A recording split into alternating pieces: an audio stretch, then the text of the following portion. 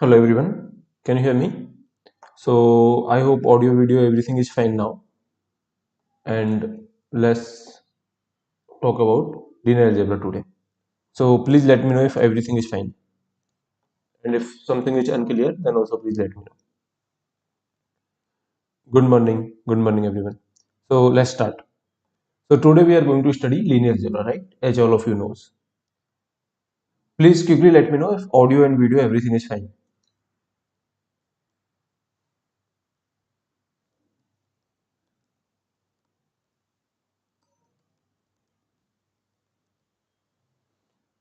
Okay.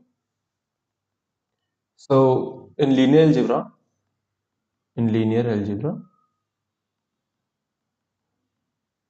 we are going to study few topics today which will cover everything about linear algebra as far as gate syllabus is concerned. So we are going to cover one thing which is the solution of ax equal to b, and for that we require few concepts such that linear dependence of vectors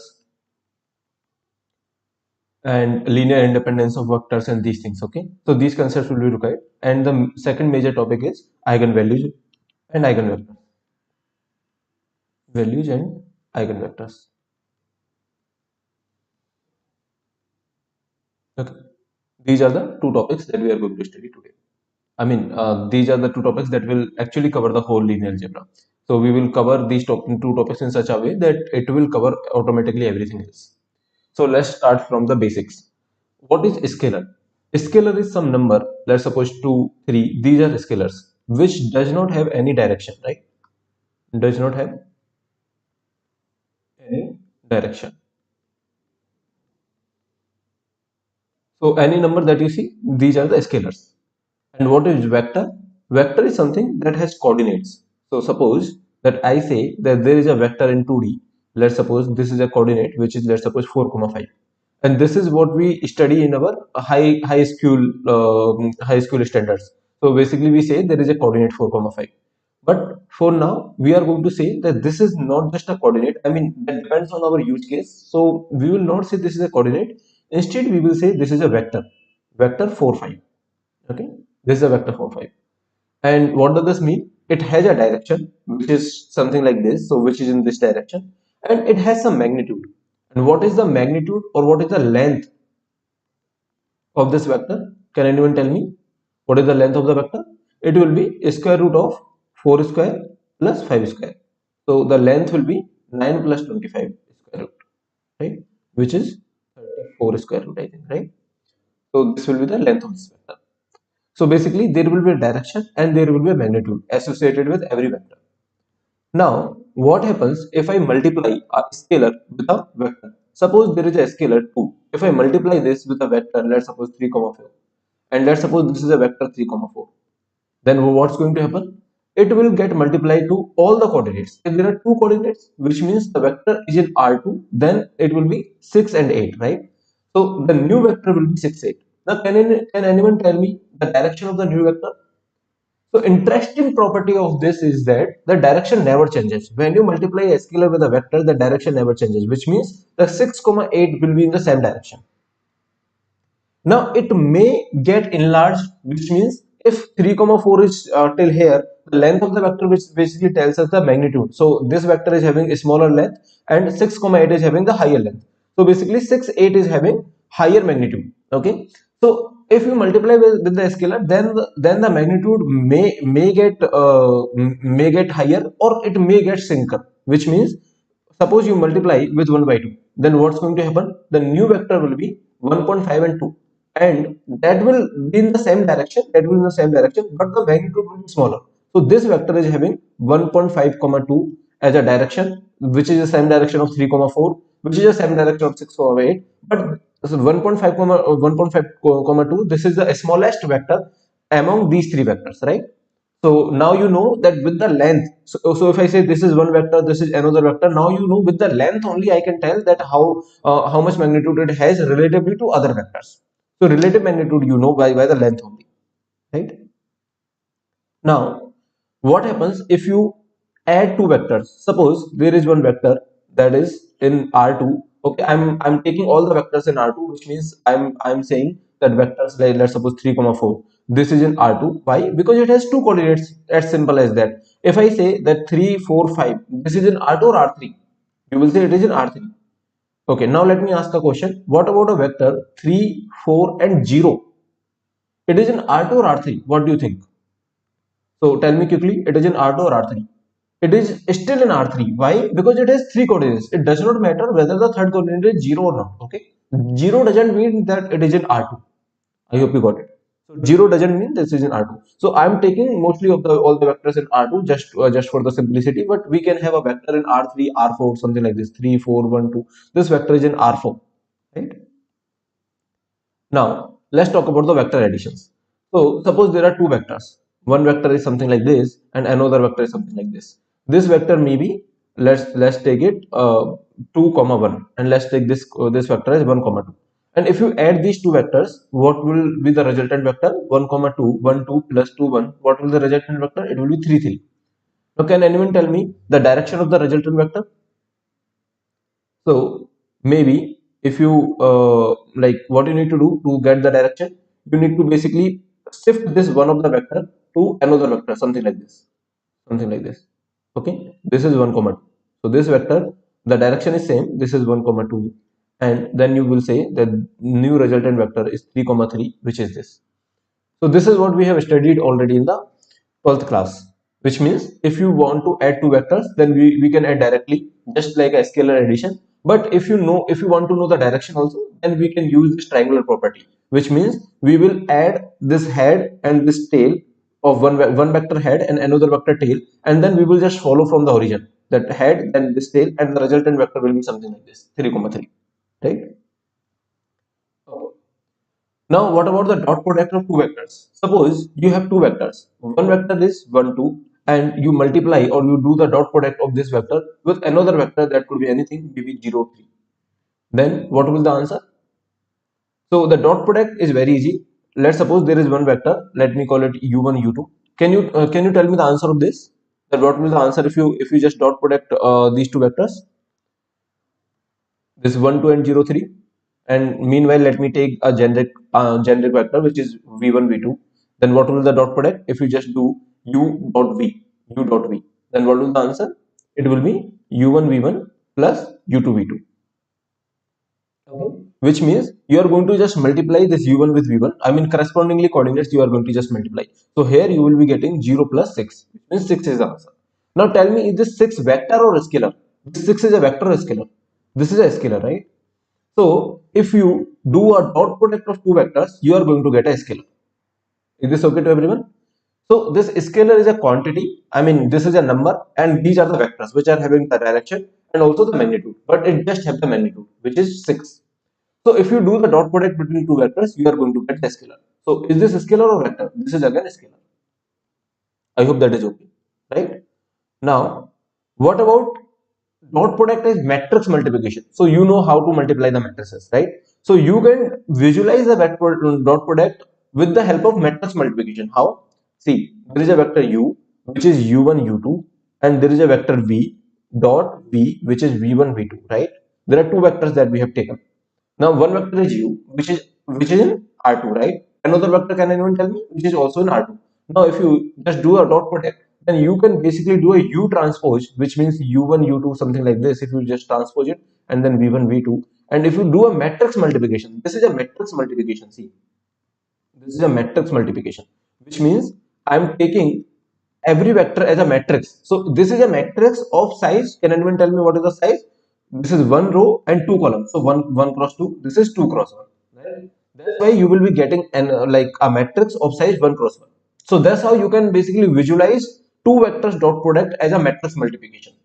So what will the answer? It will be again u1 v1 plus u2 v2. Right? So if you want to visualize, then you need to replace this dot product with u dot v with u transpose v. Here it is a dot product, here it is a dot product, here it is a matrix multiplication. So that's how you can visualize the dot product with the matrix multiplication also. I hope that is okay.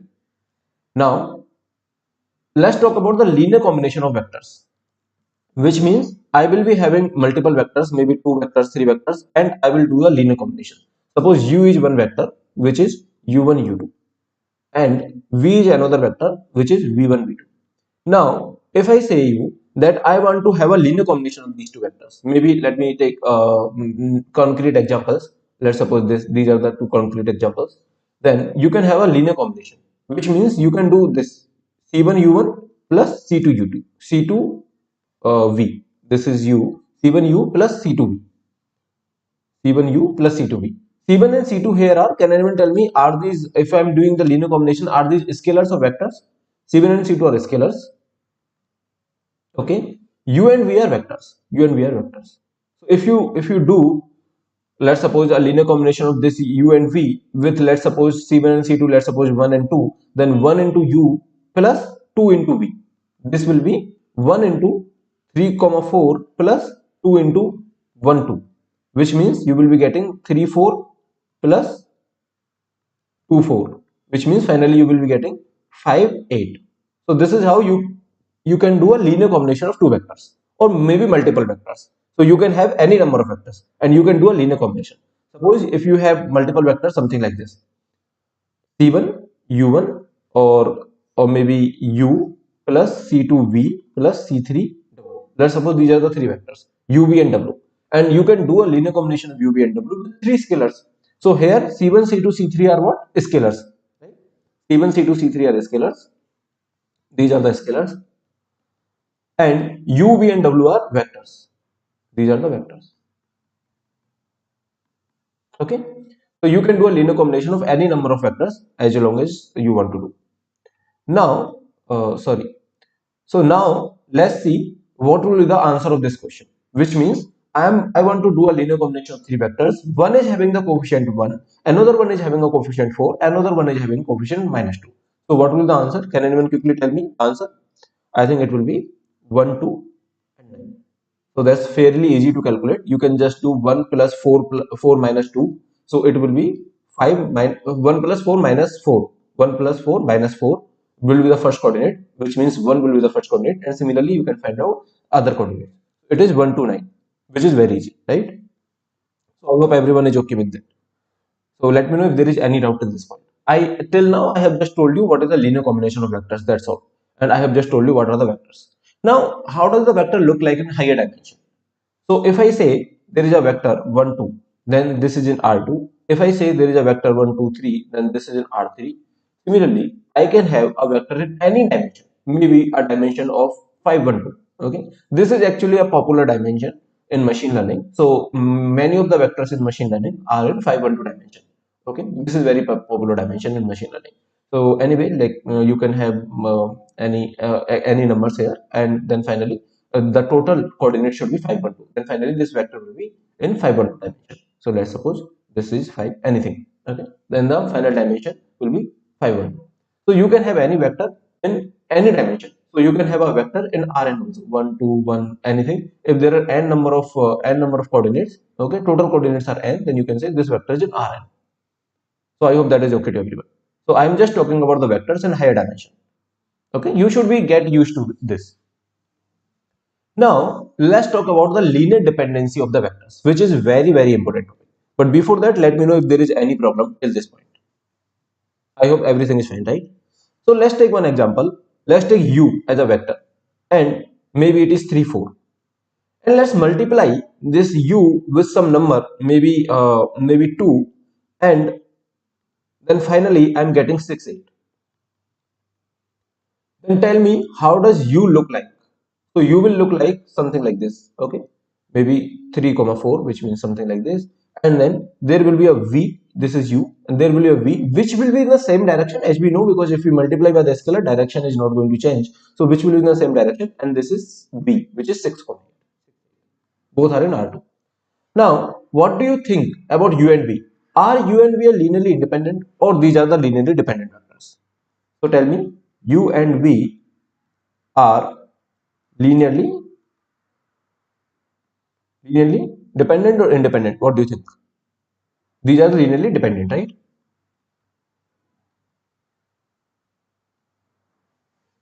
Why? Because I can get another vector, any one of the vector, that is v, by the help of any vector which is u. So I'm getting a vector v with the help of another vector u.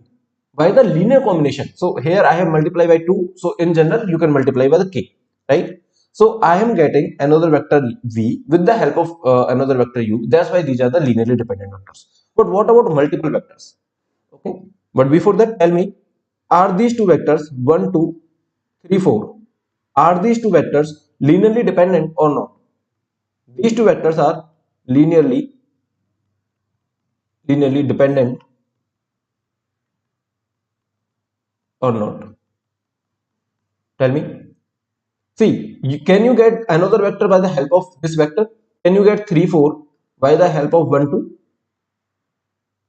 See, if you want to get the first coordinate, then you have to multiply by 3. But if you want to get the second coordinate, you have to multiply by the 2. And there is no common ground. So basically, you cannot get this vector by the help of another vector, right? You cannot get this vector by the help of another vector. So tell me, are they linearly independent or dependent? They are linearly independent, right? So there are, you will say linearly independent. Why you are saying? Because you are not getting one vector with the help of another vector. That is the whole concept, right? Now, what about multiple vectors? Let's suppose I have three vectors. One is 1, 2, another one is 3, 4, another one is maybe minus 5 and 6. Are these three vectors linearly dependent or independent?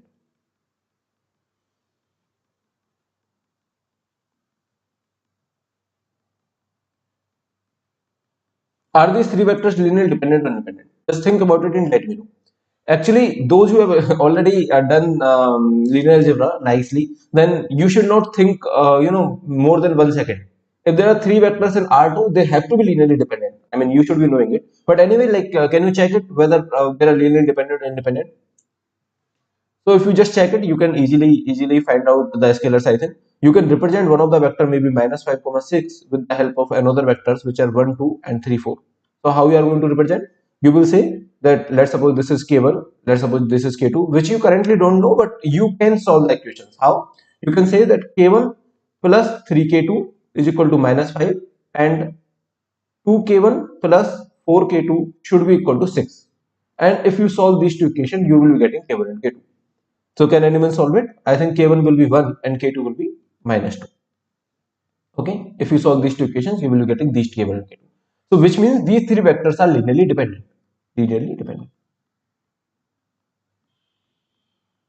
Till now, I have not given you any formal definition. I am just talking very arbitrarily. Okay, I'm just saying that can you get one vector with the help of another vector? If that's the case, then these vectors are linearly dependent. Otherwise, these vectors are linearly independent. Okay, let me take another example. Without going into the formal details, I'm just taking another example. This is one vector, this is another vector, and this is another vector. Tell me, are these vectors linearly dependent or linearly independent? Just think about it and let me know. Piyush is saying, does linearly independent vectors always have 90-degree angle between them? No, that is not true. So linearly independent and orthogonal are related. If vectors are orthogonal, so Piyush, if vectors are orthogonal, then definitely they are linearly independent. Okay, but reverse is not true. If vectors are linearly independent, does not mean they are orthogonal. Okay, if vectors are linearly dependent, then it does not mean they are orthogonal. Orthogonal definitely mean they are linearly independent. Okay, this is one way, not another way.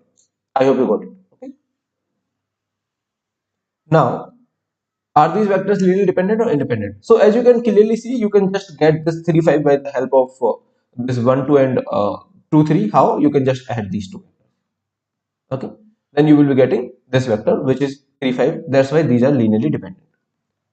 So I'm just talking very, without a formal definition, I'm just talking very arbitrarily. So let me give you multiple vectors. Maybe if I give you a vector which is, let's suppose 1, 2, another vector is 2, 3, 3, 5, and these are the old vectors. Let me add one more vector, maybe 4, 3. Are these vectors linearly dependent or independent? These set of vectors. I always talk about the set of vectors. See, you already know one thing, that these vectors are linearly dependent, right? These vectors are linearly dependent. You already know one thing. Now I have added one more vector to your pool of vectors, and I'm asking a question again, whether these vectors are linearly dependent or independent. Okay. So You got the question? The question is that you already have three vectors which are linearly dependent. Now I added one more vector to your pool and I'm asking whether these vectors are linearly dependent or independent. Now you will say that, see, earlier I was able to write like this. You agree with me or not? Earlier you were able to write like this, right? Now you have one more vector. Just so these are coefficients are 1. Just add one more vector with the coefficient 0, right? Nobody is stopping you to have a coefficient 0. So you will say that, see, these four vectors are also linearly dependent. If three vectors are linearly dependent, then if you add any number of vectors, I mean, if some subset, some set, so let's suppose there is some set of vectors which are linearly dependent, right? Now you add any number of vectors here, does not matter. And if you ask the whole set, if you ask for me the whole set, whether this whole set is linearly dependent or independent, you will say these are linearly dependent. Why? Because this another set whatever you have added, that you will say that, let's suppose this set you have added u1 u2 u3, you will say that, okay, whatever I earlier had, let me just write the whole equation. Maybe this is v w x z, maybe anything. Then let's suppose earlier you had v equal to w plus x plus z, some equation. That's how you are getting v, and that's how you were saying these were the linearly dependent. Now your new vectors, you will say 0 into u1 plus 0 into u2 plus 0 into u3, isn't it? So if you have some set which is linearly dependent, you add another set to it, and you ask the whole set whether it is linearly dependent or independent. You will say this set is completely linearly dependent. Why? Because your new vectors could be having the coefficient 0. You can always make coefficient 0, and you can say that complete set is linearly dependent. Is this okay to everyone or not? I hope that is okay, right? So basically, the key point here is that zero is allowed. I mean, these zeros are allowed. Don't be afraid of zeros. So zeros are allowed. Zeros are allowed. In the linear combination, whenever you have the coefficient, zeros are allowed. Now, let me define the linear dependence formally. So, what is the definition of linear dependence? So, what you will be saying, let me write it here. What you will be saying, suppose there are vectors u1 to un. Okay, and I want to say that these are the linearly dependent vectors. So linearly dependent vectors. Then how I will say it mathematically? What is the mathematical definition? Mathematical definition I want to write, right? So can anyone just give me a hint? What should be the mathematical definition? The mathematical definition looks like very simple. So it says that you have one vector, maybe ui, that you can represent with the linear combination of other vectors c1 u1 plus c2 u2, something like that, right? And I mean, you don't have obviously ui here, you don't have ui here.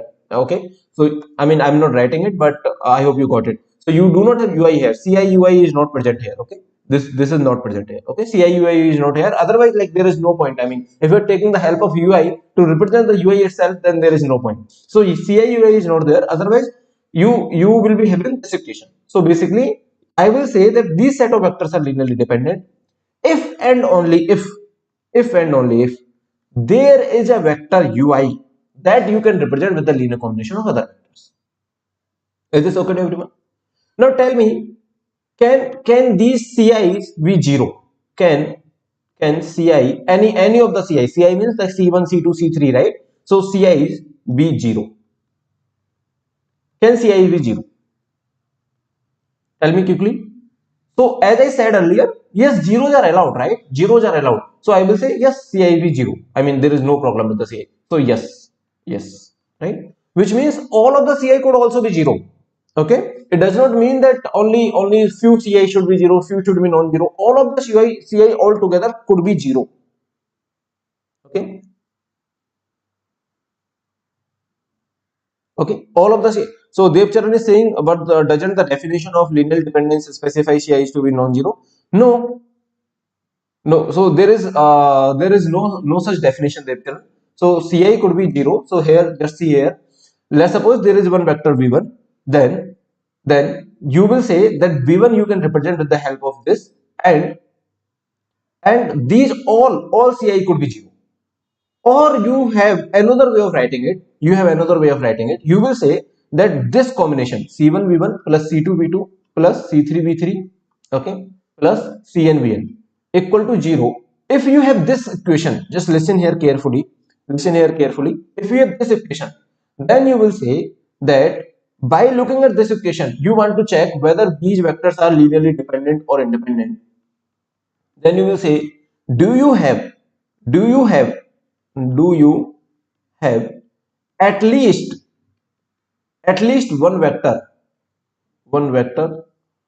such that, let's suppose maybe vi, okay, vi equal to maybe c1 upon ci into v1 plus c2 upon ci into v2, something like that, right? And cn upon ci into vn, something like that, okay? So do you have at least one vector vi such that you can write vi as like this? If the answer is yes, if the answer is yes, then you will say linearly dependent, because you have at least one vector. What I need to the linearly independent, linearly dependent, I need at least one vector which I can represent as a linear combination of other vectors. That's all I need. Okay, is this clear to everyone? I just need at least one vector that I can represent as a linear combination of other vectors. Okay, that need not to be necessary that I have every vector that I can represent with a linear combination of other vectors, which means maybe I can represent vi, maybe I cannot represent vn, maybe I cannot represent vn equal to c1 upon cn v1, maybe there is some problem, maybe cn is 0. If cn is 0, can you represent vn equal to like this? Tell me. Tell me, if Cn is 0, can you represent like this? I don't think you can represent, right? So maybe you cannot represent Vn, maybe you cannot represent V3, maybe you cannot represent V2. That is completely fine. Do you have at least one vector that you can represent? If you have at least one vector, then you are good to go with it, and you can say this is linearly dependent. Is this okay to everyone? You should be having at least one vector Vi. Okay, at least one vector you should be having. Now, what does this mean? It means, see here, by looking at this equation, you will say C2V2, C3V3. You will say that do you have at least one vector?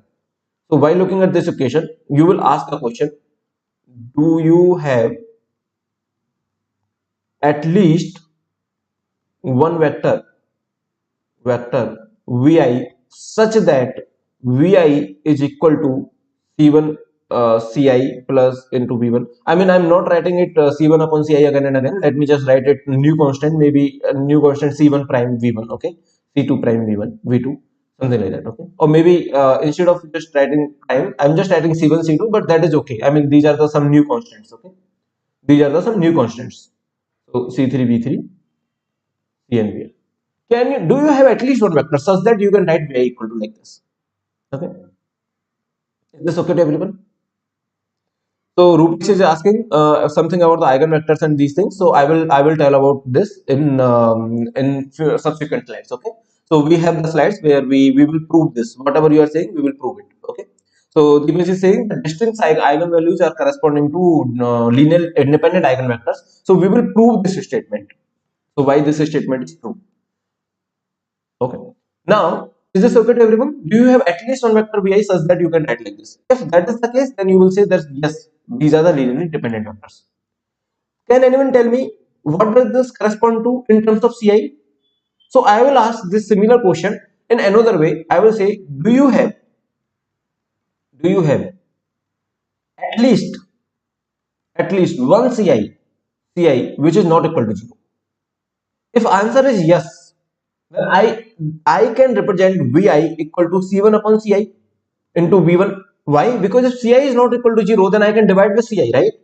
So I will be asking, do you have at least one Ci? If answer is yes, then I will say the set of vectors are linearly dependent. If answer is no, I do not have at least one vector. I mean, every of the Ci is 0. I do not have even one Ci I do not have which is non-zero. Then I will say that these are linearly independent, right? So I will just ask one question. Given this equation, I will just ask one question. Do you have at least one Ci? Can you give me at least one Ci? If the answer is yes, then it is linearly dependent. If the answer is no, it is linearly independent. Okay.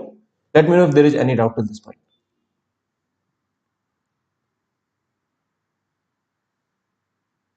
Okay. I hope that is okay to everyone. If that is okay, then let me move to the questions or next slide of linearly independence. So what is linearly independence? So I will say, okay, let me know if there is any doubt. So linear independence, I will say a set of vectors are linearly independent if they are not linearly dependent. I mean, either they have to be linearly dependent, or if they are not linearly dependent, then they are automatically linearly independent, right? Which means if you can't represent any of the vector vi as a linear combination of other vectors, if you can't do it, then these set of vectors are linearly independent. Okay. If you do not have any vector that you can represent as a linear combination of other vectors, then these set of vectors are linearly independent. Now tell me, given this equation, given this equation, what will you say about linearly dependent and independent? I will ask a similar question. So I will say, whether do I have a Ci, at least one Ci? There exists a Ci which is not zero. Do I have a Ci, which means at least one Ci which is not zero? If the answer is yes, I have Ci, which means I can represent Vi as a linear combination of other vectors, maybe C1 upon Ci V1, something like this, right? Then I will say these are linearly dependent vectors. If I say no, then I will say that okay, it means all of the Ci are zero, right? So if all of the Ci are zero, and I cannot even give a one Ci which is non-zero, then it means I will say that these are linearly independent vectors, because I cannot represent any vector Vi is equal to linear combination of other vectors, right? So that is why these vectors will be linearly independent vectors. Is this okay to everyone? Suppose all of the Ci's are zero, then can you represent Vi? You cannot. Why? Because it will be C1 upon 0 into V1 plus C2 upon 0 into V2, something like that, plus C3 upon 0 into V3, something like that, right? So obviously you can't do it. So that's why this is not possible. That's why this is linearly independent. If all of the Ci's are 0, if you ask this question and you cannot, the other person cannot even give you one Ci which is not 0, then you will say these are linearly independent. Is this okay? So let me go to the definition. A set of vectors said to be linearly independent if we can obtain a zero vector only by the trivial combination. So which means, if that's the case, if you are having a zero, then it means that is possible if and only if all of the Ci's are zero. You cannot give me even a one Ci. Okay, you cannot give me even a one Ci, or you may simply say that this is non-zero. And if it is zero, then you cannot give me even a one Ci which is non-zero, which means all of the Ci's are zero. Then only it is possible.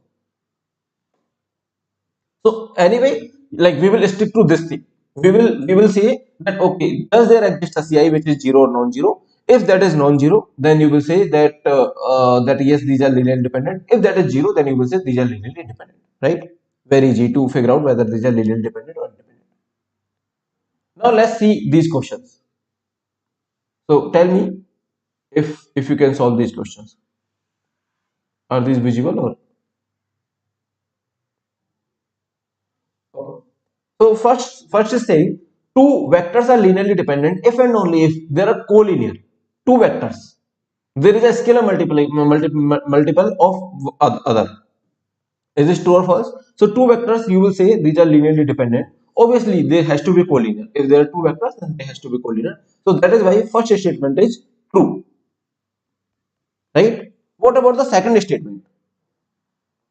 Second statement is saying any set containing the zero vector is a linearly dependent vector. Linearly dependent set. Any set that is containing a zero vector. Tell me, is this true or false? So quickly tell me, the second is true or false? Any set that is containing a zero vector.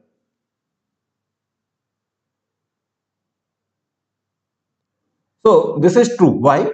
Because let's suppose there is some set which is containing a zero vector. Okay, this is a zero vector, and there are some other vectors. I do not care what are these vectors actually. Okay, I will not care what are these vectors. Can you tell me whether this set of vectors are linearly dependent or independent? Yes, I can tell you how. Let's suppose this is u, v, w, and z. Then you will say that you can represent this zero vector as a linear combination of other vectors, right? How? You will say 0 into u plus 0 into v plus 0 into w plus 0 into z, right? So this is how you can represent this zero vector by the linear combination of other vectors. And that's why you will say that this set of vectors are linearly dependent vectors. Why? Because you have at least one vector that you can represent with a linear combination of other vectors. You are able to do it. These coefficient does not matter. These coefficient may be 0, may not be 0. Now you may get confused, right? You will be saying if all of the coefficients are 0, then it should be linearly independent and all. See, all of the coefficients are not 0. If you listen, if you just observe this carefully, then you will take this part on the RHS and it will be having a -1 as a coefficient, right? It will be having a -1 as a coefficient, which means you will say that 0 into u plus 0 into v plus 0 into w plus 0 into z minus 0 0 0 0. So basically these are vectors, okay? These are actually vectors. I'm not writing all dimensions, but these are the vectors, okay? Okay, I hope that is fine. So basically, I'm just writing like this, equal to 0. Now this Ci is 0, that is okay. This Ci is 0, that is okay. This Ci is 0, this Ci is 0. But at least one of the Ci you have, right? Whenever you have this kind of linear combination, you ask us one question only. Do you have, can you give me one Ci? There exists one Ci which is not 0. Then you can give me, right? This is, let's suppose C1, C2, C3, C4, C5. Then you will say, just take C5, which is -1, which is not 0. Then what we will say? If yes, then you say yes, linearly dependent. Is this okay? So you have one Ci which is not 0. That's why you are saying these are the linearly dependent vectors. So Sandeep is saying cause we can have non-zero scalar multiplication of zero vectors. Yes, Sandeep, that's correct. That's very much right. So this could be, actually this scalar could be anything, because it need not to be -1, because this is anyway zero vector. So anyway, but you will be having at least one Ci which is non-zero. So that's how you can say these are the linearly dependent vectors. Right? Now tell me, can we have more than two independent vectors in R2? Okay, sorry. I think we were at this question. So yes, this is true. This is true. Now tell me about this third. Whether third is true or false. Third is saying if a subset of V1 to Vk is linearly dependent, then V1 to Vk is linearly dependent as well. Okay, they are saying a subset of it. Okay, you have some vectors v1 to vk, and a subset of it is linearly dependent. Linearly dependent. Then can you say this whole thing is linearly dependent or not? They are linearly dependent or independent? Can you always say these are linearly dependent? That's the question. Tell me. As I already told you, these are linearly dependent. Why? Because if something is linearly dependent, then these coefficients you can always put them to be zero. We have already did it, right? So that's why you can say this is also true. So that's why these three statements are true. Yes, Ananya, that is correct. Yes, Saurabh. So these three statements are true. Yes. Now let's go to the next slide, which is saying, can we have more than two independent vectors in R2? Can we have more than two independent vectors in R2? Which means, let's suppose there are two vectors, 1, 2, maybe another vector is 3, 3, 5, another vector may be 4, 6. Tell me, are these vectors linearly dependent or independent? Are these vectors are linearly dependent or independent? Just think about it and tell me. So you might be saying that if you want to represent this 4, 6 in like this 1 2 3 5, if you directly add, then you will be getting 4, but you will be getting 7, right? And you want 6. So it seems that they are linearly independent. You can't get this 4 6 by a linear combination of other vectors. It seems that they are linearly independent, but in fact they are linearly dependent. You need to solve the equation. You need to put k1 and k2. You need to solve the equation. So you will be, if you solve the equation, k1 plus 3k2 equal to 4, and then 2k1 plus 5k2 equal to 6. If you solve this equation, you will be definitely getting the answer of k1 and k2. So basically, you take any vectors that are more than two vectors in R2, they are always linearly dependent. Okay, so we will prove it later, but for now I'm just writing it because it will help us when we go about talking about rank and all. Then I will prove it. Okay, so let me first write it. Any vectors, any vectors, any set having more than two vectors, any set having more than two vectors in R2 is linearly dependent. Okay, why? Obviously, you will be asking why, right? Why that's the case? We will prove it soon. We'll prove it soon.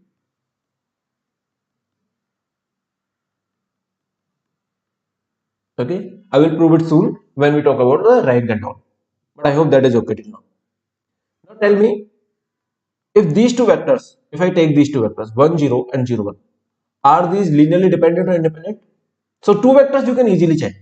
Why? Because you already know that for the two vectors, see, for the two vectors are linearly dependent if and only if they are collinear.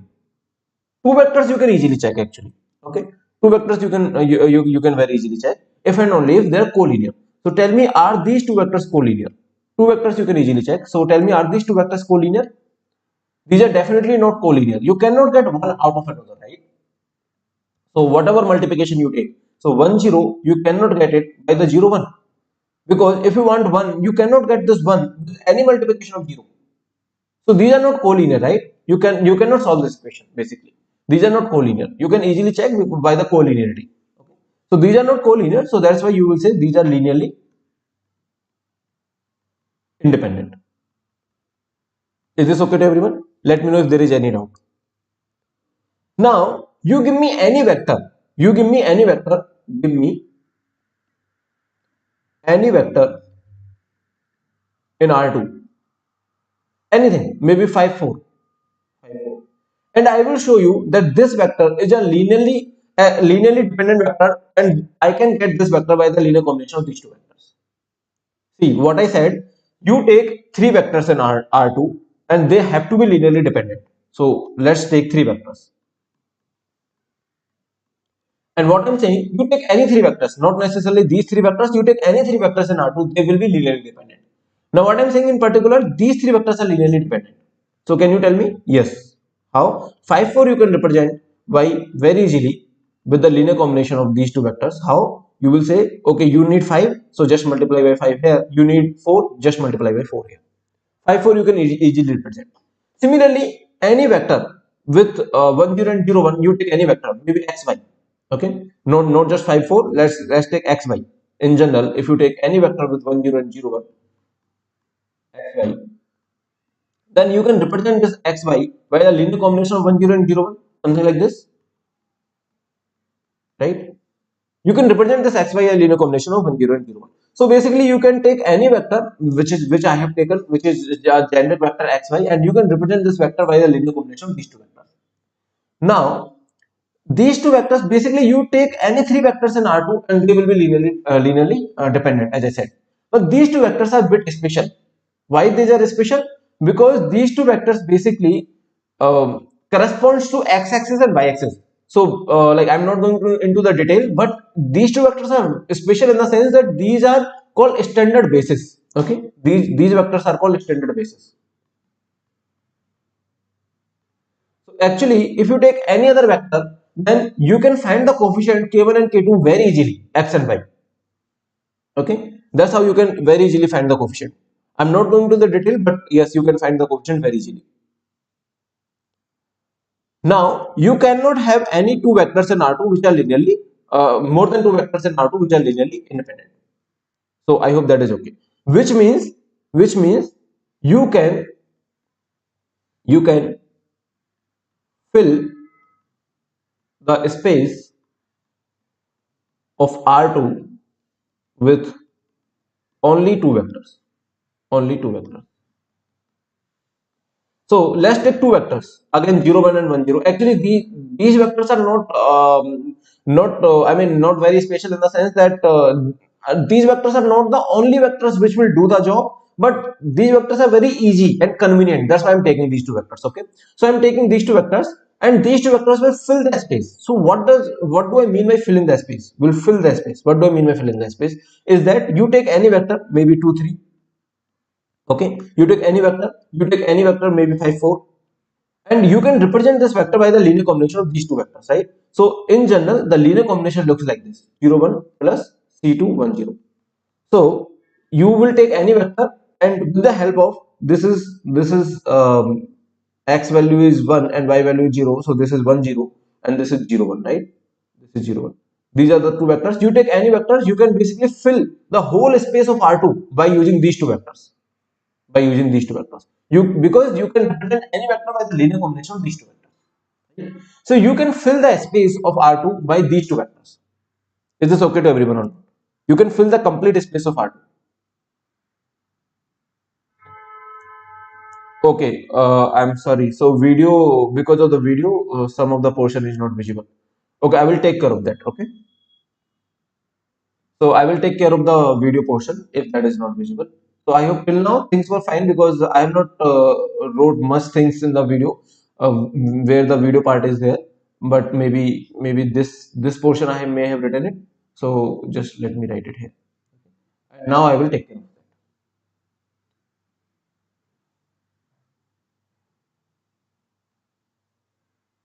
Now you take any vectors, any vector in R2, and you can represent that vector with the help of these two vectors. So basically you can fill the whole space R2 with the help of these two vectors, right? Am I okay? So if I ask you a question, whether these two vectors, these three vectors, may be 0 1, 0 1, 1 0, and 2 3, are linearly dependent or independent? What will you say? Independent or linearly dependent? So you will say these are linearly dependent. Why? Because this 2 3 you can represent easily by the linear combination of these two vectors, right? 1 0 plus 3 into 0 1. What about this? What about these three vectors? Are these three vectors 2 3, 1 2, 3 5, 3 6 maybe? Are these three vectors linearly dependent or independent? Independent or linearly dependent? So you will say, since there are three vectors and you are in R2, you are just in R2 and you have three vectors, they are linearly dependent. Linearly dependent. Always linearly dependent. More than two vectors in R2, always linearly dependent. Why? We will prove it later. Okay. In R2, more than two vectors are always linearly dependent. What about R3? Can we have more than three independent vectors in R3? Then again the answer is no. So you cannot have more than three vectors in R3 which are linearly independent. Okay. Again, you cannot have more than three vectors in R3. So I hope that is visible to everyone. So can we have more than three vectors in R3? No, you cannot have. So answer is no.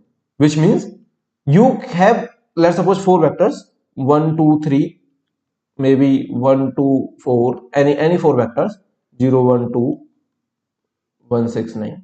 If you have any four vectors in R3, and if I ask you whether these are linearly dependent or linearly independent, then your answer should be immediately that these vectors are linearly dependent. Why? Because these are the four vectors and this is in R3.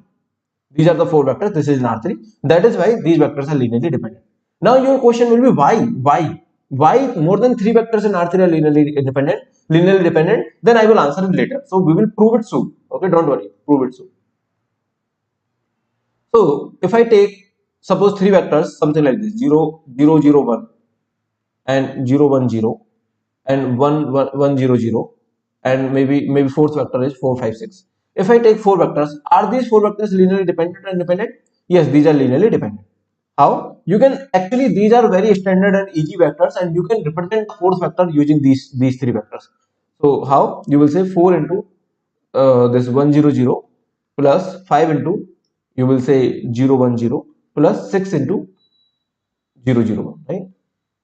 You can represent this 4 5 6 by the help of these three vectors, and actually these are very standard vectors. This is corresponding to, one of the vectors corresponding to x-axis, where this vector is corresponding to x-axis, this vector is corresponding to y-axis, this vector is corresponding to z-axis. Anyway, like, these are the standard vectors, and these are very convenient vectors. So these are very helpful vectors, and these are called basis vectors. So anyway, like, this relation is not important, but if you have more than three vectors, any vector does not matter. More than three vectors, you just need more than three vectors. Then there will be linearly dependent vectors, right? Yes, Rupesh, that is possible for n dimension also. I hope that is okay to everyone. Now, can we have more than, so as Rupesh is asking, can we have more than n independent vectors in Rn? More than n independent vectors? Just tell me. No. Answer is no. Answer is no. No, you cannot have more than n independent vectors in Rn, which means if you have n vectors, if you have more than n vectors, let's suppose these are the v1, v2, this is v3, this is vn, and then this is vn plus 1, this is vn plus 1. Okay, these are the more than n vectors. Then these vectors are linearly dependent, definitely linearly dependent. Okay, you cannot have more than n vectors in Rn which are linearly independent. So the answer is no. Now, if I want to fill the space, okay, filling the space, filling the space is very important concept. So let me just talk about it. Filling the space. If you want to fill the space of R2, if you want to fill the space of R2, then how many vectors you need? You just need two vectors. Okay, two vectors which are linearly independent, two linearly independent vectors. So if I have two linearly independent vectors, then I can fill the space of R2. Why? Because if I have two linearly independent vectors, then give me any vector. Give me any vector here. This is linearly dependent on on two vectors written in left. Okay. Whatever these two vectors are, these just has to be linearly independent. So let me just write two vectors. Maybe 2, 5. These are linearly independent or dependent? These are linearly independent. Why? Because these are not collinear. So these are linearly independent. So that means if you have third vector, that has to be linearly dependent on these two vectors. Linearly dependent on these two vectors, right? If you have a third vector, any vector, you can take any vector, whatever you like. That will be a linearly dependent vector on these two vectors. Because in R2, you cannot have more than two vectors which are linearly independent. So you can fill the space of R2 just using two linearly independent vectors. Filling the space means that you can represent any vector. Filling the space means that represent any vector with help of other vector. So which means you give me any vector and I can fill the whole space. So which means you give me any vector, I just have two vectors and I can fill the whole space with these two vectors.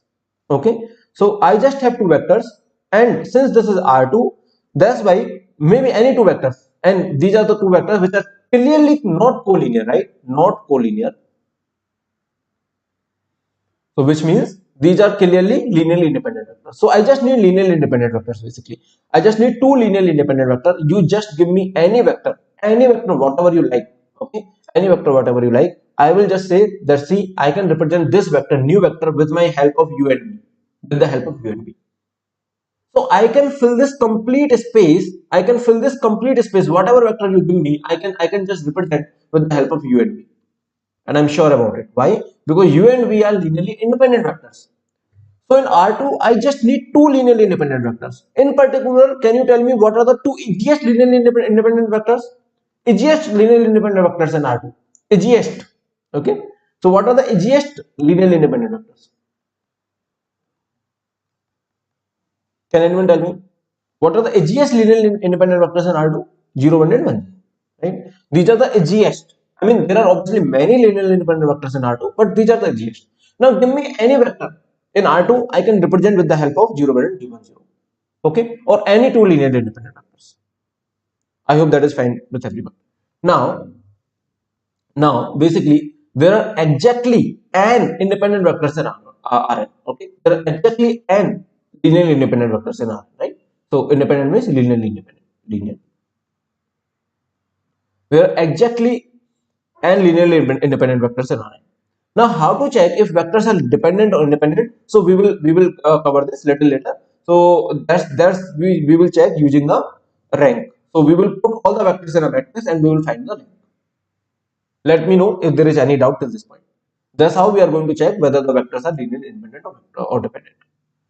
So till now everything is fine. Can anyone tell me if we want to fill the space of R3, then how many vectors you need? Minimum how many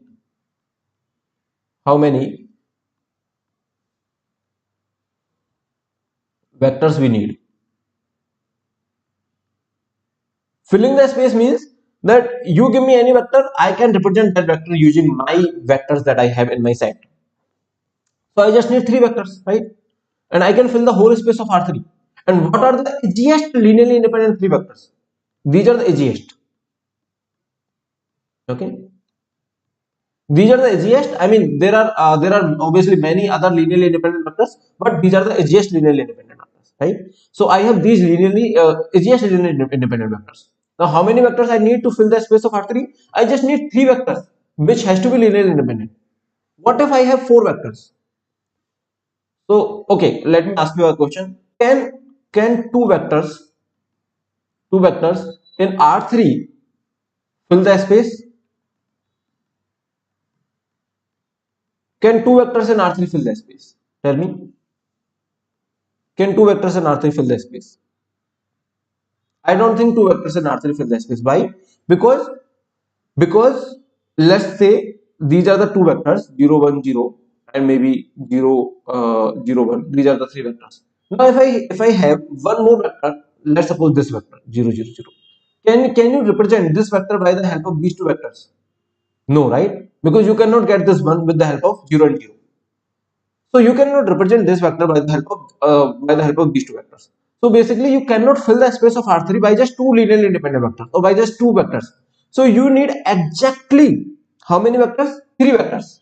So to fill the space of R3, we need three vectors. Okay, and then we can fill the space of R3. I hope that is fine. Now, tell me, if we have four vectors, if we have four vectors in R3, then can we fill the space? Can we fill the space of R3? Tell me, if we have four vectors, then can we fill the space of R3? Just think about it. Let me know.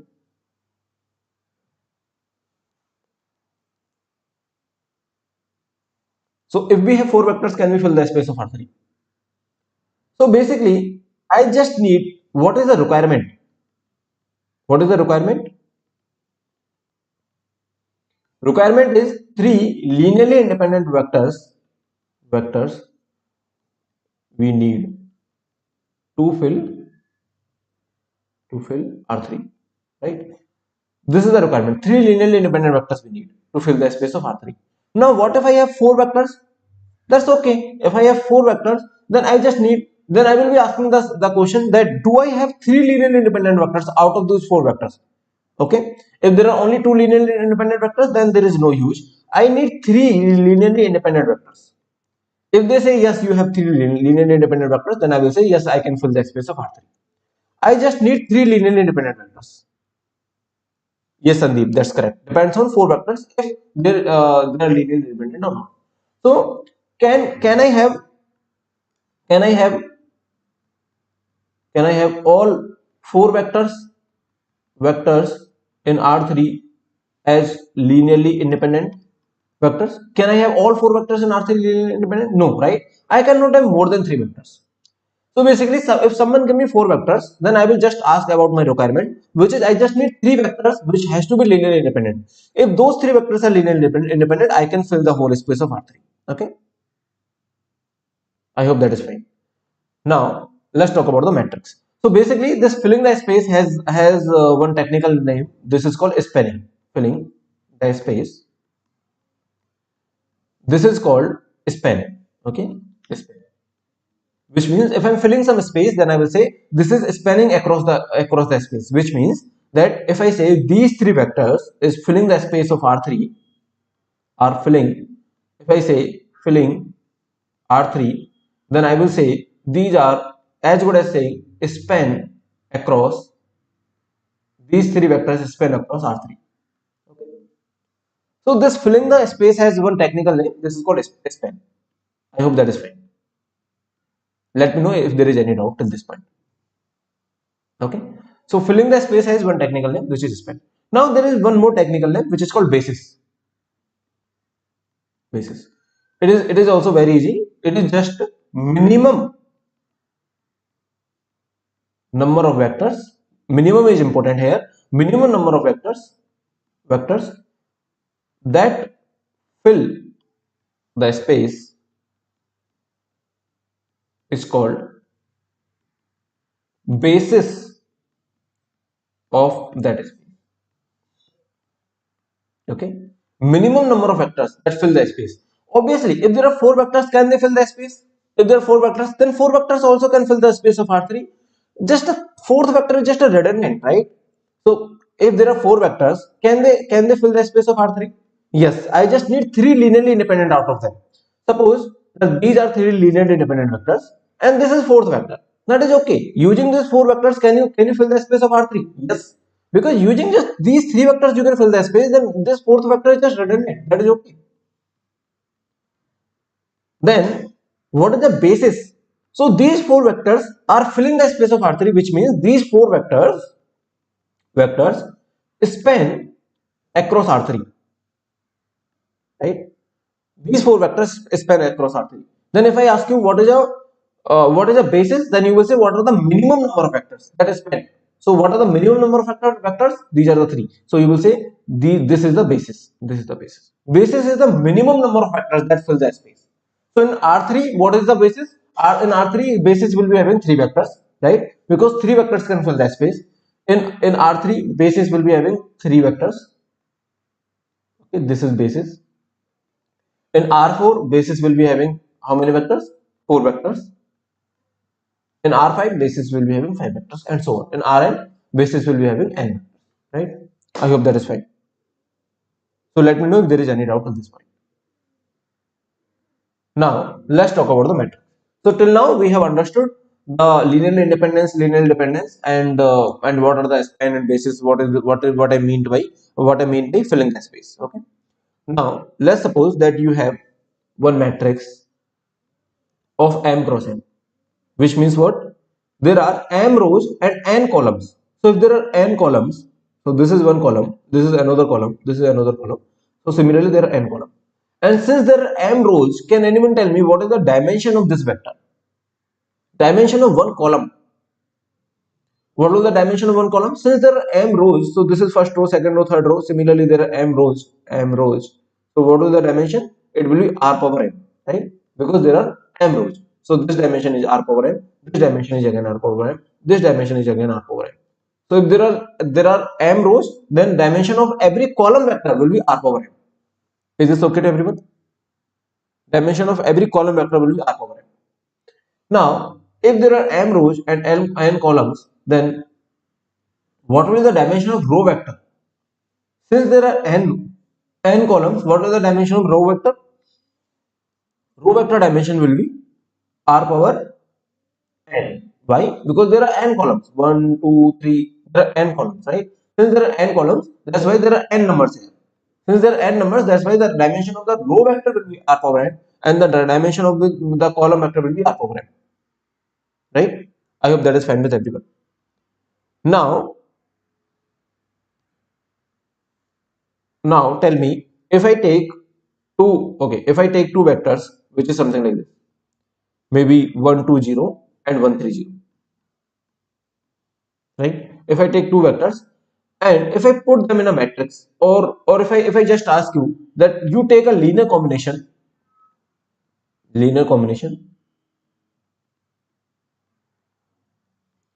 of these two vectors, then can you fill the whole space of R3? Then can you fill, okay, can you fill R3? Then your answer will be no.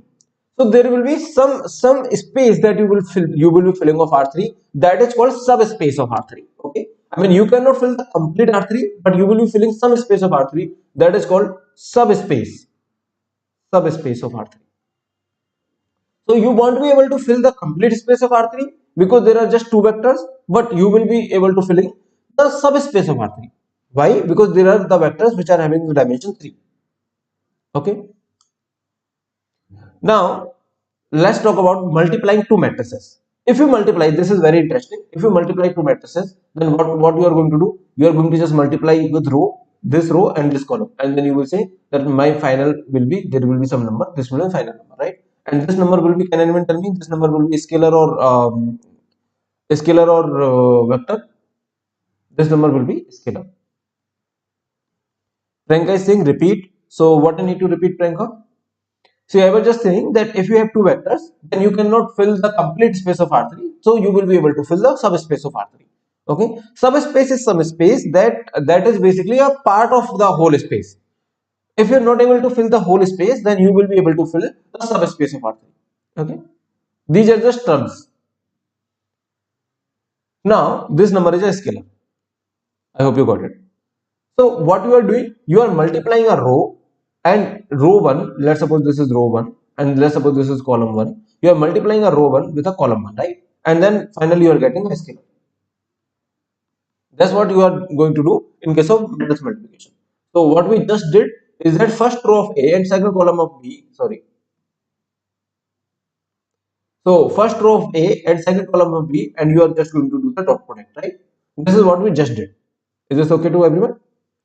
Now let's see, if we multiply a matrix and vector, then how we are going to do it. If we multiply a matrix and vector, then what we are going to do? Let's suppose this is a matrix A which is having a dimension m cross n, and this is a vector which is having a dimension of n cross 1. Then finally you will be having a vector which will be having a dimension of n cross 1. You will multiply this whole vector, this whole row with this whole column, and you will be getting one scalar here, right? That's how you are going to multiply. Is this okay? Now let's take one example and let's try to understand. This is extremely crucial. So let me just write it, extremely important in whole linear algebra. What I'm going to what I'm going to show you is actually extremely important in whole linear algebra. If you understand, then you will be able to understand everything in the linear algebra, which is like about ax equal to b. You will be having no problem in understanding ax equal to b and all. So ax equal to b is nothing but matrix and vector multiplication. So that's why I want to show you how we can multiply a matrix and vector with another interpretation. So suppose you have one matrix which is 2, 1, 3, 2 and 1, 0. This is 1, 0. And if you multiply this two, then you will be getting some vector which is very obvious, which is 2, 3. Now let me just show you another interpretation. Okay. So let me just minimize this and I will show you here only. Now what we are going to do, another interpretation. We are going to say that, see, you have two vectors which is 2, 3 and 1, 2. So you just write these two vectors here, 2, 3, 1, 2, and you just take a linear combination of these two vectors to get this vector. And how you will be getting these coefficients? These coefficients you will be getting with the x. So this is a, this is x, you will be getting with x. So this is the first coefficient is 1, second coefficient is 0, and finally you will be getting 2, 3. You're getting my point? See, just take all these column vectors, take a linear combination of that. And how you are going to get the coefficients of linear combination? You are going to get the coefficients from this x. So whatever you have on the right hand side, this is just a linear combination of columns of A. Now let me give you another example. Suppose you have one more matrix which is 2, 3, 1, 2, and you multiply by 4, 5. Okay, you can just do it normally, but I'm doing it with another interpretation, which means I'm going to write 2, 3, I'm going to write 1, 2, and then I'm going to say this is just a linear combination of, sorry, whatever you are going to get is a linear combination of of these two vectors. And how you are going to get the coefficients? First coefficient will be 4, second coefficient will be 5. Just try it. It will be 8 plus 5, which is 13, right? And this will be 12 plus 10, which will be 22. And if you multiply this like this also, 2, 1 and 2, 4, 5, you will be getting 13, and 3, 2 into 4, 5, you will be getting 22. Okay, you can do this interpretation, but this interpretation is extremely useful, extremely useful. So this interpretation is extremely useful. Let me know if there is any doubt. So what we are going to do, we are just going to take these columns, and we are going to take the coefficients from here. Okay, and we are going to say whatever resultant you have, it is basically a linear combination of these two vectors. And how you are going to get the coefficients? You are going to get the coefficient from the x. Is this okay to everyone? Let me know if there is any doubt till this point, because this is extremely important. So you can take any example also. Like let me take one more example. Maybe this is 1 2, this is 2 0, and let's suppose this is 1 3. Can you multiply this matrix and this vector by the interpretation that I have given you? This is one vector, this is another vector, and if you want to know the coefficient, first coefficient will be 1, second coefficient will be 3, and if you do that, 3 into 2 6 plus 1 7, and it will be 2. And if you multiply normally also, you will be getting same 2. You can multiply normally using the usual interpretation. You can do it usual, and this is the another interpretation that we have. Another interpretation.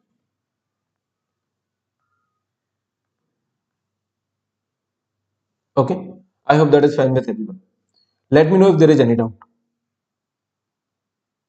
You can do it in multi-dimension also. I mean, any dimension you take. Let me take one more matrix. Maybe 1 2 3 4 5 6 1 9 7 and 2 3 minus 2. Okay, and you can multiply this with let's suppose one vector, which is 1 0 1 0. You do it normally. I'm going to do it with our interpretation, which means I'm going to write all the vectors like this: 1 2 3 4 5 6 1 9 7 2 3 minus 2, and I'm going to write these as a coefficient. This is 1 0, this is 1, this is 0. And finally you will be getting these are the zeros, so you won't be getting these in your final part. You are just going to add this, so you will be getting 2 11 and 10. So you will be getting 2 11 and 10. If you do it normally also, you will be getting 2 11 and 10. Is this okay to everyone? Let me know if there is any doubt till this point. Okay, so this is fine. You can multiply a matrix and a vector like this, and that is extremely important in the linear algebra. So my next question is that, okay, I have a question before that. If Ax equal to 0 has some non-trivial solution, then columns of A are linearly dependent or independent. That's a very good question. So what they are saying, you have one matrix A, you have a vector X, this is A, this is X. Now what they are saying, that this have some non-trivial solution, this is equal to 0. Okay, which means there is some matrix, so maybe 1 2 3 4 5 6 7 8 9, some matrix. Okay, and here you have x1 x2 x3, some x, and then you have 0 0 0. Now what they are saying, Ax equal to 0 has some non-trivial solution, which means this x is not 0, this x is not 0. Then what can you say about the linearly dependency and independency about the columns of A? So what does this mean? Can anyone tell me? Can you do the interpretation that we have written? So see, if you are not able to visualize it, I hope now it is fine. So now tell me, what is this, true or false? Can you do it with the help of the interpretation that we did? So you will be saying this 1 2 3 into x1, right? 1 2 3 into x1 into 1 2 3 plus x2 into 4 5 6 plus x3 into 7 8 9 should be 0. Should be 0, right? This is how we multiply a matrix and a vector, right? And they are saying that these x1, x2, x3 basically are non-zero. I mean, this is a non-trivial solution. So if I just say C1, C2, C3, then do you have one Ci? So basically it is just as good as saying that you have C1 U1 plus C2 U2 plus C3 U3, which is 0, right? Which is 0. And then they're asking about linearly dependence and independence about U1, U2, U3. That's what they're asking, right? They're asking about the columns of A, which are U1, U2, U3. Now tell me what is the question that you are going to ask here? You will say, do you have at least one Ci? At least one Ci, which is not 0. If the answer is yes, then you will say linearly dependent. So tell me, do you have at least one Ci here? You have. Why? Because they are saying that it has a non-trivial solution, which means there is at least one xi which is not 0. That's what non-trivial solution means, right? Yes, Rahul, that's correct. So that's what non-trivial solution means. So it means that you have at least one xi which is not 0. So do you have at least one ci which is not 0? Then answer is yes. Then these columns are linearly dependent. So they are saying are linearly dependent. Is this true or false? Then answer is true. Answer is true. very easily you can solve these kind of questions just by one understanding that if you want to multiply matrix and vector, then this is the interpretation that you can use. If you have this interpretation in your mind, then you are going to go with very ease with linear algebra. This interpretation is extremely useful. Okay, let me know if there is any doubt at this point. I hope you got this question.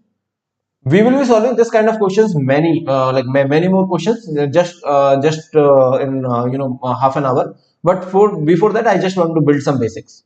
Okay, currently we are building some basics. Now tell me, can you multiply two matrices in the similar way? Which means there will be one matrix, maybe 1 2 0 1, and there will be another matrix, maybe 0 2 3 4. Can you multiply these two matrices similar way? Which means I do not want to do this kind of thing. I want to do some linear combination of columns that I did earlier.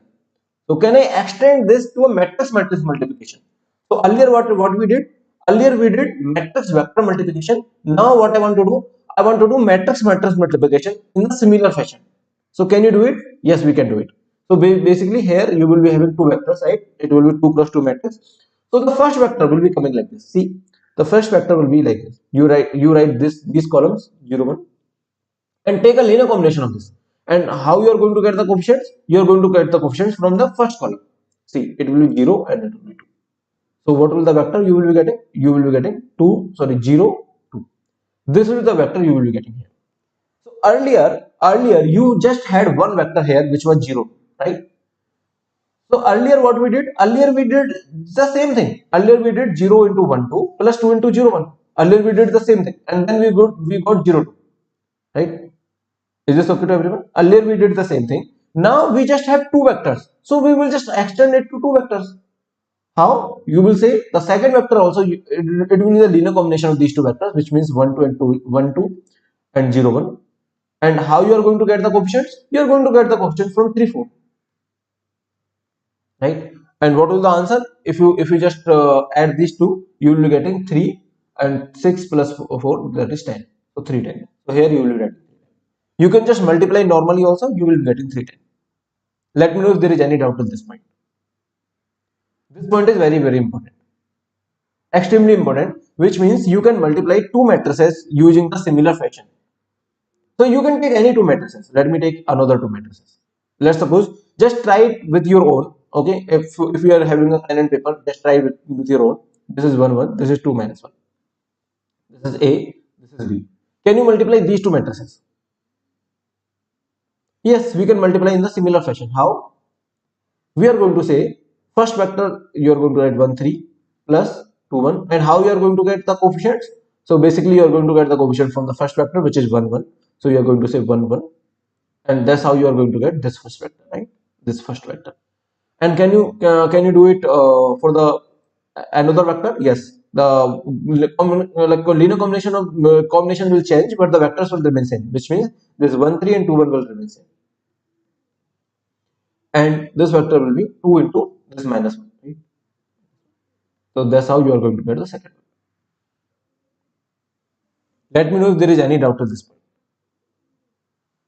So you will be getting this vector. I think if you just do it, you will be getting 3 4 and you will be getting 0 5. If you multiply the matrices in the normal way, then also you will be getting this as a matrix. Let me know if things are clear. So I hope you got it, right? So basically what we are going to do in the another interpretation, we will multiply. Let's suppose this is 1 2, this is 3 4. We will multiply like this. This is 1 0, this is 1 2.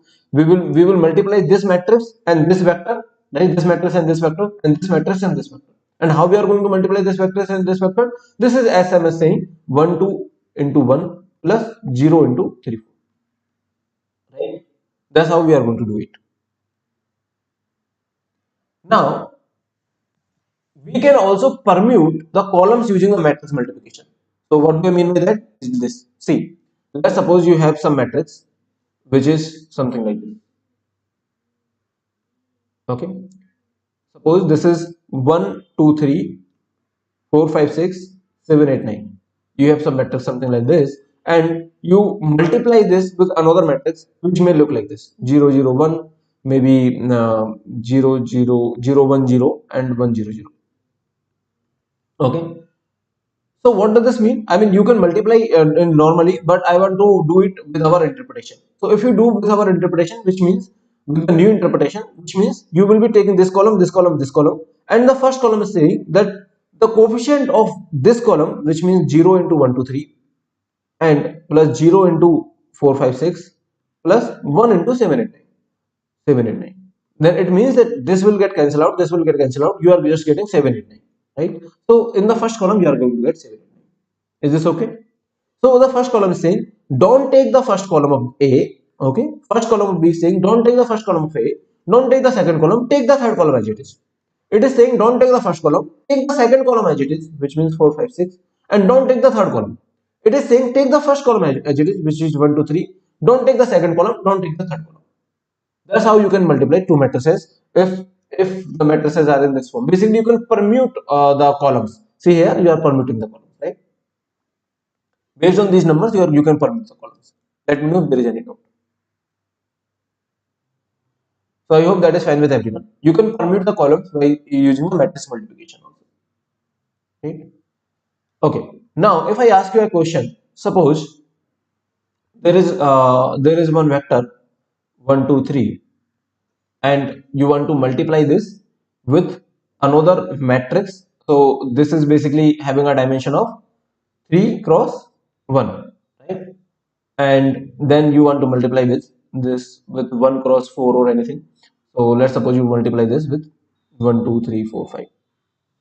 Okay, then tell me how you are going to multiply. See, don't forget the interpretation, which means we are earlier we used to have multiple columns here. Earlier we used to have multiple columns here, but now we only have one column. See, earlier we used to have something like this: 1, 2, 3, 4, 5, 6, and then here we used to have something like this: 1, 2, 3, 4, 5, and maybe 7, 8, 9, 10, 11. Right? Earlier we used to have something like this. Then we used to say that okay, just take this column 1, 2, 3, and then take this column 4, 5, 6.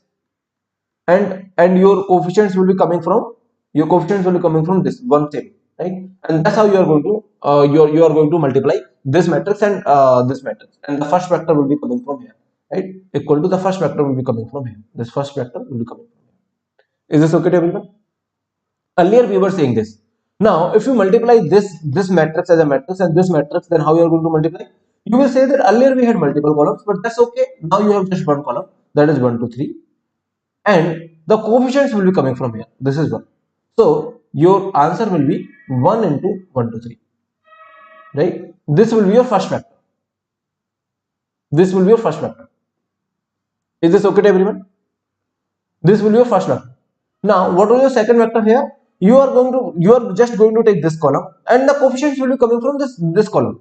Earlier it was the two columns and the coefficient were 2. Here you have just one column, coefficient is also 1. That is okay. Now you are going to get the second column, which will be 2 into 1 2 3, right? Similarly, you are going to get third column. So basically, if you multiply this 1 2 3 1 2 3 with 2 3 4 5 6, something like that, or 1 2 3 4 5.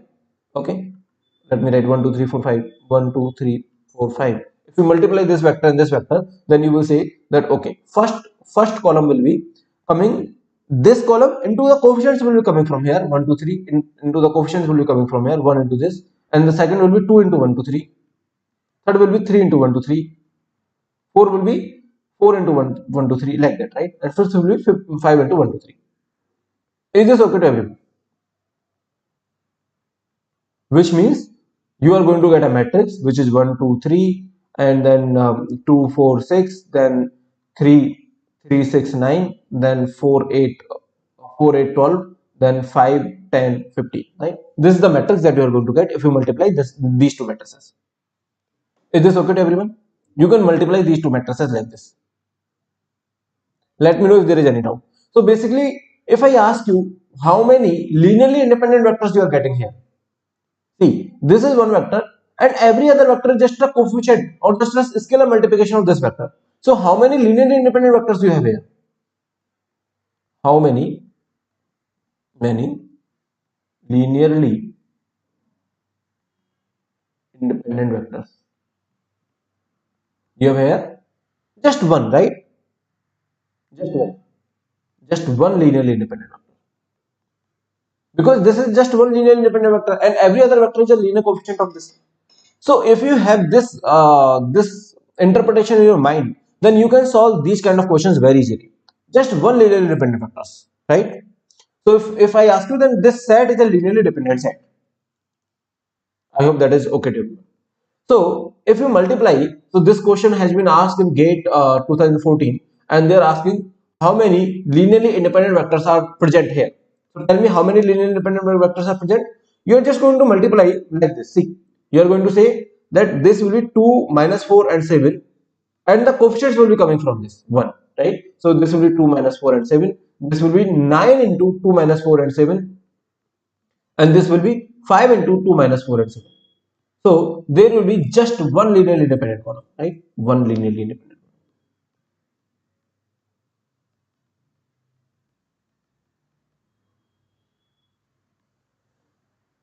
Is this okay to everyone? So if you have this kind of interpretation in mind, then you can solve these kind of questions very, very easily. Let me know if there is any doubt. How many linearly independent columns are present? Just one linearly independent column, right? Yes, Sandeep, that's correct. Yes, Priyanka. Now let's let's talk about linear combinations more. So do you remember we have talked about linear combination of the vector something like this? Which means we have said that you take one vector, maybe a coefficient is 1, you take another vector, maybe a coefficient is, let's suppose, 4, and another vector, maybe coefficient is -2, and then we are just saying that this, if you do it, then this is a linear combination of three vectors that we have in our slide. So this is what we have talked about. Now let's just flip this question. Now we are going to say that instead of asking like this, we are asking this question. Now let's just ask a reverse question, which means instead of asking that, instead of giving you these numbers, there's 1, 4 and -2, and asking this, let me ask you these numbers and let me give you this. Okay. Now let's just ask this reverse question, which means this time I will not be giving you these numbers. I will not be giving you these numbers, and I will not be asking this. Okay, I will not be asking this. Instead, I will be giving you this, and I will be asking you the coefficient. Does this make sense? So we want to answer this kind of question, which is actually extremely important for our gate. So it has some geometric interpretation to ask with. So do you want some break or should we continue? Do you think we should take a break of half an hour? So what we can do, we can at every 1.5 hours we can take a break of half an hour. Okay, half an hour break, and then we can continue the complete linear algebra like this. I mean, we can finish the complete linear algebra like this. Do you want or should I continue? Let me know. Okay. So basically, what we are saying that these are the three vectors. Let's suppose that we have, and this time I will be asking these question marks. So this has two geometric interpretation. One is that you will be having x and y. Okay, you will be having x and y like this, and you will be like you will be I will be asking this x and y. Basically, I will be giving you these three vectors, and I will be asking this x and y. So there are having two geometric interpretation. One is that it is called row picture and another one is called column picture, which means currently I am just going to show you the column picture. So I will say that this column is a linear combination of these two columns. Sandeep, CN, I think then we will have it tomorrow. So CN we will have it tomorrow. Today we will finish the linear algebra completely. Okay. So let's take one vector which is 1, 3. So okay, let's take a 10 minutes break and then we will meet. So we will meet here only. Let's take 10 minutes break.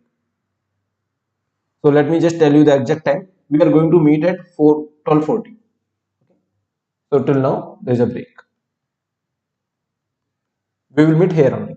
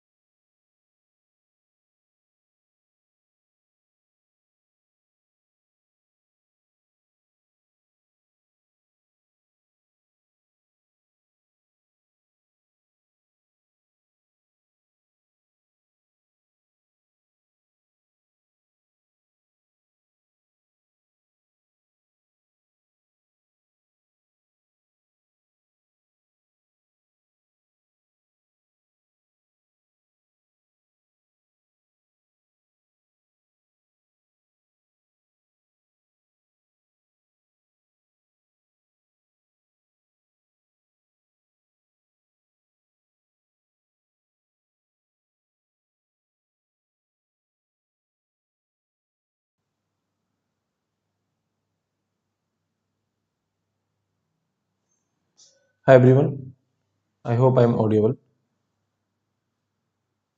So there are two interpretations when we talk about the Ax equal to b. So basically we want to answer this question where we have multiple vectors and there is a resultant vector. And what we want to ask?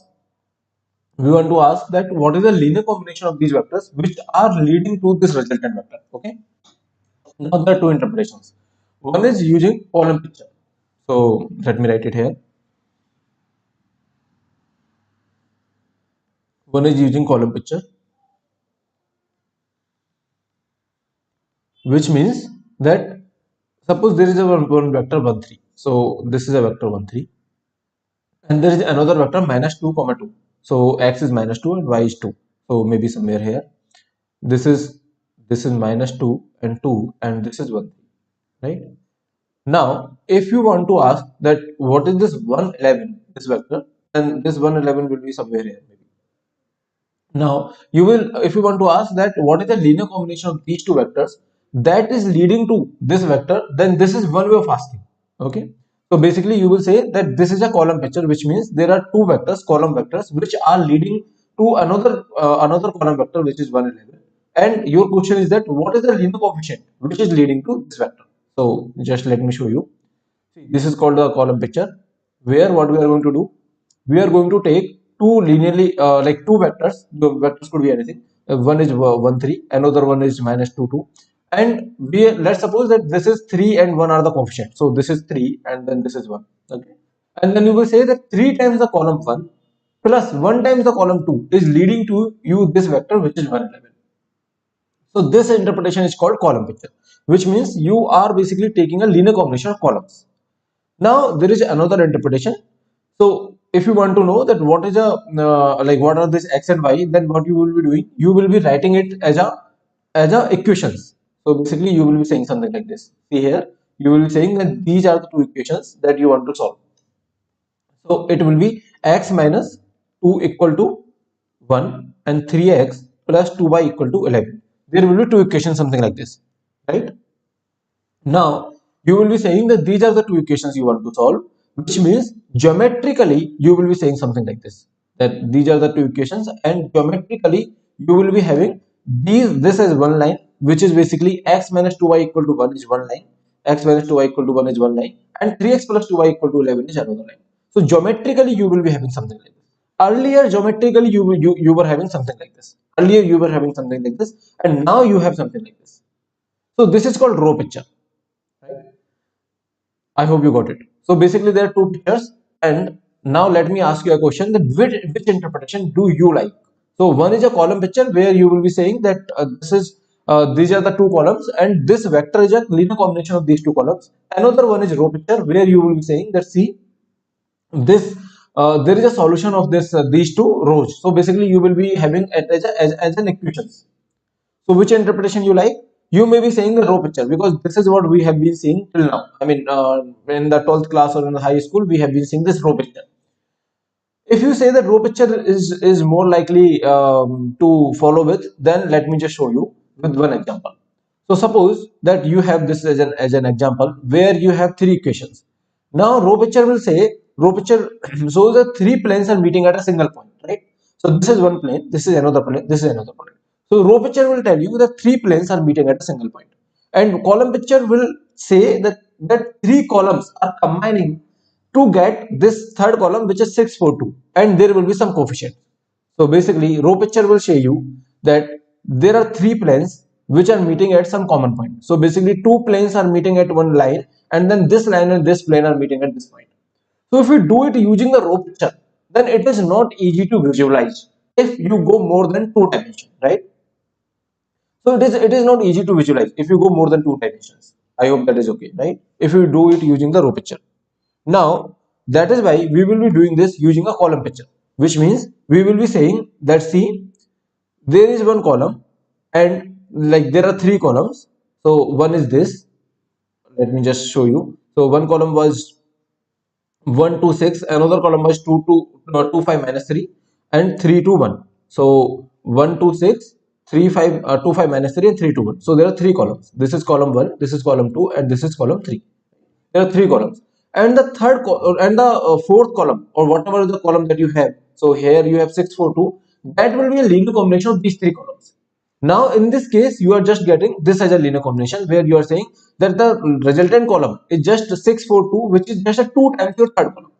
So basically, the coefficients that you have is 0 0 2, right? The coefficients that you have here, x value is 0. So you can say that first vector is 1 2 6, another vector is 2 5 minus 3, and another vector is 3 2 1, and then this is 0 plus 0 plus 2, the last vector is 6 4 2. So this is how you will be seeing. So in the column picture, it is easy to visualize rather than the row picture. Why? In the row picture, you will see one like there are multiple planes that are meeting at the single point. So in the row picture, it is not easy to visualize. So that is why we will go with the column picture only. Okay. So if I ask you which interpretation you like, so you should say column picture. I mean you might be saying row picture, but now you should say column picture. Okay. Now let's deal with the matrix form of the equations. So now we are heading towards the ax equal to b. Okay. To solve the ax equal to b. Suppose these are the three equations that we have, then we can represent these three equations in a matrix form. Right. So basically, you can say that this is one matrix 1 2 6 2 5 minus 3 and 3 2 1, and there will be some coefficient x y z, and this is your resultant vector that you are getting. So basically, the question that we are asking is that if you multiply this 1 to 6 with x, so this is the interpretation you remember, right? 1 to 6 with x, then y with 2 5 minus 3, and z with 3 to 1, right? If you multiply these three with x y z, then you will be getting 6 4 2. So our question was the reverse, which means I wanted to ask this x y and z, and this vector is given. So this is same as saying ax equal to b. Right? This is I'm saying ax equal to b. So basically, I want to ask this x, y, z given this vector. So earlier, what we did, we had these values and we were just taking a linear combination. That is okay. I mean, we were just finding this. But now you have this. Now this is given. Now this is given, and they are asking this x, which means they are asking these coefficients, right? Is this okay? So do you notice that how we are writing this ax as this x into this y into this plus z into this? Is this okay to everyone? How we are writing this ax as this? Because we know how to multiply a matrix and a vector, right? We already know how to multiply a matrix and a vector. That's why we can write this ax as this. So I hope that is okay. Now see here, this is called coefficient matrix. So basically, this matrix, whatever matrix you have, and if you represent that using a matrix form, so these are the equations that we have. If you represent that using a matrix form, this is called coefficient matrix. Okay, so this is just one name that we might be using. So this is called coefficient matrix. I hope that is okay. Now tell me, do you always have a solution? So given a set of equation, do you always have a solution? So you may or you may not have a solution, right? So for example, let's say this is one example where you have a unique solution. So I'm just going with the row picture. I mean, you can go with the column picture also. That's okay. So just to, because this is a R2 case, so just to tell you, the equations using the lines is easy, I think. So that's why I'm just going with the row picture. But for multi-dimension, obviously column picture is helpful. I mean, you can't visualize the things in the row picture. So let's take a example one or case one where you are having the unique solution where two lines are meeting at one point. If you take as a column picture, then you will say that what will be the first column? First column will be 1 minus 1. Second column will be minus 2 3. Then which means 1 minus 1 is this column. Minus 2 3 will be somewhere here. And then you are saying that there is third column which is minus 1 3. So x is minus 1 and y is 3. So somewhere here maybe. Right? Somewhere here. So they are saying, can you get this vector by using these two vectors? So if you can get it, so see here, like in R2, I think you can very easily see that these two vectors are linearly independent. Why? Can anyone tell me why these two vectors are linearly independent? Because these are not collinear, right? Since these two vectors are not collinear, these are linearly independent vectors. Since you have two linearly independent vectors in R2, then can you fill the space? Yes, you can fill the space, which means you give me any vector in R2, which is, for example, which is minus 1 and 3. So you give me any vector in R3, R2, I can give you the linear combination, which means one vector is 1 minus 1, another vector is 2 3, and you have minus 1 3 equal to minus 1 3. Can you represent this minus 1 3 as a linear combination of these two vectors? Tell me. What will be your answer? You just need to tell me yes and no. I mean, you do not need to tell me the coefficient. Maybe the coefficients are x and y, but you do not need to tell me the coefficients. You just need to tell me yes and no. How you will answer this question? Can you find the values of x and y? Can you? So answer is yes. Why? Because because this vector and this vector are linearly independent. So what? If these two vectors are linearly independent, then we can fill R2, right? Is this okay to everyone? We can fill R2. Why? Because we just need two linearly independent vectors to fill R2. Then what does this mean by saying we can fill R2? Which means you give me any vector, I will give you xy. Give me any vector, I will give you xy.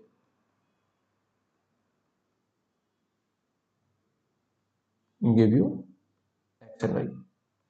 Devcharan, we will prove it when we talk about the rank. Okay. So soon we are going to prove it when we talk about the rank of a matrix. So give me any vector and I will give you xy. Okay, which means it is not necessary you have -1 and 3. You can have anything here. Maybe it's 5, 6, 4, 5, anything. Okay, I can have any vector here and I can basically give you x and y. Second case where you do not have any solution. So which means two lines are not meeting at any point. Now if you want to look at with the column picture, the first column is 1, -1. Second column is -2, 2. Right? Which are basically linearly dependent vector, I think, right? These are the linearly dependent vectors. Why? Because one is a collinear, and the third column that you want to have -1, 3. Now tell me, since these are the linearly dependent vectors, so this vector is just a redundant vector. I mean, you do not need to use this vector. This is redundant, right? Because this is just getting my -2 of multiplication of this. Now tell me, can you give me x and y here? If you have two linearly dependent vectors, one -1 and second one is -2 and 2, -2 and 2. If you have two linearly dependent vectors, then do you always have the solution? Here I am giving you some vector -1, 3. Can you always give me x and y? Tell me, can you always give me xy? What will be your answer? Can you always give me xy? Answer is no. It depends whether the third vector, I can make the third vector out of these two vectors. I mean, I cannot fill the space. Basically, we are not able to fill the space.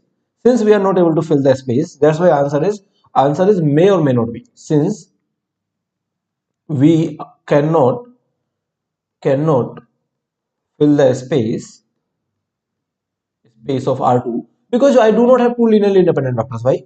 Because these two vectors are collinear. That's why I do not have linearly independent vectors. So since we cannot fill the space of R2, that's why, what do you say?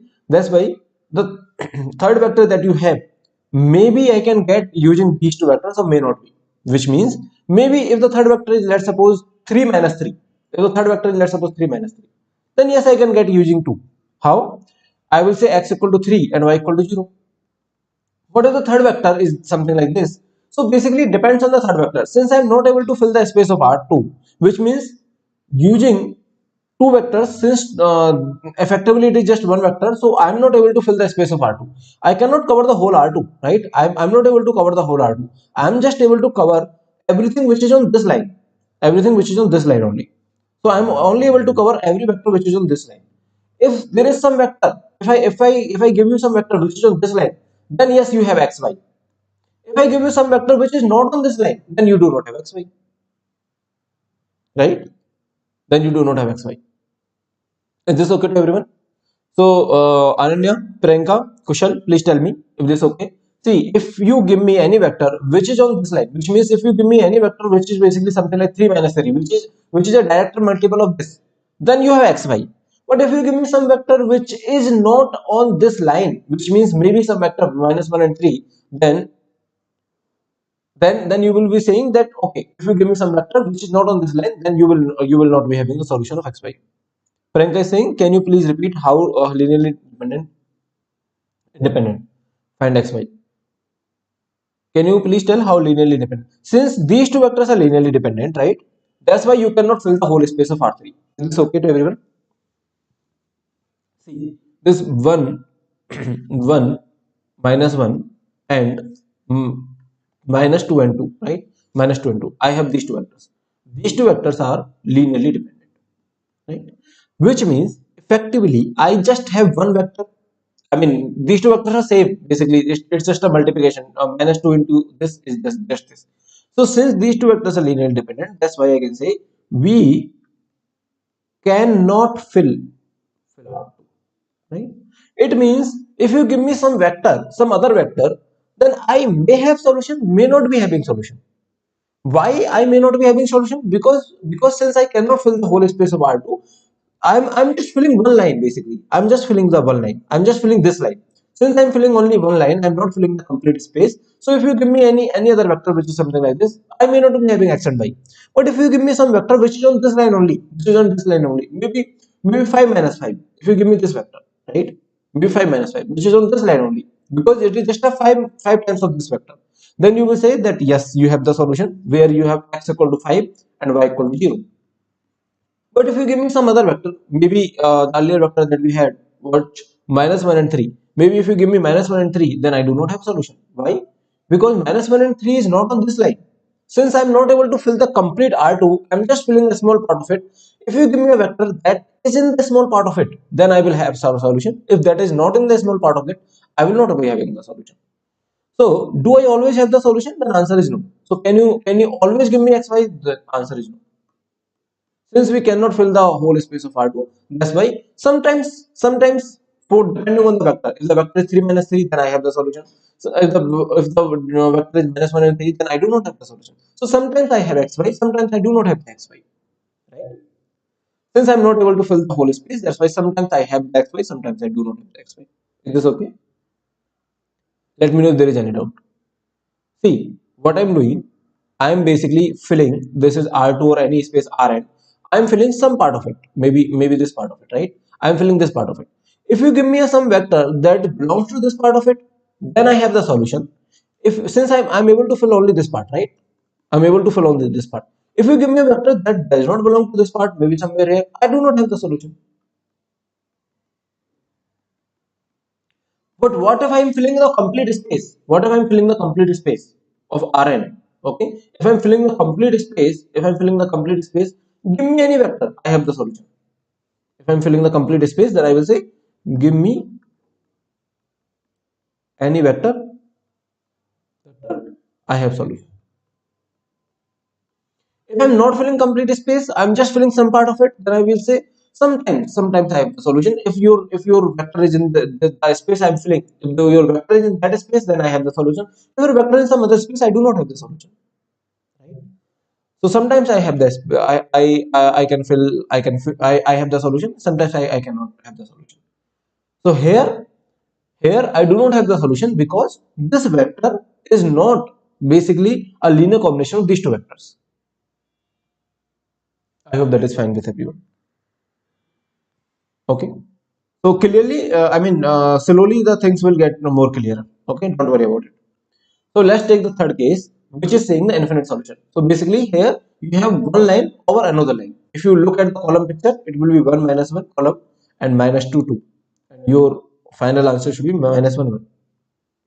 So you want this. Now they are saying how many solutions you have. Since this is basically a linear combination of these two vectors. So one solution I can tell you is this. One solution is this, right? Can you tell me another solution? Another solution will be something like this. Maybe you can take this 0 and this is half, right? And then you will be getting this. Similarly, we will be getting infinite solution if we solve it using the mathematical equations, which means using k1 and k2. So you will be getting the infinite solutions. So which means if you just take it something like this, this is 1 minus 1 and minus 2 and 0, minus 2 and 2, sorry, minus 2 and 2. And if you take it k1 k2, and if you want to find out 1 minus 1 out of it, 1 minus 1, then you can solve this equation. K1 minus 2k2 is equal to 1 minus k1 plus 2k2 is equal to minus 1, right? If you just add it, you will be getting 0 equal to 0. So which means you can, okay, is this the case? K1 minus 2k2 is equal to 1 and minus k1 plus 2k2 is equal to minus 1. If you just add it, you are getting 0 equal to 0, which is not much helpful. So just do one thing, you can put the value of k1 from here. So basically you can choose any k1, and based on that, since these two equations are same, right? These two equations are essentially same. So you can just say that there is just one equation, which is let me just take it, k1 equal to 1 plus k2, 2k2. So this is just one equation.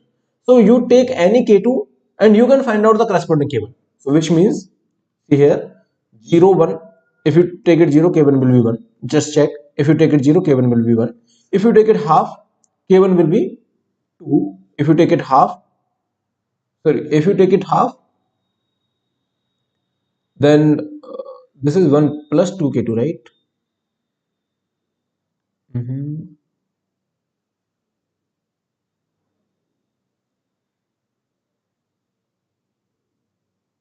Okay, then k2 will be 2. I mean, if you use this kind of combination, 1 by 2 and 2, then also you are getting the solution, right? If you take this as 2, then also you are getting minus 1 and 1, right?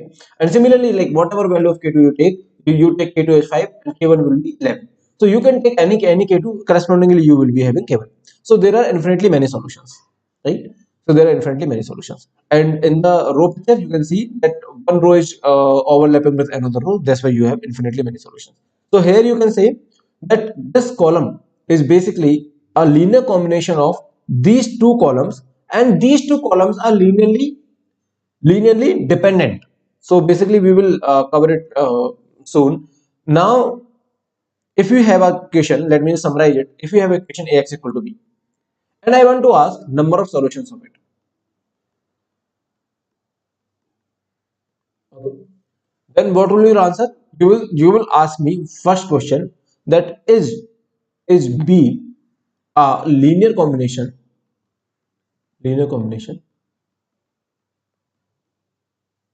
of columns of A. Okay, what does this mean? If B is a linear combination of columns of A, actually B has to be linear combination of columns of A, right? So Ax is nothing but you have some A. Let me write first column as small a1. Let me write second column as a2, and let's say third column is a3. Ax is nothing but, let's say this is x1, x2, x3. Then this will be x1 into the first column, right? Remember that first column interpretation, our interpretation, how to get b, x2 into the second column. This is a2. This whole thing is a2, right? A2 is a vector. A2 is not a scalar. This whole thing is a2. Similarly, this x3 into this whole thing is a3 equal to b, maybe b1, b2, b3. Okay, this is how we write our interpretation. Now, whatever is a given to you, so this is given, this is also given, they are asking this, right? Whatever a given to you and whatever b given to you, then b has to be a linear combination of columns of a, right? If b is not a linear combination of columns of a, can you get x1, x2, x3?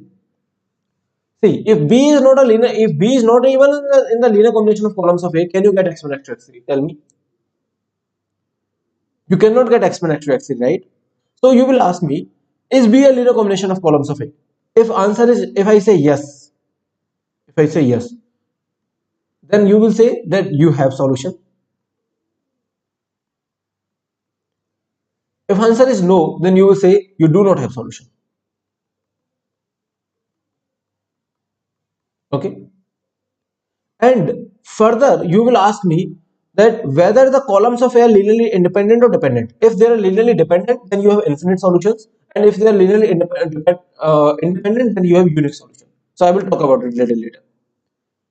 But for now, I just wanted to give you a picture that there could be either infinite solutions, or there could be unique solutions, or there could be no solution. Okay, for Ax equal to b. Now we are heading towards Ax equal to b. This is just a starting of Ax equal to b. Let's solve this question. What this question is saying? This question is saying that suppose a matrix A contains three linearly independent columns. Okay, A is 3 by 3. So can you tell me, if A is 3 by 3, there are three columns, that I agree. What is the dimension of every column? Can you tell me what is the dimension of every column? Since the rows are also three, so there are three rows. So that's why the dimension has to be R3. Right? Now, similarly here, every column is having the dimension R3. Every column is in R3. Now, what they are saying that every column is R3 and it contains three linearly independent columns. So basically, you have three linearly independent columns here. Three linearly independent columns. Three linearly. So this question is completely visible, I guess. Three linearly independent. You have three linearly independent columns. What can you say about Ax equal to B? Do you always have the solution? Do you always have the solution? See, you have three linearly independent columns in R3. What does this say? It says that you can fill the space. So you can fill the space using these three columns. You can fill the space, right? It means what? You give me any vector here, I will give you x, y, z. You give me any vector. Since you can fill the space, that's why it always have the solution. You are getting my point? See, you can fill the space using three vectors in R3. That's why you give me any vector as B. You give me any B. You give me any B. I don't care. Okay? Give me any B. I always have the solution. Maybe B 0, maybe B not 0. Okay? Does not matter actually. So you give me any B, I will give you X, Y, Z. Yes, Devcharan. That's correct. You can fill the whole space. That's why the answer is always have the solution. So here you will say that always solution. Always have. Is this okay to everyone? Let me know if there is any doubt. Now just solve this. What they are saying? Suppose a matrix A 3 into 4 contains three linearly independent columns. So what does 3 into 4 means? There are three rows and four columns, right? So which means there are four columns. So each column will be of what dimension? R3, right? Why? Because there are three rows. Because there are three rows. That's why each column is of R3. Now what can you say about number of solutions to X equal to B? They are saying there are four vectors you have, and out of those four vectors, three linearly independent columns you have. So maybe let's suppose these are the three linearly independent columns. So you have three linearly independent columns. Obviously, you cannot have four linearly independent columns in R3. So you have three linearly independent columns. Then what can you say about the B, about the solutions of B, number of solutions or solutions of B? What can you say? Tell me. Do you always have the solution? Do you always have the solution or not? Just think about it and let me know.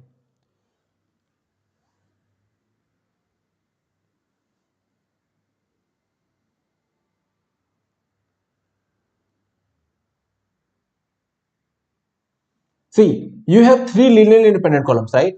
Since you have three linearly independent columns, that's why it does not matter what is the fourth column. You can always fill the space, right? You can always fill the space. I mean, something is redundant, that is okay, but at least you can fill the space. Always fill space, right? Since since you can fill the space, that's why you can give me any B. I always have the solution, right? Solution will be there. Yes, there. The fourth vector will be linear independent on other three. That is completely fine with me. But solution will be there. So we always have the solution.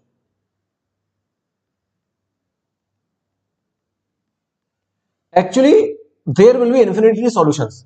If if I have redundant, if I have redundancy, then there are actually infinite solutions. There are not just solutions, there are infinite solutions. So basically, if I have linearly dependent columns here, okay, these all columns are linearly dependent. Definitely, these all columns are linearly dependent, right? These all columns are linearly dependent because in R3 you cannot have four linearly independent columns. If I have linearly dependent columns and I can fill the space, then I will have infinitely solutions, but let's not worry about it. Okay, I will tell you a little later, but here I'm just asking you, do you have solution or not? Okay, infinitely and unique, I will talk about it a little later. In this case, I have infinitely solutions actually. So do I always have the solution? Then I always have the solution. Why, Priyanka? No, I always have the solution. Why? Because I can always fill the space. Since you have three linearly independent columns in R3, it does not matter what is the fourth column. You can always fill the space. Since you can fill the space, you give me any B. I will give you X, Y, Z. Right? Okay, let's solve this question. Suppose a matrix A contains three linearly independent columns. So matrix A is containing three linearly independent columns. So matrix A is basically having how many columns? 5 rows and 4 columns. There are 4 columns, and each will be of dimension R5. Why? Because there are 5 rows. That's why each will be of dimension R5. Now tell me, contains three linearly independent columns. What can you say about the number of solutions to X equal to B? So they are saying that there are only three linearly independent columns here. You have three linearly independent columns. Now what about the solution? In R5, how many linearly independent solution you have? Like how many linearly independent solution? How many linearly independent columns you need to fill the space? In R5, in R5, how many linearly independent columns we need to fill the space? We need 5 linearly independent columns, right? We need 5 linearly independent columns to fill the space. But I just have 3 linearly independent columns, right? I just have five. I just have 3. Then do I always have the solution? Then answer is no. I may or may not have solution. See here, let's say in R5, one column is this 1, 5, 6, something like this. Okay, 1, 2, 3, and there are like how many columns I have? I have 4 columns, right? I mean, there could be anything. So 2, 9, 7, 3. There could be anything. Okay. So I'm asking you, do I have, this is basically 1, 1, 2, 3, 4, right? So there will be 4 X, Y, Z, W. Do I always have X, Y, Z, W? This is my question. Then your answer will be no. I do not have always. I do not always have. But sometimes I may have. Maybe it depends on B. Maybe let's suppose B is 2, 3, 4, 5, 6 only. Then I have X, Y, Z, W. X is 1, Y is 0, Z is 0, W is 0. Right? So I do have X, Y, Z, Z, W. For some B, I may not have. For some B, I do have. For some B, I may not have. I may not have. So basically, the answer is that sometimes I have the solution, depends on the B, right? Since I'm not able to fill the complete space, I'm just able to fill the some part of the space.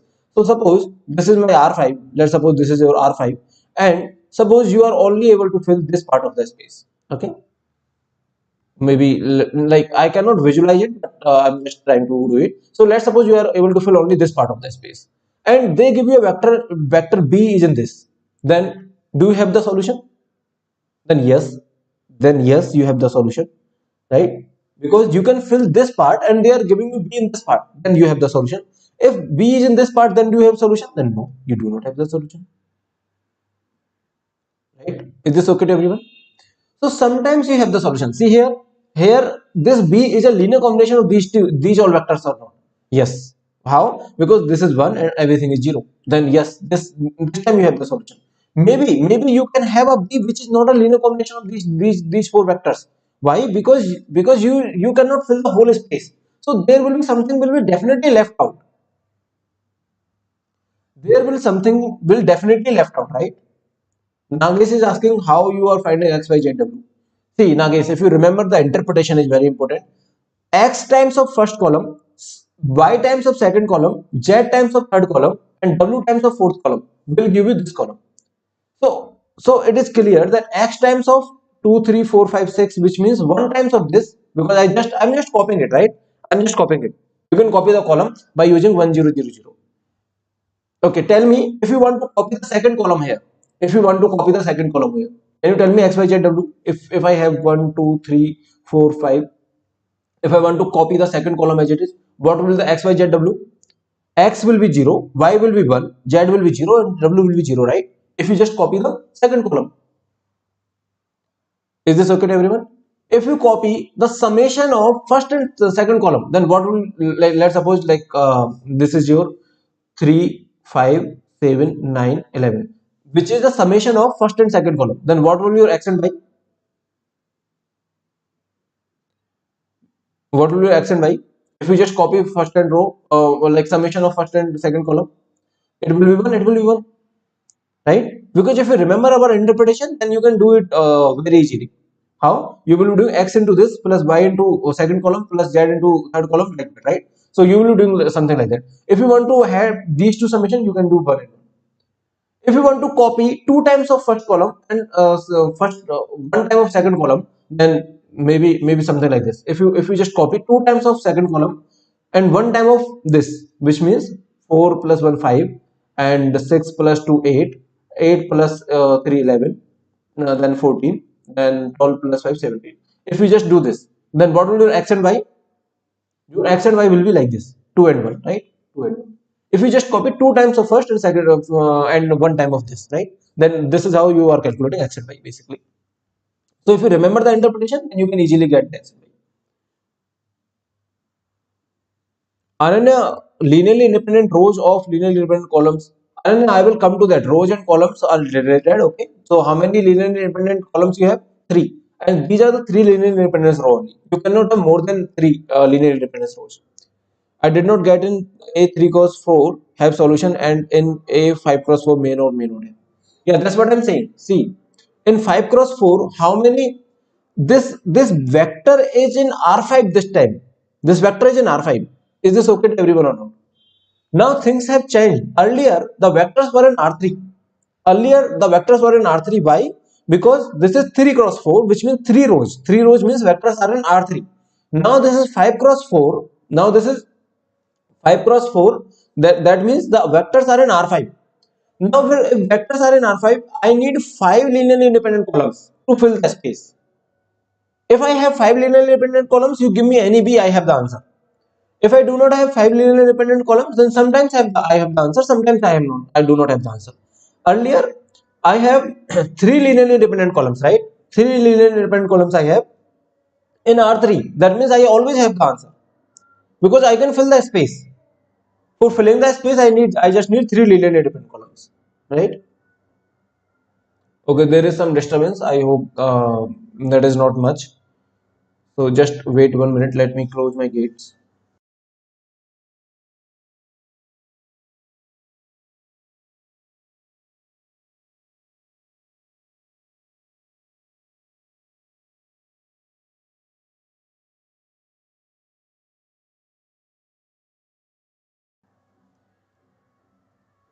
Priyanka, is your doubt clear or you still have the doubt? So see, earlier you have vectors in R3. Now you have vectors in R5. Now what is your requirement? You need 5 linearly independent columns, and you just have 3, right? You just have 3. That means you may or may not have the solution, right? Because you are not able to fill the complete space. So this time may or may not, right? Now let's go to this question. In this question, what they're asking is that suppose a matrix A 5 cross 2 contains 3 linearly independent columns. Okay, a matrix A contains 3 linearly independent columns. That is 5 cross 2, which means 5 rows and 2 columns. You just have 2 columns. Since there are 5 rows, that means it is in R5. This is also in R5, right? Contains, okay, that cannot be 3. That have to be, I think, 1 second. Let me just check it.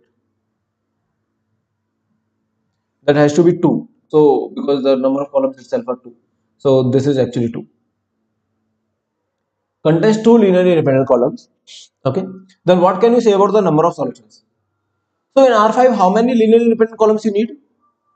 In R5, how many linearly independent columns you need? You need 5 linearly independent columns to be sure. To be sure, you need 5 linearly independent columns. If you just have 2, then what will you say? If you just have 2, then what will you say? Then may or may not be solution, right? Depends on the B. I mean, let's suppose if I'm copying the first column as it is, then what will be your x and y? X will be 1 and y will be 0, right? So it depends on the B. To be sure, you need 5 linear independent columns, but you just have 2 linear independent columns, which means may or may not solution,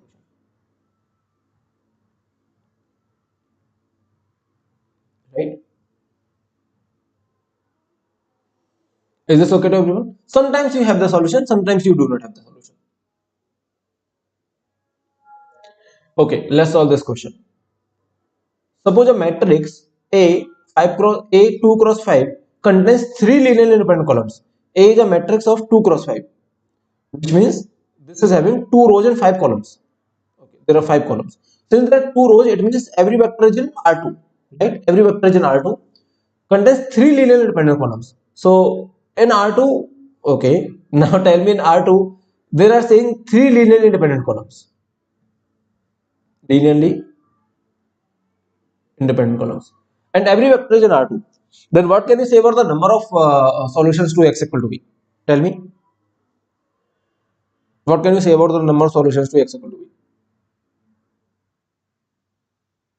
Just see here and tell me no. And let me know.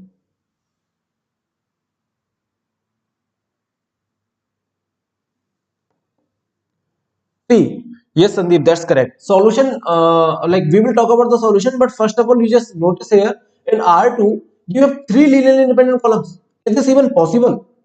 In R2, you cannot have three linear independent columns. That's why this question itself is a wrong question. Right? This question is a wrong question. You got it? Why? Because in R2 there are saying three linear independent columns. That is impossible. So I hope that is okay to everyone. That's why this question itself is a wrong question. Let me know if there is any doubt. Now let's solve this. Ax equal to 0 always have one trivial solution, which is x equal to 0. Yes, that is true. I mean, there is nothing to basically, I mean, there is nothing to explain about it. That is default true. So Ax equal to 0 always have one trivial solution, which is x equal to 0. Now, let's solve this. Consider a matrix A with a dimension m cross n. For a system Ax equal to b, what can you say about the below statement? Note that b may or may not be 0. Okay. So statement, if m is less than n, then Ax equal to b always have the solution. Is this true or false? So Ax equal to b always have the solution if m is less than m. Let me take it 2 cross 3 or maybe something 2 cross 4. Let me take it 2. Let me take it 4. Which means you have 2 rows and 4 columns. Which means every vector is in R4. Sorry, R2. Every vector is in R2. Then what they are saying? And this will be R2, right? This will be, since this is a linear combination of this vector, so this B is also in R2. Then do you always have the solution? Tell me. True or false? Do you always have the solution in this case? It depends whether you have, see, to be sure that you have the solution in R2, what you need? Tell me. To be sure that you have a solution in R2, what do you need? You need two linearly independent columns, right? In R2, you need two linearly independent columns. And they are not saying anything about it. So you will say, I'm not sure. So do you always have the solution? Maybe I have the solution, maybe I do not have the solution. That's why it is false, right? Because you are not sure about it. Is this okay to everyone? Because you are not sure whether you have linearly independent columns or not. So that is why this is false. Now let's solve this question. What they are saying, that if m is less than n, then there exists such system Ax equal to b which has a solution even if b is non-zero. So now they are saying that, let's suppose m is 2 and this is 4. Now they are saying that in this case every vector you have 2 rows and 4 columns, which means you have 4 columns, everything is in R2. Then there exists some system. Sometimes you have a solution. There exists some b, there exists some a. System means a and b. So system means a and b. There exists some a, there exists some b for which you have the solution. Tell me, is this correct or wrong? This is B, which is obviously in R2. Then this is correct, right? I mean, sometimes you have the solution. Maybe you can. Maybe it depends on the B and depends on the A. So there are just definitely B. Maybe you can just copy this column and you can say 1 0 0 0, right? There is a solution. Depends on A and B. So sometimes you have the solution. Sometimes you may not have the solution. If they ask you there exists a system, then you will say yes. Yes, there exists a system. So this is true. This is true. Let me know if there is any doubt at this point.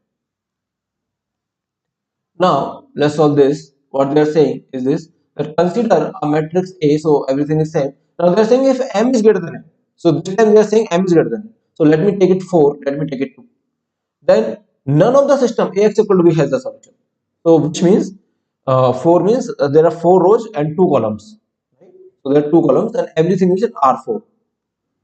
Then they are saying you never have the solution. Is this correct or wrong? Do you sometimes you can have the solution or not? So if that's the case, if this is in R4, you just have two vectors. It depends on the vector, obviously. You cannot have, first of all, you can never be sure. So basically, if the question is that you always have the solution, then answer is no. Why? Because you need four linearly independent vectors in R4.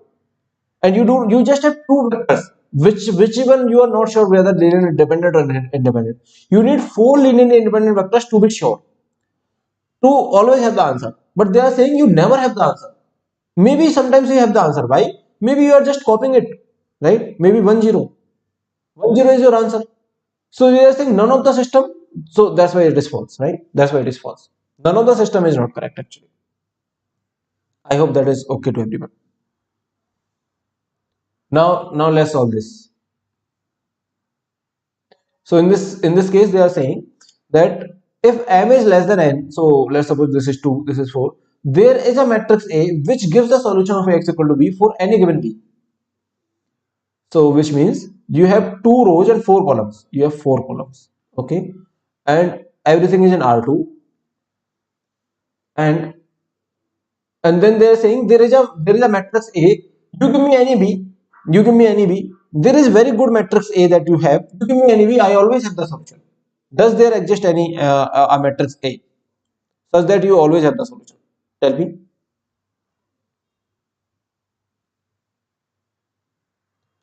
True, right? So I mean, you can have a matrix where you have something like this, and these could be anything. You just need two linearly independent vectors. Two linearly independent vectors in R2. You give me any B, I will give you the answer. Right? So that's why this is true. Yes, there is a matrix. There is a matrix A which gives the solution to every B. And how does this matrix look like? This matrix just need to have two linearly independent vectors. I'm just taking very easy vectors, which is 1 0 and 0. Yes, Devcharan. We can easily construct A. So you have understood it very correctly. So let me know if there is any doubt till this point. I hope things are clear, right? So let's solve this now. What they are saying?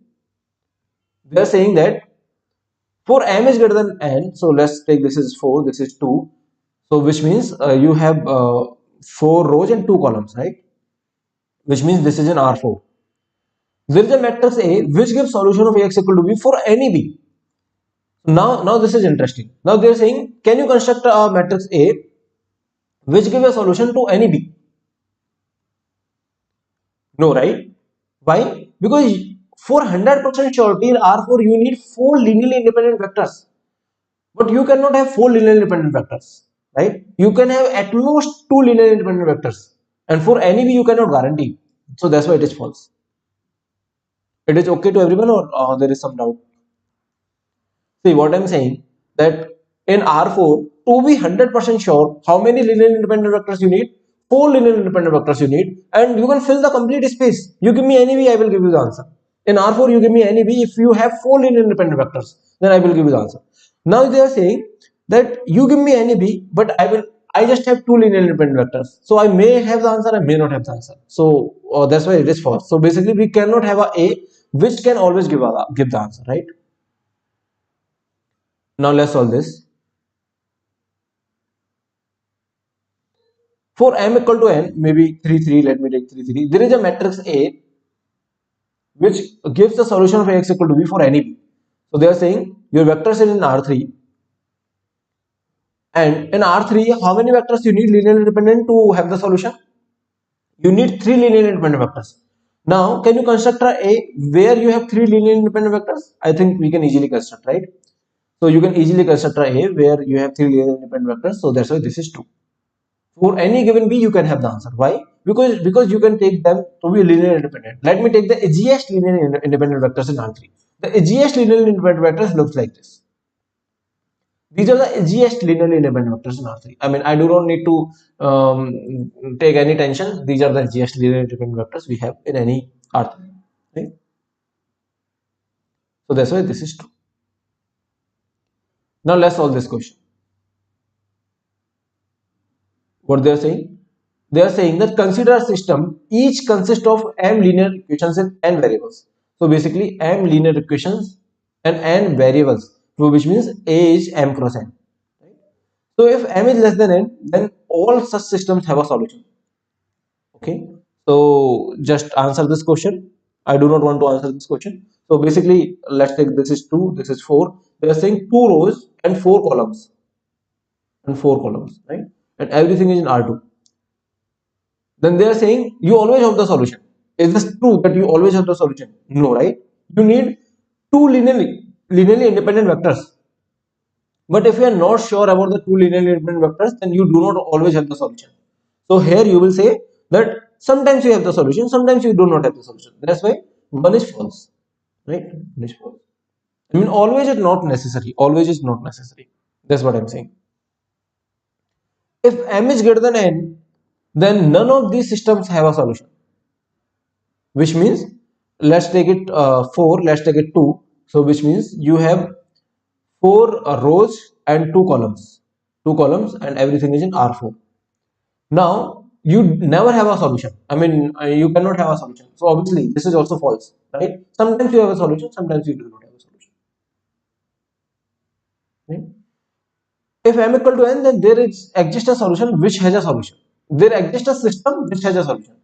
So now they are saying that there is a system which has a solution, which means 3 cross 3 in 3 cross 3 matrix. Yes, if everything is linearly independent, then there exists a system. I can take linearly independent columns and then I can say that yes, there is a solution. So that's why 3 is C is correct option, right? Yes, Devcharan. Yes, Sandeep, that's correct. Let me know anyone if there is any doubt. Right? That is easy and that is correct also. So C is correct also.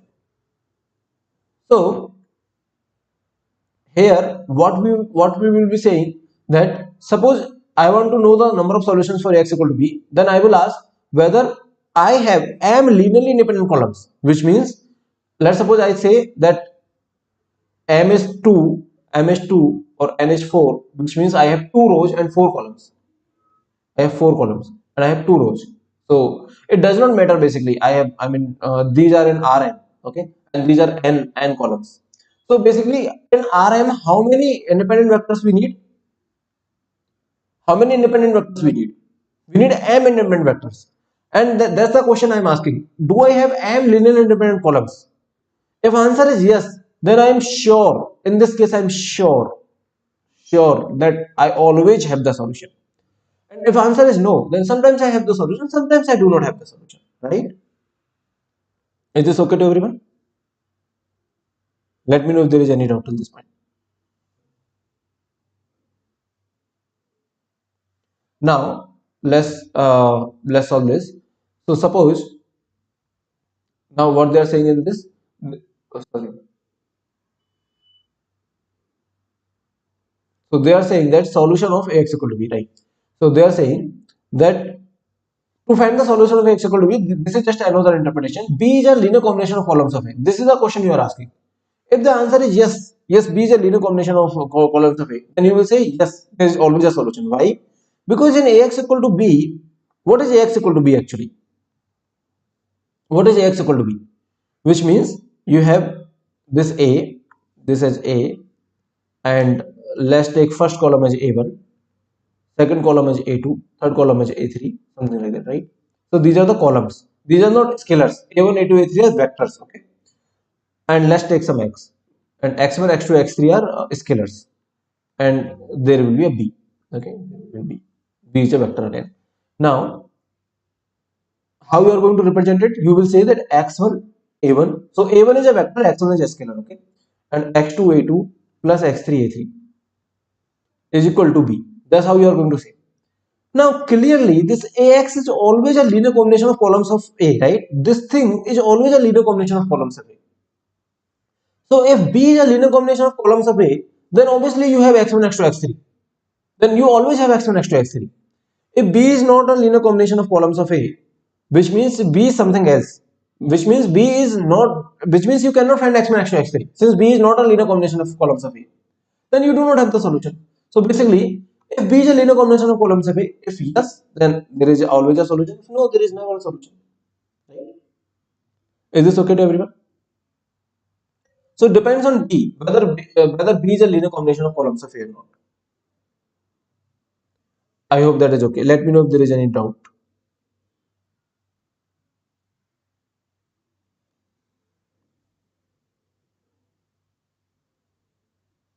If that is okay, then let me move to the next thing. So is this fine till now? See, if B is not even the linear combination of columns of A, if B is not even in the linear combination of columns of A, that means if B is somewhere, that means like B cannot be represented as a linear combination of columns of A. Then how can you find x1, x2, x3, right? How can you have a solution? You can never have a solution. If B is not in the linear combination of columns of A, then you can never have a solution. So basically, if B is not in the linear combination of columns of A, if answer is no, then there is never a solution, right?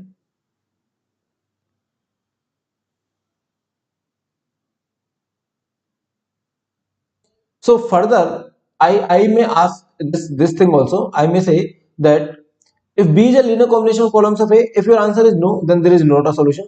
If your answer is yes, then I will ask a next question. Are these columns are linearly independent? Are all columns are linearly independent? If you say yes, then there will be a unique solution. If you say no, there will be an infinite solution. Okay. See, if columns are linearly independent, suppose that this is A and this is X and this is B. Okay. And I'm taking the first case where columns are linearly independent. So let's suppose this is A1, this is A2, this is A3. And let A1, A2, A3 are linearly independent. Okay. Let A1, A2, A3 are linearly independent. Then I will say that see, since these are linearly independent, then you give me any B, I have the solution, right? I mean, okay, not like that. Sorry, not like that because it depends on the dimension. So if those are in R4, and if you have just three linearly independent vectors, then you do not have always a solution, right? So it depends on the dimension. But anyway, let's suppose that A1, A2, A3 are linearly independent, and I am taking the case where B is a linear combination of columns of A, which means B is basically like this: x1 A1 plus x2 A2 plus x3 A3. Is this okay to everyone? These are my assumptions. Okay. I mean, these are the case that I'm taking. Let's say it is case one. Case one where B is a linear combination of columns of A and these columns are linearly independent. This is the case I am in. Okay. Now I want to prove one thing. The thing is that I want to prove is that there is a unique solution. Right? This is what I want to prove. So I want to prove this uniqueness. Is this clear that where are we in this hierarchy? So basically we are taking something as a case one where we are saying that columns are linearly independent and B is a linear combination of columns of A, which means I have the solution. But further I want to say that this solution is unique. Okay, can anyone prove it that this solution is unique? So let me just prove it. See here, suppose there are multiple solutions. Maybe one solution is x1 a1 plus x2 a2 plus x3 a3. Maybe one solution is x1 x2 x3, right? One solution is x1 x2 x3. And let's say that there is one more solution, maybe y1 y2 y3, or maybe what do you want the variables to be? Maybe c1 c2 c3, or let's take y1 y2 y3. Let's take another solution which is y1 y2 y3. Okay, plus y2 a2 plus, okay, there are too much colors, plus y3 a3. Let's take another solution which is like this. Okay, there is another solution y1 y2 y3. Okay, I want to prove that x1 x2 x3 and y1 y2 y3 are essentially same. There are exactly one solution. There are unique solutions actually. That's what I want to prove. Okay, where a1 and a2 a3 are linearly independent. You got the point? So let's take this as equation 1 and let's take this as equation 2. And what I want to do, let's just subtract 1 and 2. What you will be getting? If you just subtract 1 and 2, you will be getting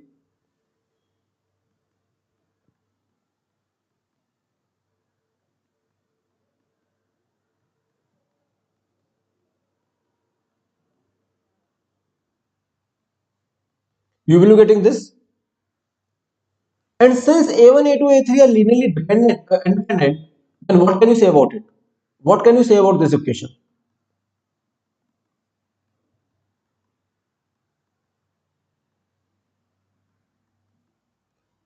X3 minus y3 into a3. What can you say about this equation? If a1, a2, a3 are linearly independent, right? Then what can you say? You will say that see, since these are linearly independent, that's why these all CIs. If I say that do you have any CI which is non-zero, then you should not be having any CI. Why?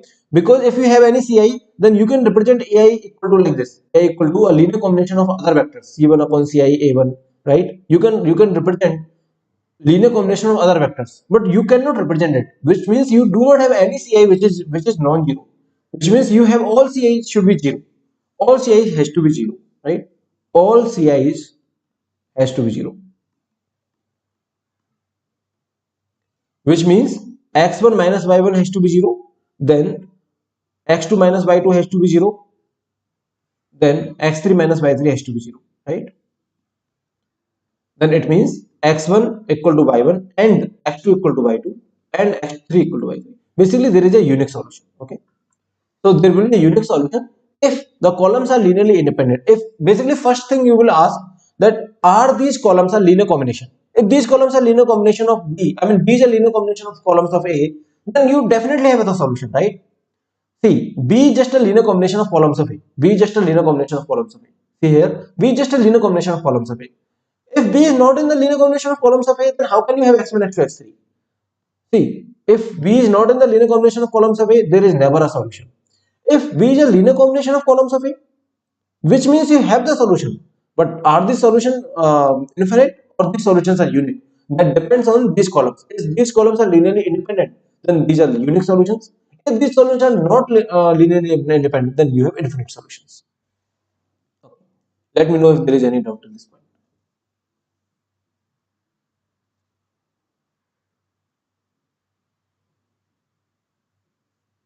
I hope that is clear to everyone. Right? Now let's solve this question. Can you give me the answer of this question based on the discussion that we had? So this question is saying that these are the scalars and not all zeros. So not everything is not zero. Basically, there is at least one CI which is non-zero, and you have this equation. What does this mean? If you have this equation and there is a CI, there exists a CI which is not equal to zero, then what can you say? AIs are linearly dependent, right? Is this a correct conclusion? So Priyanka is asking one doubt. Sir, if columns are linearly independent and B is not linear combination, then also unique solution. If columns are linearly independent and B is not in the linear combination. No, if B is not in the linear combination, then you never have a solution. Okay, then you never have the solution. B has to be a linear combination. Now these AIs are linearly dependent, that is for sure. Okay. Now consider the set of linear equations which is Ax equal to B, where A is having these columns and B is, see, what does this mean? B is a linear combination of columns of A. Here the coefficients, all the coefficients are just 1, that is okay, I mean that is perfectly fine to us. So all the coefficients are 1, that is perfectly fine, but B is a linear combination of columns of A. In that case, what can you say about the solutions of X equal to B? There is always a solution, right? Always a solution. Always a solution. Because B is a linear combination of columns of A. And they have given you the coefficients actually. So there is obviously always a solution. This is A, this is X, and this is B. And they have given that this is just a A1 plus A2 plus AN, like just a summation of everything. Now can you tell me what is this X? What is the solution that you have? What is this X?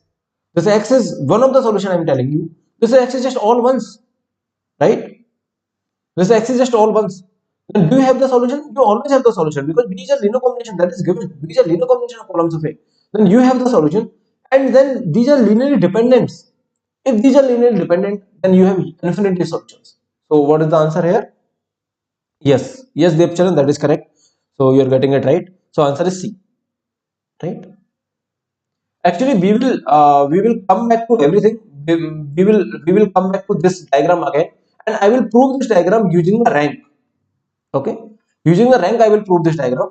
But for now, we are just having some intuition without the rank. So till now, I have not talked about the rank and all. Okay, so you might have been solving these questions using the rank only, but till now I have not talked about rank and all. I want to just give some intuition without talking about rank and without talking about most things. I hope that is okay to everyone. Now let's see that how we can algorithmically find out the solution. Okay, now it will involve the rank. I hope that is okay to everyone. Let me know if there is any doubt till this point. If everything is fine, then I will move to the next slide, or let me just summarize everything what we have studied till now. Okay. Summary, we have studied linear dependence of columns. We say that C1A1 plus C2A2 plus CNAN equal to 0. If I have this equation, then I will ask you just one question. Do you have, there exists a CI which is not 0? If your answer is yes, then I will say that AIs are linearly dependent, right? If your answer is no, then I will say AIs are linearly independent. Right? This is the first thing that we have studied about the linear dependence. Second thing that was extremely crucial. Can anyone tell me what is extremely crucial? It is AX. What is this AX? If you multiply a matrix and a vector, then there will be a vector which is always a linear combination of this matrix vectors. Which means, suppose if this is A1, this is A2, this is A3, this is suppose C1, C2, C3, then this B is nothing but C1 A1. So this is a vector, okay? C1 A1 plus C2 A2 plus C3 A3, right? So this is A1, this is A2, this is A3, and that's how you are getting B. This is the second thing that we have studied. Okay? Just make a note of it. This is the second thing. And that is extremely crucial. Why I'm saying again and again extremely crucial? Because without this you cannot, I mean you cannot imagine a linear algebra. Whatever you do, whatever we have done till now, we have made use of this thing, that B is a linear combination of columns of A. If B is not a linear combination of columns of A, then there is no C1, C2, C3 basically, right? Third thing that we have studied, I think, is that matrix and matrix multiplication, two matrix multiplication, using a similar phenomena, which means if you want to multiply these two matrices and the final matrix you want to write, then this vector you can write like this. Let's suppose this matrix is A, and I'm writing these vectors individually. Let's suppose this is B1 vector, this is B2 vector, and then this vector will be a matrix A into B1 vector. This vector will be like this. This vector will be matrix A into B2 vector.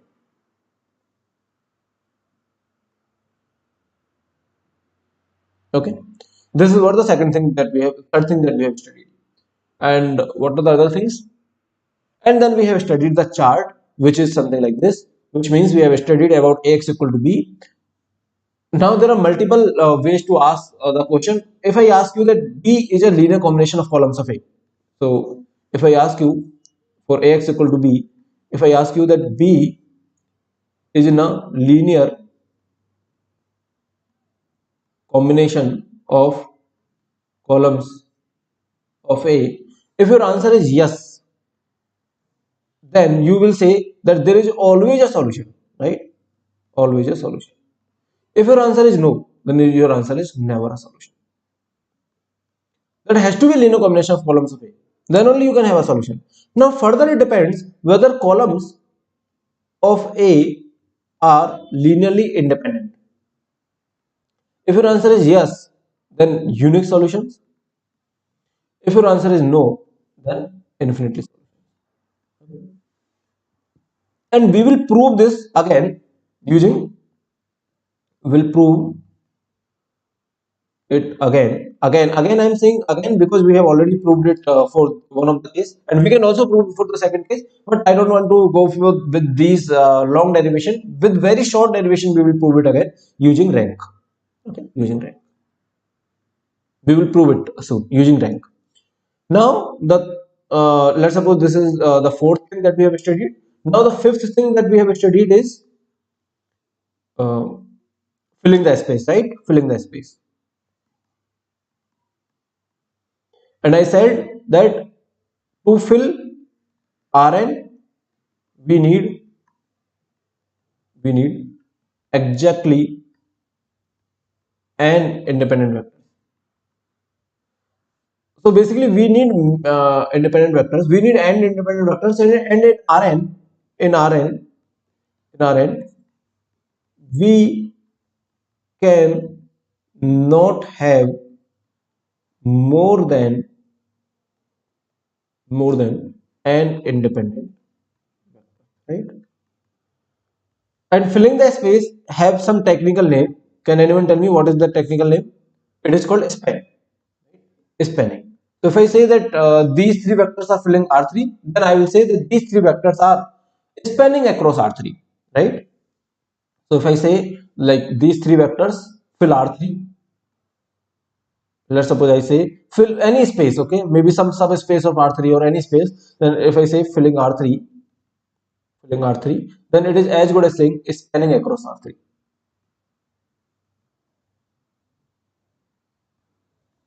And minimum number of vectors to fill a space is called basis. Minimum number of vectors to fill a space is called basis, right? So anyway, these are just technical names. Now let's talk about the solutions of Ax equal to b. And this time we will do it algorithmically. So which means we will basically go for finding the solutions using the row reduction form, and that is one algorithm, the proper algorithm. So do you want some break? Should we have some break, or what do you want? Let's take a break, right? So let's take a break of 10 minutes, and then we will meet at after 10 minutes. So we will meet at, this is 1:57, so we will meet at 2:10. I hope that is fine. Okay. So we will meet at 2:10.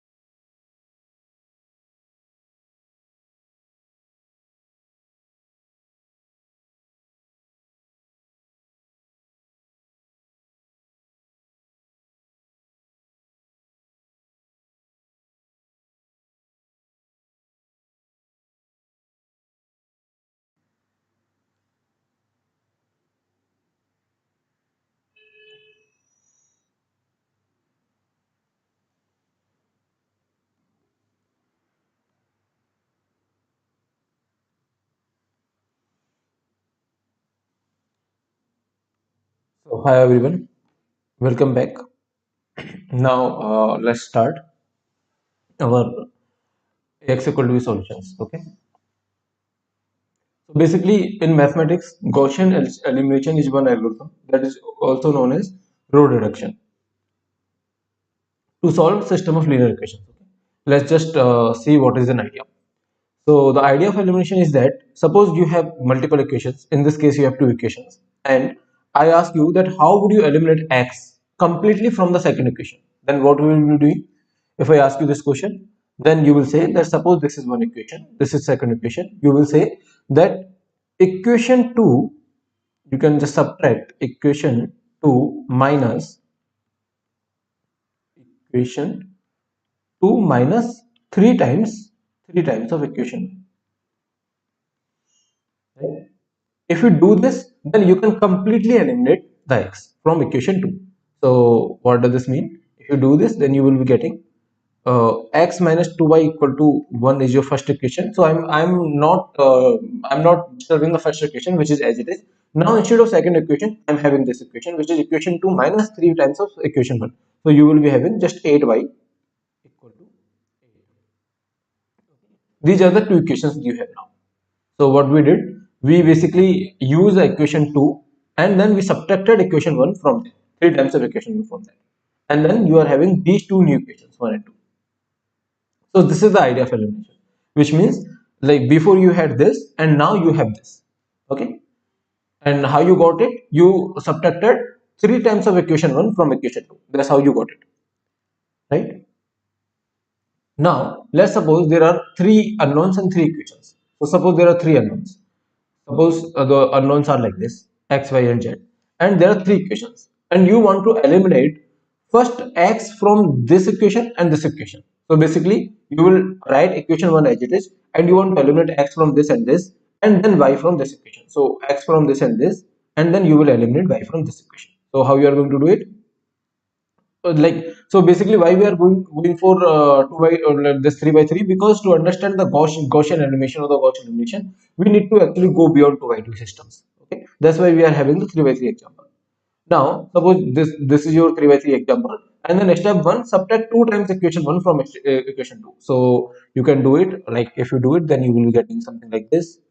It will be equation 2 will be your equation 2 will be equation 2 minus subtract 2 times equation 1 from equation 2 times of equation 1, right? 2 times of equation, right? So if you do this, then what is the answer that you will be getting? You will be getting equation 2 will be y plus z equal to 4. So let me just show you equation 2 minus 2 times of equation 1. If you just do it, then you will be getting y plus z equal to 4. This is 4. So this is your equation 2, new equation 2. So now you have your equation 1, I think I have on the next page, your equation 1 like this, your equation 2 like this, and similarly you can eliminate x from equation 3, then you will be getting something like this.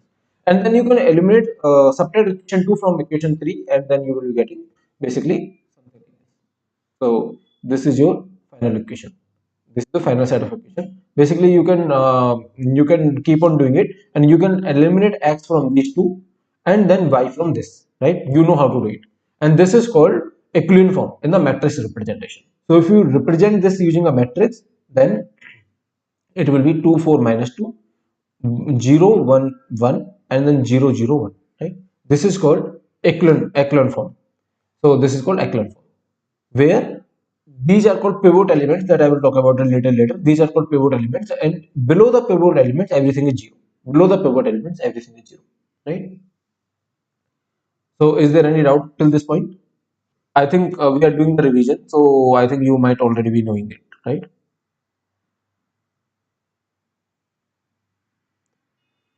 So Priyanka is saying more than 10 minutes. So Priyanka, you can also have the lunch while you are watching the lecture. So that's not a problem. So let's just continue. So basically in the echelon form, or this is also called row echelon form, all non-zeros are above any rows of all zeros, which means, so let me just define echelon form formally. So this is the definition.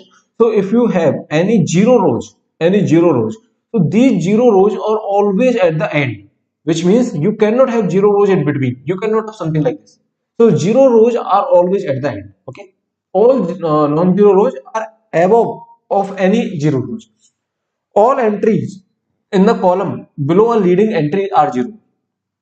So what they are saying, so all entries in the column below the leading entry. So suppose that this is the leading entry earlier. So all entry below this should be zeros, right? So yes, this is satisfying the equivalent form property, and the leading entry of any row occurs to the right of leading entry of row above it, which means leading entry of any row occurs to the right of leading entry of row above it, which means you cannot have equivalent form something like this.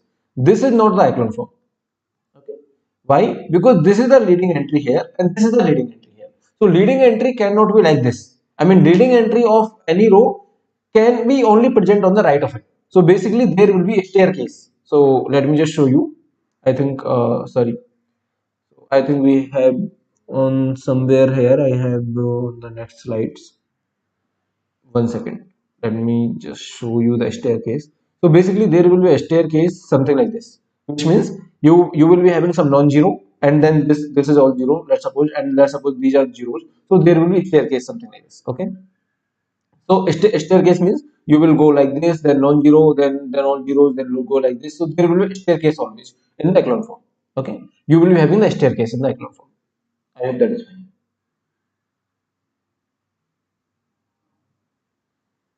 Okay, now if the definition is good with you, now let me go to the some more like the elementary row operations. Okay, so how does the elementary row operations look like? So this is an elementary row operation. So what we will be doing to convert any matrix to a row echelon form or the echelon form, we will be performing these three operations. So what we will be doing, we will be swapping the position of rows, which means we may say Ri may be swapped with Rj, we may say something like this, and multiply our row by a non-zero scalar. So which means we may replace Ri with Kri.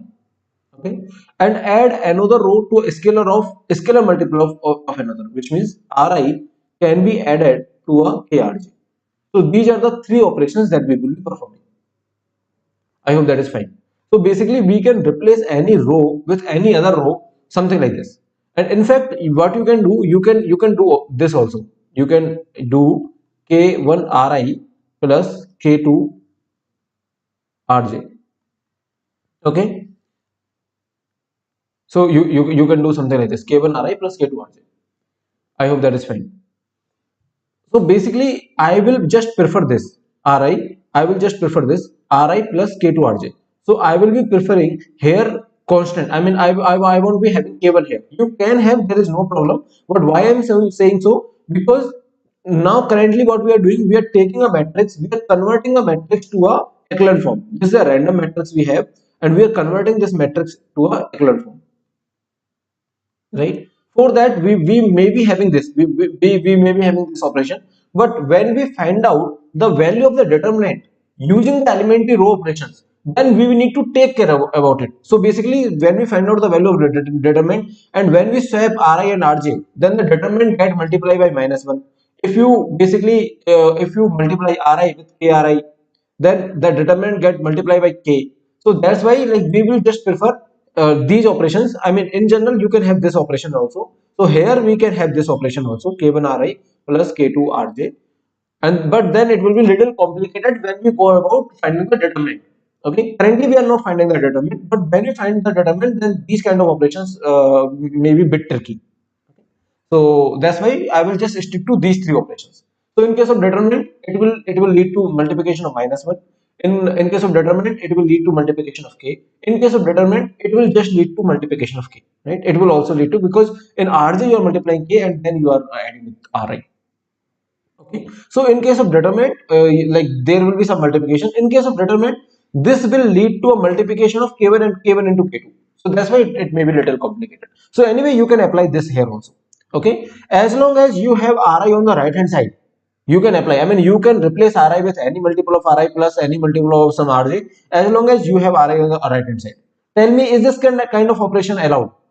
Can I replace R1 with R2 plus R3? Can I replace this R1 with R2 plus R3? No. Why? Because I must have R1 on the right hand side. So R1 can be replaced by 2R1 plus R3, something like this. This is allowed, but this is not allowed. Why? Because I do not have R1 on the right hand side. So as long as I have R1 on the right hand side, things are fine. Okay, I should be having R1 on the right hand side.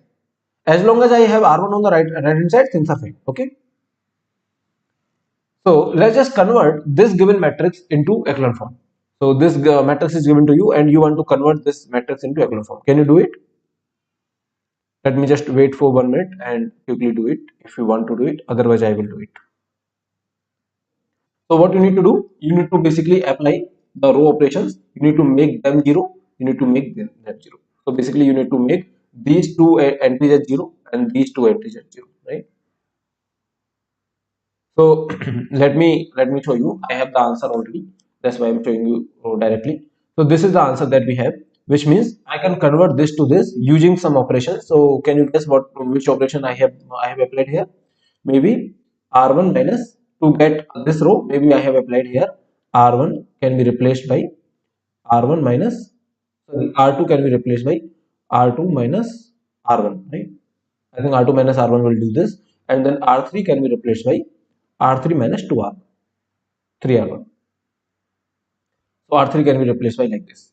So I have applied these two operations. Similarly, I have applied some operations here to get it this 0. So basically, I made these two as 0 here, and then I'm making these two as 0. So can you tell me what is the operation that I have applied? R3 should be replaced by R3 plus R2, right? So this is the operation that I can do to convert this matrix to this matrix. I hope that is okay to you. Now, this is in equivalent form or not? Tell me. Just check whether you are getting staircase or not.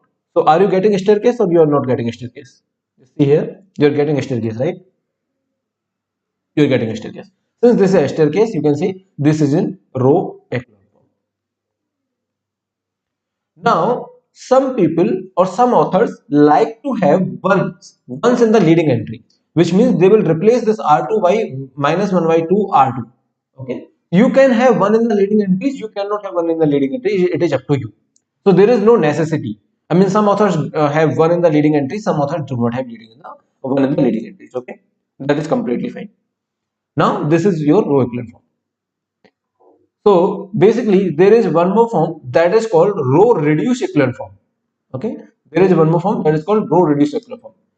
And let me just show you first what is that echelon form, or let me just show you that how it got invented. So basically, that echelon form got invented by like Gauss and so there are two scientists. I think their scientist name I'm just forgetting. So what was that scientist name? Let me just recall it. So I think yeah, Gauss and Jordan.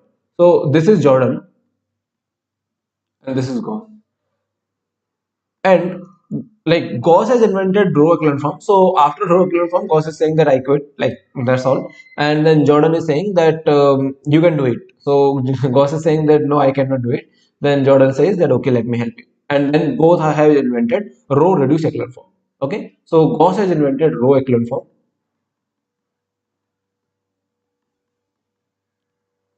And then both combinedly Gauss and Jordan. So Gauss Jordan elimination. This is called Gauss Jordan elimination. They have invented row reduced echelon form.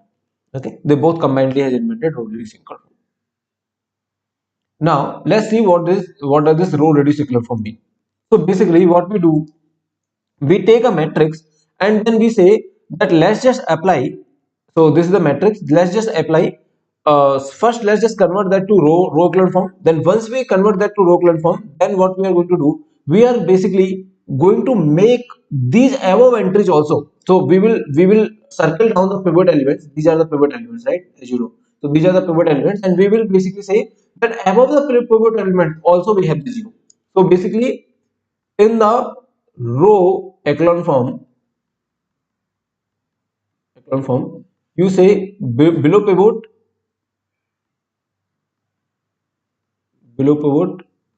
zeros, right? You have below pivot zeros, and in the row reduced echelon form,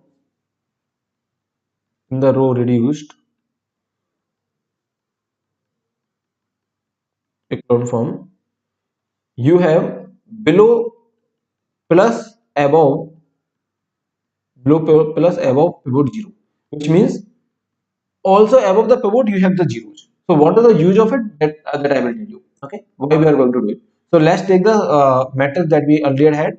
So I think we had the matrix earlier 1 1 3 1 9 1 3 1 9, and then we have 1 1 minus 1 1, and then we have 3 11 5 35. This is the matrix that we have, and we want to convert this into row reduced echelon form. Row reduced echelon form. Okay, we want to convert this into row reduced echelon form. So that is the idea. Now let's just see how to convert that into row reduced echelon form. So what we are going to do, we are first going to convert this into row echelon form. So for that, we will just make these as zeros, right? And as you know that we have converted row echelon form like this 1 3 1 9. So first we are going to convert that to row echelon form, which is 1 3 1 9, and you have 0 minus 2 0 minus 2 minus 2 8, right? 0 minus 2 minus 2 8, and then this is all zeros. Now let me convert that to row reduced. So this is not reduced, this is just row echelon form. Now to convert into row reduced, you just circle down the pivot elements. Now above pivot elements also you have to have the zeros. So here also you need to make the zero. So for that you can replace the R1 by R1 minus 3R2, I think, right? If you replace R1, one second. If you replace this, okay. First, let me do one thing. Let me just multiply like let me just make this pivot element as one. Actually, that is not necessary for the row reduced. But first, let me make this pivot element as one, so that our calculation will be easy. So which means let me replace this R2 by minus 1 by 2 R2. Okay. Then what you will be having? You will be having something like this. Let me write it here, and let me write it here. You will be having something like this.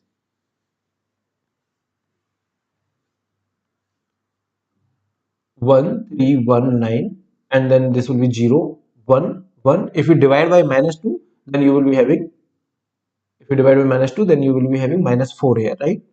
I hope that is fine. So you will be having, this is okay, this is minus 8, I think.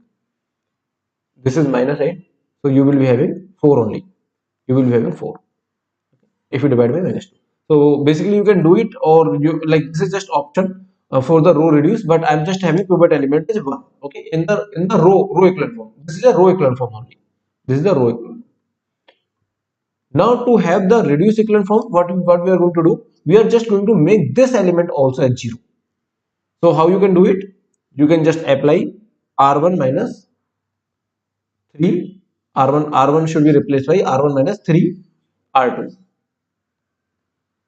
So if you do it, then you can easily do it. I mean, you can easily convert. Since these are zeros, that's why this entry is never going to change. Okay. So in the row reduce, the pivot element are never going to change. But if you apply R1 minus 3 R2, you will be getting 1 0 minus 2 minus 3, and then you will be getting 0 1 1 4, and then all 0. Now just circle down the pivot elements. This is pivot, right? And below and above are all zeros. Just check it. Below and above are all zeros. See here, below and above all are zeros. So below and above all are zeros, right? Since below and above all are zeros, and these are ones. So in the row reduced echelon form, these has to be ones. So the pivot elements are ones. You can easily make them one like that, right? So these are ones. So that's why this is row reduced echelon form. Now, what is the use of this row reduced echelon form? Let me write it here. So basically, you had your original matrix like this, which means you are having 1 3 1 9 and 1 1 minus 1 minus 1 1 3 11 5 35. Okay, you were having your original matrix like this. Then row echelon form like this, where you were having 1 3 1 9, and then 0 minus 2 minus 2 8 minus 8, and then you were having 0 0 0 0, right? This was the row echelon form. Now row reduced echelon form. In row reduced, you are having something like this, which is basically 0 0 not 0 0, so 1 0 minus 2 minus 3, right? 1 0 minus 2 minus 3, 1 0 minus 2 minus 3, and then 0, 1, 1, 4, and then 0, 0, 0. Is this okay to everyone? Why this is row reduced? Because pivot elements are ones, and below and above pivot elements you have zeros. Right? And why this is row echelon? Because you have the staircase. Since you have the staircase, that's why this is row echelon. So these are the three matrices that you have. This is your original matrix. From here you got this, and from here you got this. Right? Now my question is that why row reduced? Why row reduce? Can anyone tell me what is the use of row reduce? So basically, row echelon form tells us one thing, which is something like this. Row echelon form tells us that see, these are the pivot pivot columns, these are the pivot variables. So these are the linearly independent columns, right? These are the first and second column are linearly independent, and third and fourth column are linearly dependent columns. These are linearly dependent. So pivot element means if you have pivot means linearly independent, right? If you do not have pivot elements, otherwise linearly independent, linearly dependent, right? Now why you have this row reduced form? See, these are linearly dependent, that is okay, that is completely fine. But if someone asks you that these are linearly independent, then can you tell me what are the coefficient? I mean, how can you are saying that these two columns are linearly dependent, right? These two columns are linearly dependent, and you are saying these two columns are linearly independent. That is okay. Now, can you represent this column as a linear combination of other columns? So, can you represent this column? So you are saying this is linearly dependent, this is linearly independent, that is these things are completely fine. My next question is something else. My next question is that can you represent this linearly dependent column? So these are the linearly dependent column, right? Can you represent 1 minus 1 5 as a linear combination of these two columns, which are 1 1 3 and 3 1 11? Can you do like this? Similarly, they may ask you that can you represent this column 9 1 35 9 1 35 as a linear combination of this 1 1 3 and 3 1 11? If they ask you something like this.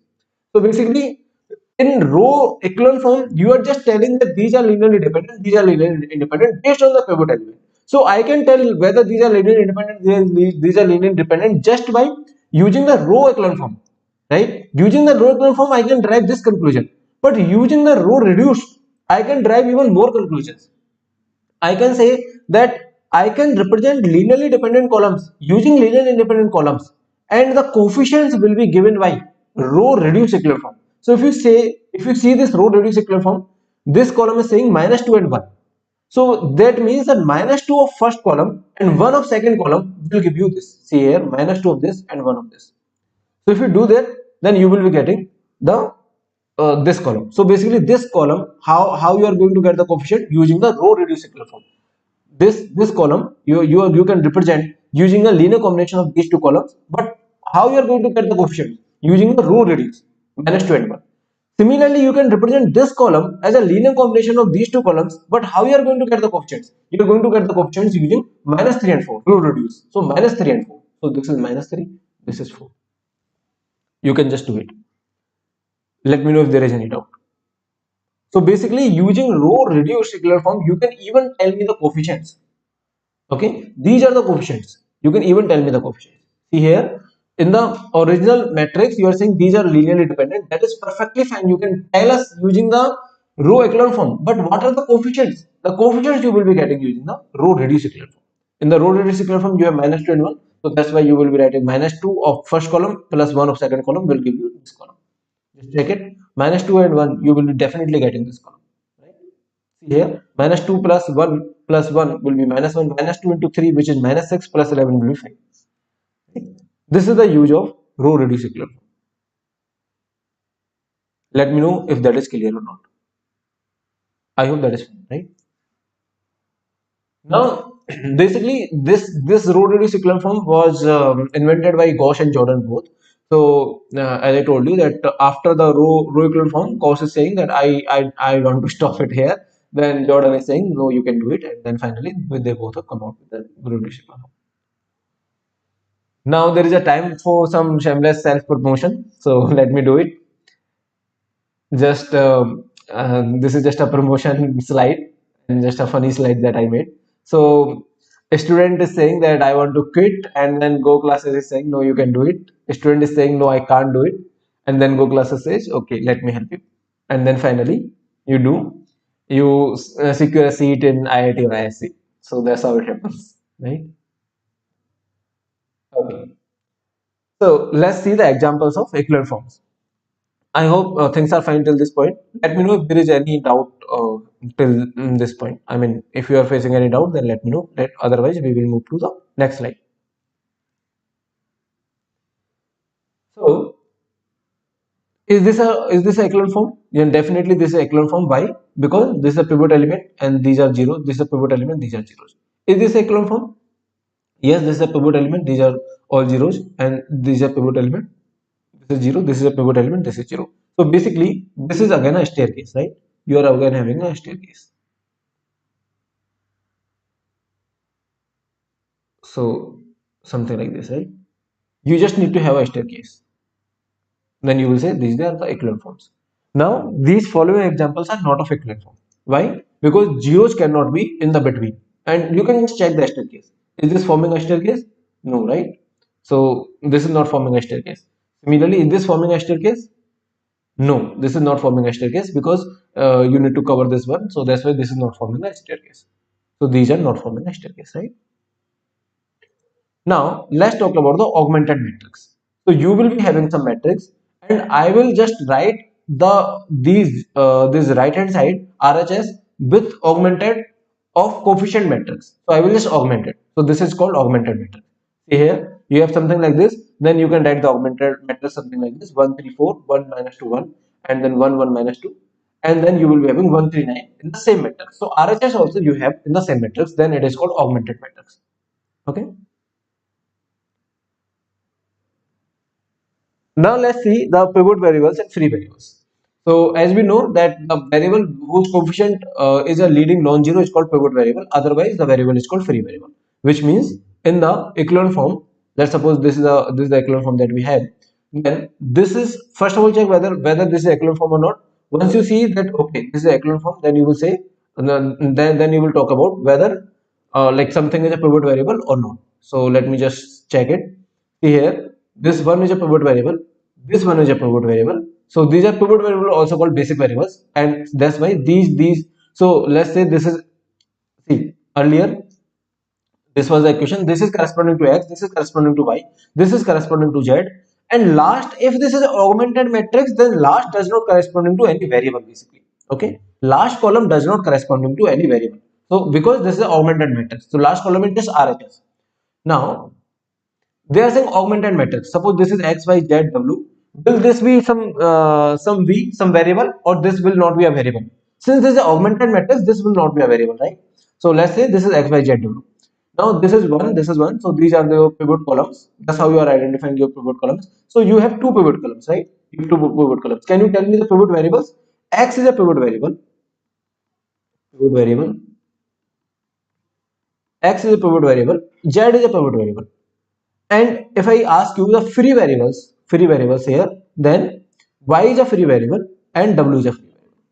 And this is not corresponding to any variable as such because this is just a RHS. See here, this is just a RHS, right? In the augmented matrix, if this is an augmented matrix, the last is just RHS. Now let's suppose this is x, y, and this is just RHS. Okay. Now this is your pivot variable, pivot variable. So there are pivot variables are x and y. Free variables are nothing. So these are the variables, right? X, Y, Z, W are the variables. Let me know if there is any doubt. So I'm just finding the pivot or basic variables. Okay. So pivot and basic variables both are same. Now which are the basic variables and which are the free variables in this augmented matrix again? So let's say this is X, Y, Z, W and T, and this is X, Y, Z. So this is your pivot column, this is your pivot column, this is your pivot column. So you will say the pivot variables are x, y, w. Free variables are z, right? Free variables are z. And what about t? T is also free variable. Now similarly here, x and z are pivot variable, y is a free variable, right? You can easily find out pivot variable and free variables. Let me know if things are fine till this point. or if there is any doubt. So I hope this is easy, right? Should be fine. Now similarly here also you can find out pivot and free variables. Now they are saying circle down the pivot variables in the given equivalent form. So what are the pivot variables? This is pivot variable, this is pivot variable, this is pivot variable. Okay. So these are the pivot variables. Once again. So I don't remember why I have taken this diagram. This diagram I don't remember. So maybe I wanted to show something. So this diagram I don't remember why I have taken. So anyway, let's find out the pivot or basic variables of free variables here. So is this in the echelon form? This is first of all not in the echelon form. For first you need to convert that in the echelon form. Then you will find out the pivot variable and free variables. So we can do it easily, right? So let's not do it. But wait a minute.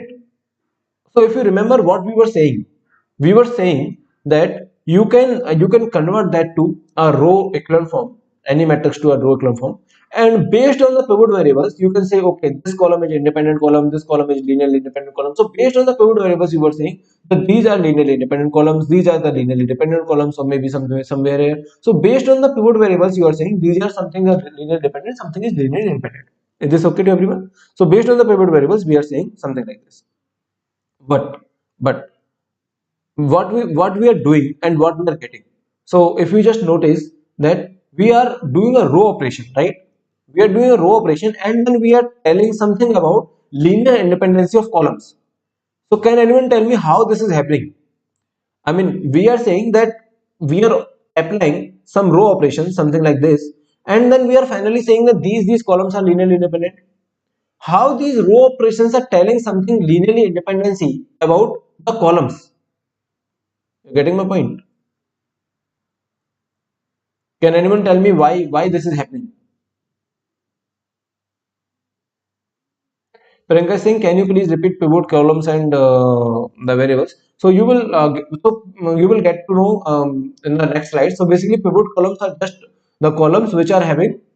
So see here, these are the pivot columns which are having the pivot elements. These are the pivot columns, and pivot variables are just which are in the pivot columns. So x, y, and w are the pivot variables, and free variables are something which are not having the pivot element. So z and t are free variables. Because there is no pivot element in this column. Similarly, there is no pivot element in this column. Right? Similarly, here x and z are pivot variables and y is a free variable. So here free variables are y and basic or pivot variables are x and z. Okay. Yeah. So is this question clear to everyone? What we are saying that we are doing a row operations and we are finally concluding something about the columns. So why we are able to do it? Suppose that there is one matrix which is something like this: A1, A2, A3. And you have a linearly independent columns, maybe something like this: alpha a1, alpha a2, alpha a3, right?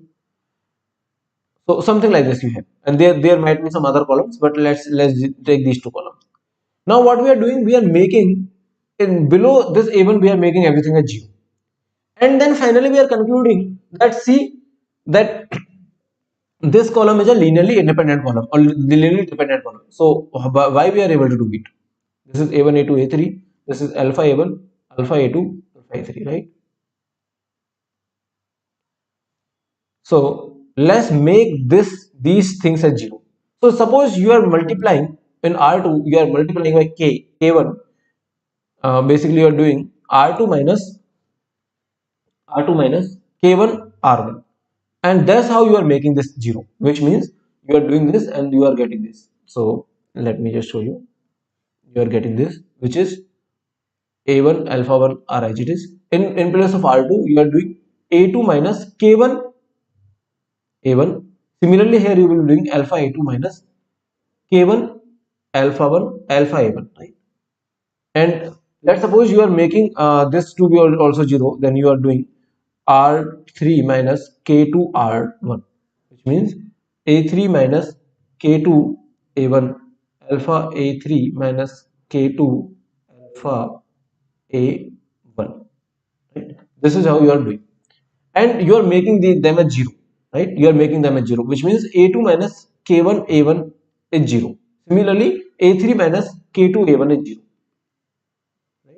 Which means that A2 equal to K1 A1. So basically these are zeros, right? These are zeros. So if you make them zeros, then these are automatically zeros. Because if you take alpha common, then it will be A2 minus alpha, A2 minus K1 A1, which is 0. So this is automatically 0. If you make this 0, then this is the thing that you are automatically making 0. Similarly, if you make this 0, then this is what you are automatically making zeros, right? So finally, it will be just like A1 alpha 1 A1 0 0 0 0. If there is some linearly dependent column, then you are automatically making them 0, right? If there is some linearly dependent column, then you are automatically making that 0. So now here the pivot element will be only here. It does not have any pivot element. You will say this is linearly dependent column. So that's how using the row operations, you are telling independency of the columns. You're getting the point?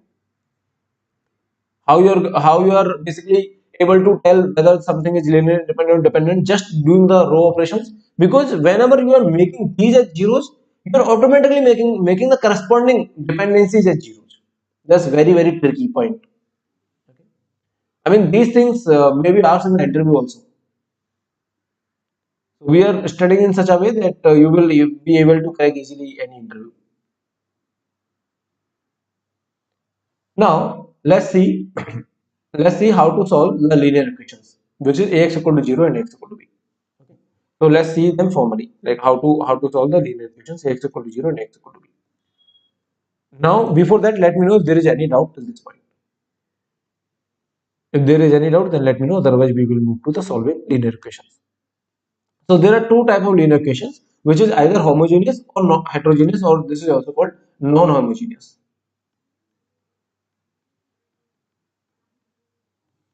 Okay. Now solving a linear set of equations. Now suppose you are solving ax equal to b.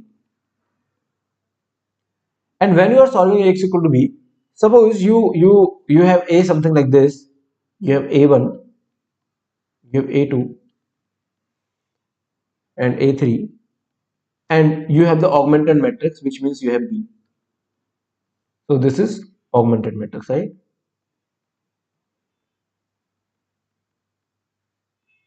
Augmented matrix. Now what you can do, you can convert this matrix into row echelon form only. Like you do not need row reduce, you can just convert this into row echelon form.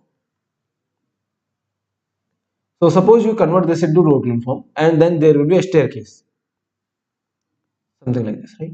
There will be a staircase. Now suppose that you get something which is something like this. You get something. So so basically I'm asking you a question, when there will be a solution. Okay. So once you convert it to a row echelon form, then I want to ask a question: does solution exist? So can you tell this by looking at the row echelon form? So we can tell it how. We will be looking at the last entry, and where we might be having all zeros. Okay. And suppose here I have some non-zero. Here I have some non-zero. Then will there be a solution? So this is augmented matrix. Let's suppose this is corresponding to x, this is y, this is z, this is w, something like that. Then what does this mean? That this equation will say you the 0 into x plus 0 into y plus 0 into z plus 0 into w equal to some non-zero, right? Let me say this non-zero is b. Okay. So b is a scalar. Let me say this is b. Now, is this possible that 0 equal to some non-zero? Tell me, is this possible? So if this is the case, if I have some row, something like I have all zeros and at the last I have non-zero, then I will say never a solution. So basically, I will say that if zeros, all zeros, and then b, okay, which is non-zero, if this exists. So if yes exists, then never a solution. No, then there is always a solution. Okay. So if this exists, then there won't be any solution. That's what I'm saying. Is this okay to everyone? Let me know if there is any doubt. I think it is very clear. Why? Because zero cannot be equal to non-zero. That is why. So basically, if you just look at it, I will say 0, 0, 0, 0 and B, which is non-zero. If this exists, then this system is not having any solution. Okay. So see here, if this exists, then this inconsistent solution. Inconsistent means no solution. Inconsistent system, which means no solution. If this does not exist, then I will ask our next question whether there are free variables. Okay. So why I'm asking this, I will tell you. But I will see whether there are free variables. If there are free variables, then there are infinite solutions. If there are no free variables, then this is a unique solution. Okay. So let's just solve one set of equation and then you will get it to know. So this is one second. This is basically homogeneous, and we will also solve one non-homogeneous. So let's first solve one homogeneous set of equations. So you will say that this is 3, 5 minus 4, and you can append zeros. I mean, whatever it is, you can append it. If this is zeros, you can append it. So minus 3, minus 2, 4, and you have 6, 1, minus 8. This is your matrix. Then convert that to row echelon form. If you do this, you need to make them all zeros. Then you need to apply some of the transformations. So let me do it. So maybe you need to apply something which is, so actually I have the answer in the row echelon form. So I'm directly writing the answer, which is like this. Okay, 0, 3, 0 and 0, 0, 0. So this is your row echelon form, and 0, 0, 0 is you already have. This is your row echelon form because these all are zeros, these all are zeros. Now, tell me, are there free variables? Are there free variables? So this is x1, this is corresponding to x1, this is corresponding to x2, this is corresponding to x3. Are there free variables? So what are the pivot variables? Just write it clearly, x1 and x2. What are the free variables? Write it clearly, this is x3. If there is free variable, then immediately assign some value, which means let's say x3 is equal to k, some constant, okay, some parameter, and then solve this equation. So last is saying 0 equal to 0. This is saying 3x2 equal to 0, right? This is saying 3x2 equal to 0. This is saying 3x1 plus 5x2 minus 4x3 equal to 0. So now you have, see here, now you have 3x1 minus plus 5x2 minus 4x3 is equal to 0, and you also have 3x2 equal to 0, and you have x3 is equal to k. Okay, because x3 is a free variable, so this was my first step. This is the first step. Assign some constant to free variables. This is my first step. Okay, and then I am solving using the matrix. See here, this is 3x2 equal to 0, and using the first row you can write like this. Then you can solve it, right? From here you are getting x2 equal to 0, and from here you are getting x2 is 0, x3 is k, so x1 will be 4 by 3k, right? So what is the answer of x1, x2, x3? What is the vector that you are getting as a solution? X1 is 4 by 3k, x2 is 0, x3 is k. So which means k into, you can take k outside, 4 by 3, 0, 1, right? Is this okay to everyone? So how many solutions you have? Since this is a parameter k, that's why based on the value of k, you will be having the solution, right? So this is the x you have. So if k is 1, you have 4 by 3, 0, 1. K is 2, you have 8 by 3, 0, 2. That's why there are infinitely solutions. So whenever there is a free variable, whenever there is a free variable, since you can choose any value to the free variable, that's why there is always an infinite solution. If free variables, then there is always infinite solutions. Okay. So there are infinite solutions here. Let me know if there is any doubt or this is clear.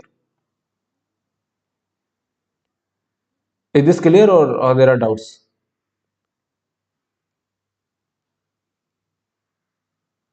I hope that is clear, right?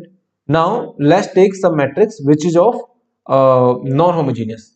So I think I have in the next slide, but let me take it here only. So let's take some non-homogeneous example.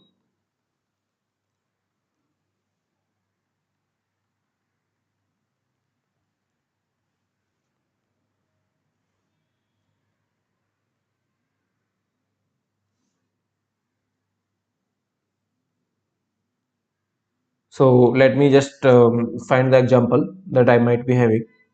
1 second.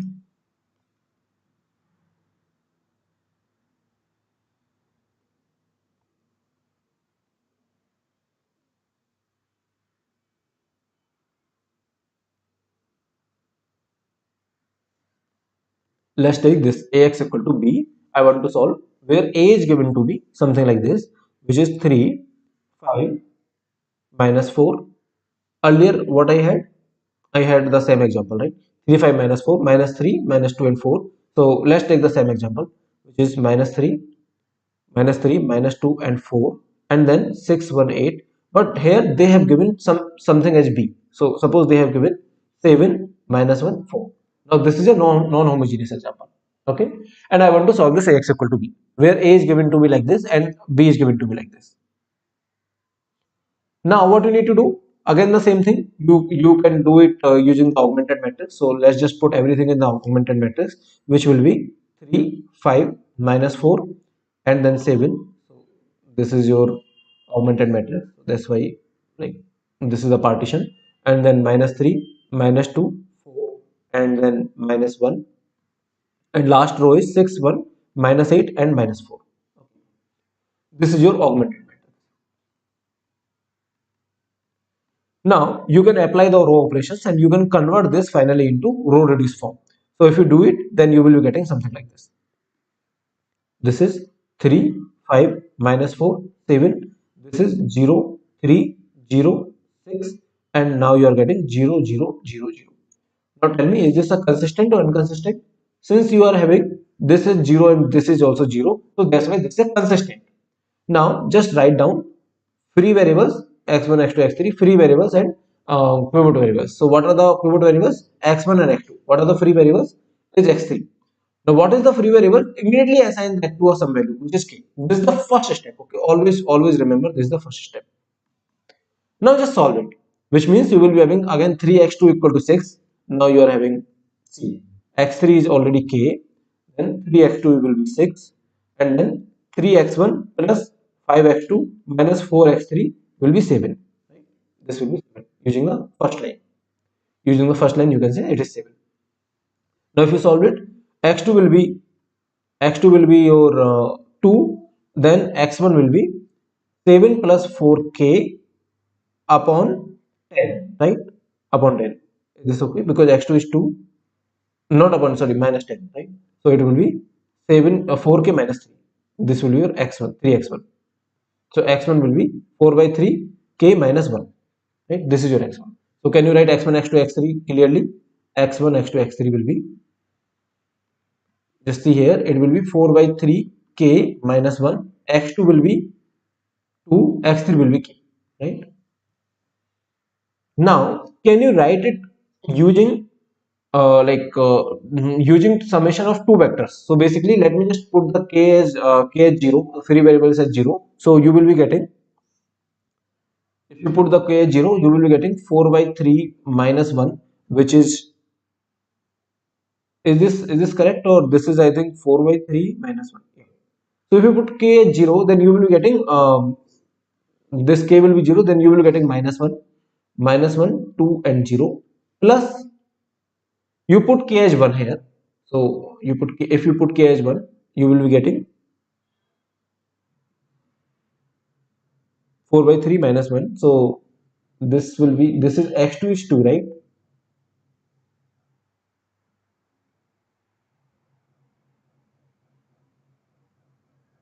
Okay, so basically you put k as 0 here,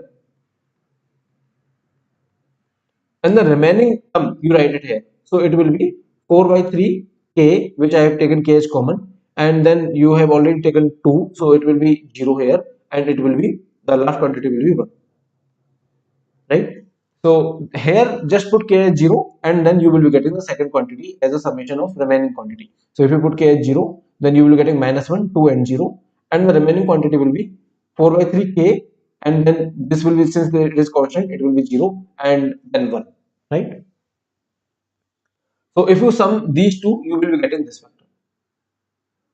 Now is this okay to everyone, or there is any doubt how we are getting it? Let me know. So I hope that is fine, right? Now let's do one more example.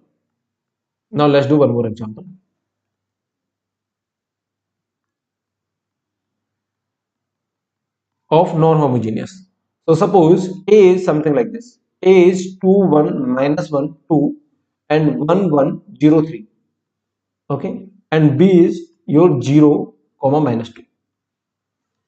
Then in this case, let's just solve this for Ax equal to B.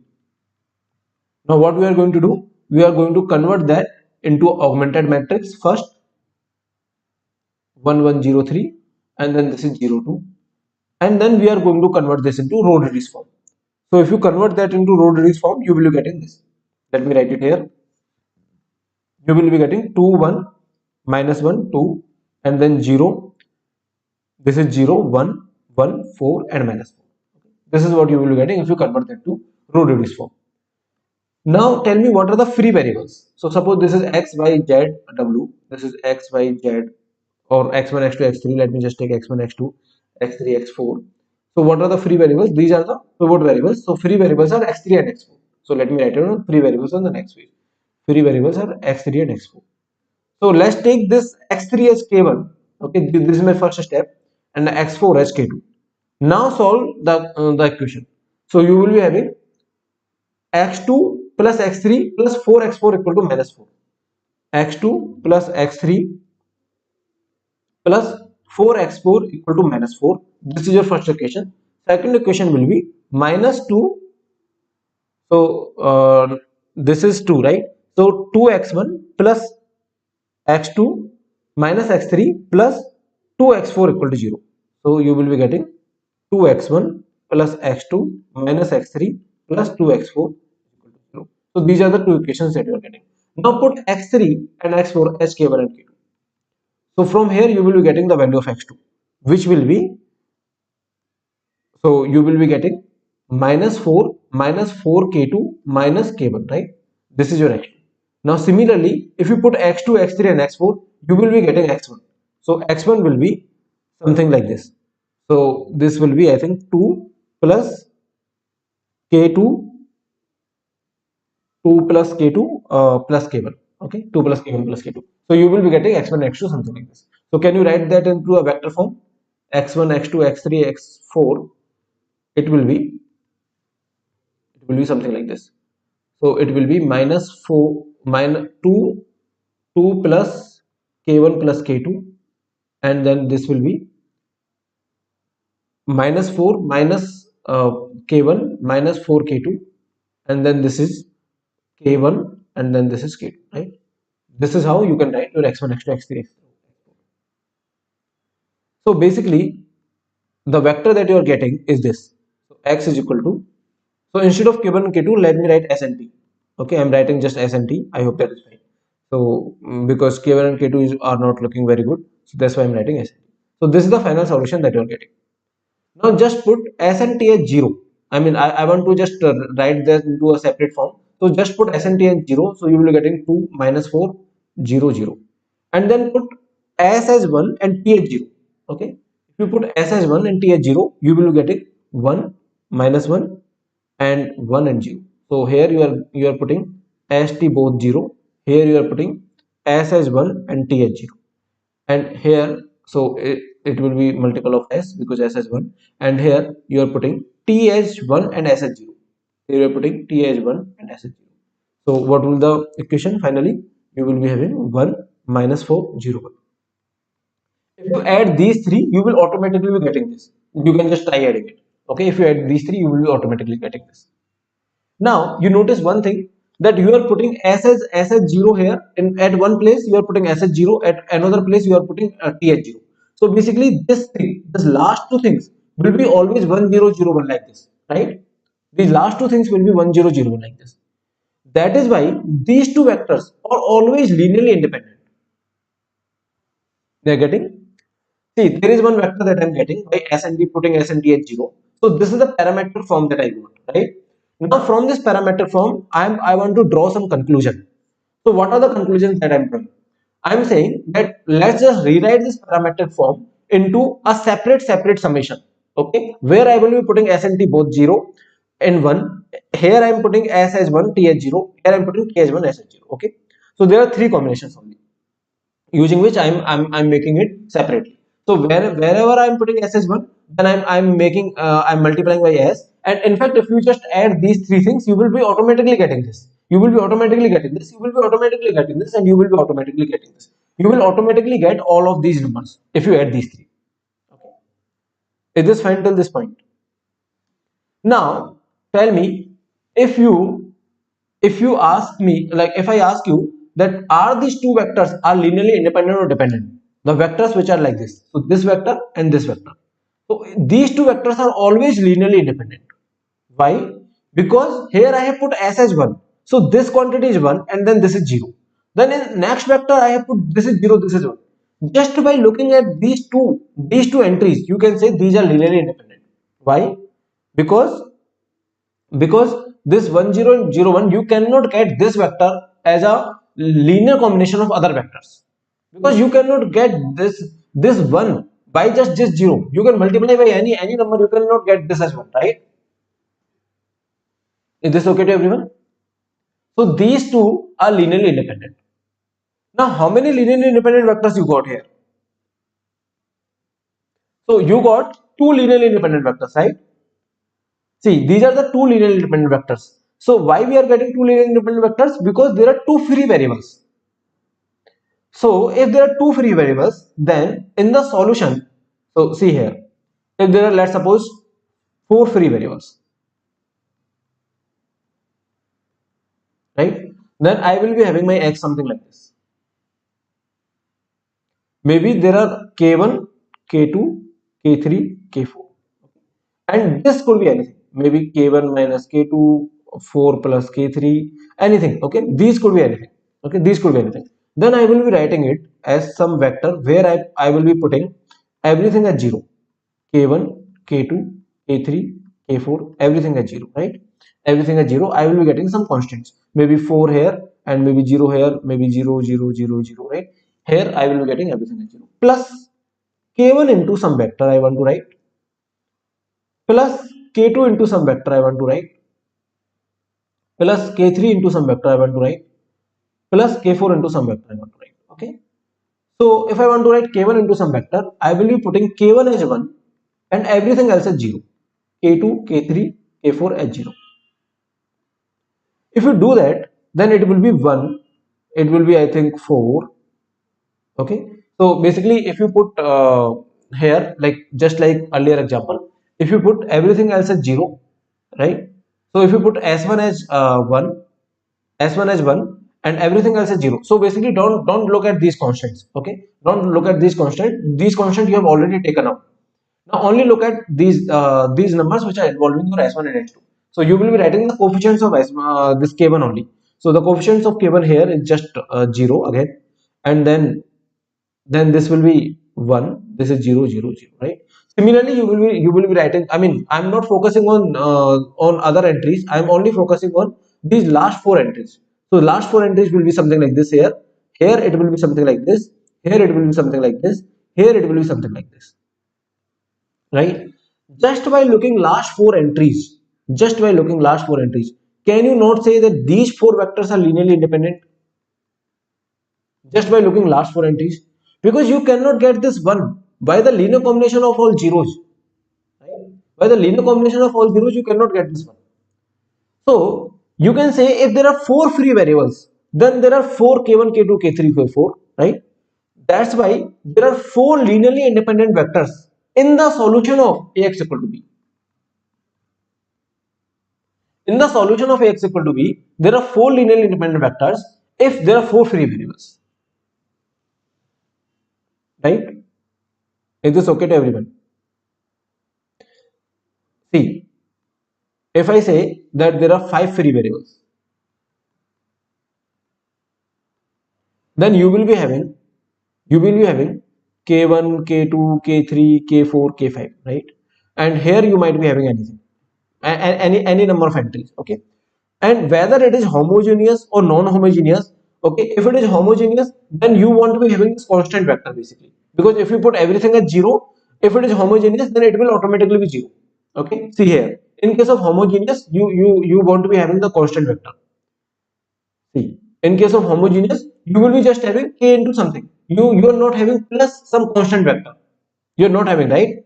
So in non-homogeneous, you have some constant vector. See, this is the constant vector you have, and this is the vector that you are getting by putting k equal to 1. Similarly, non-homogeneous, here in the non-homogeneous you have some constant vector. So basically it depends whether you have a homogeneous or non-homogeneous. Now suppose like it could be anything, whether it is homogeneous or non-homogeneous, based on that you will be having constant vector or not. So it does not matter to me, but you will be having 5 vectors in both the all the cases, either it is homogeneous or it is non-homogeneous, right? 5 vectors like this. So if there are 5 free variables, then in solution, this is important, in solution of ax equal to b, we have we have 5 linearly independent vectors. Is this clear to everyone or not? In solution of ax equal to b, we have 5 linearly independent vectors. Why? Because if there are 5 free variables, then I can decompose my solution something like this, and that will clearly tell me that these are 5 linearly independent vectors. Right? These are the 5 linearly independent vectors. That will clearly tell me. I can decompose my solution something like this. Is this okay to everyone? So if I say, suppose if I say that, if I ask you a reverse question, if I say we have 3 linearly independent vectors in solution of ax equal to 0, suppose, okay, ax equal to 0, then what will be number of free variables? Tell me, what is the number of free variables you have in a? In a, you will say, since there are 3 linearly independent vectors, that means you must be having something k1 plus k2 plus something like this plus k3, something like this.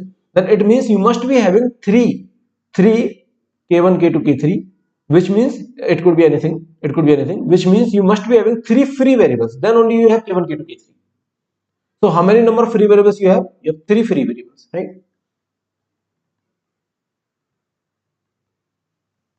In a. Now let me ask you another question. If I say A is, let's suppose 5 cross 10, which means A is having 5 rows and 10 columns. So every entry is in R5, right? Because it is having 5 rows. Now tell me, if I say that this is having 2 free variables, then number of linearly independent columns in A, okay, in A, then how many number of linearly independent columns in A? See, it is having 2 free variables, right? It is having 5 columns and it is having 2 free variables. So let's suppose these are the 3 pivot columns. There will be 3 pivot columns. So there are 2 free variables. Then there are 3 pivot columns.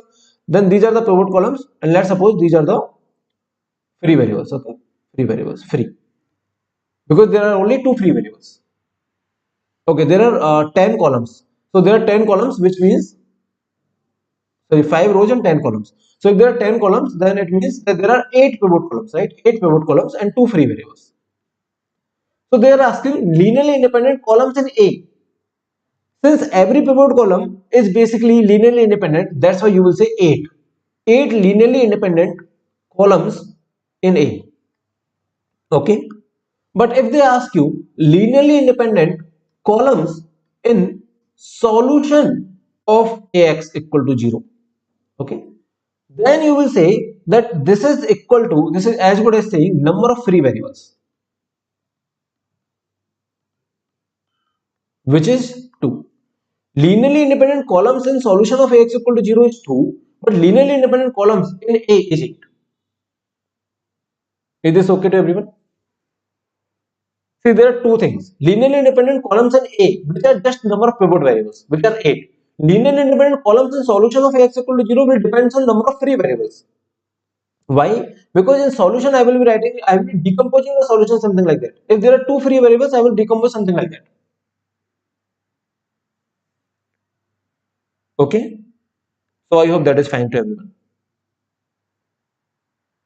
Now, now let's say what we are saying. If there are two free variables, then we can have two linear combination of then we have linear combination of two vectors in the solution. Is this true or false? Is this observation true or false? If we have two free variables, if we have two free variables, then we will be writing something like this k1 k2, right? And it could be anything. Then we will be decomposing it like k1 into something plus k2 into something. Then we have two vectors in the solution, two linear combination of two vectors in the solution, right? Which is true. So this is a correct observation, right? Let me know if there is any doubt.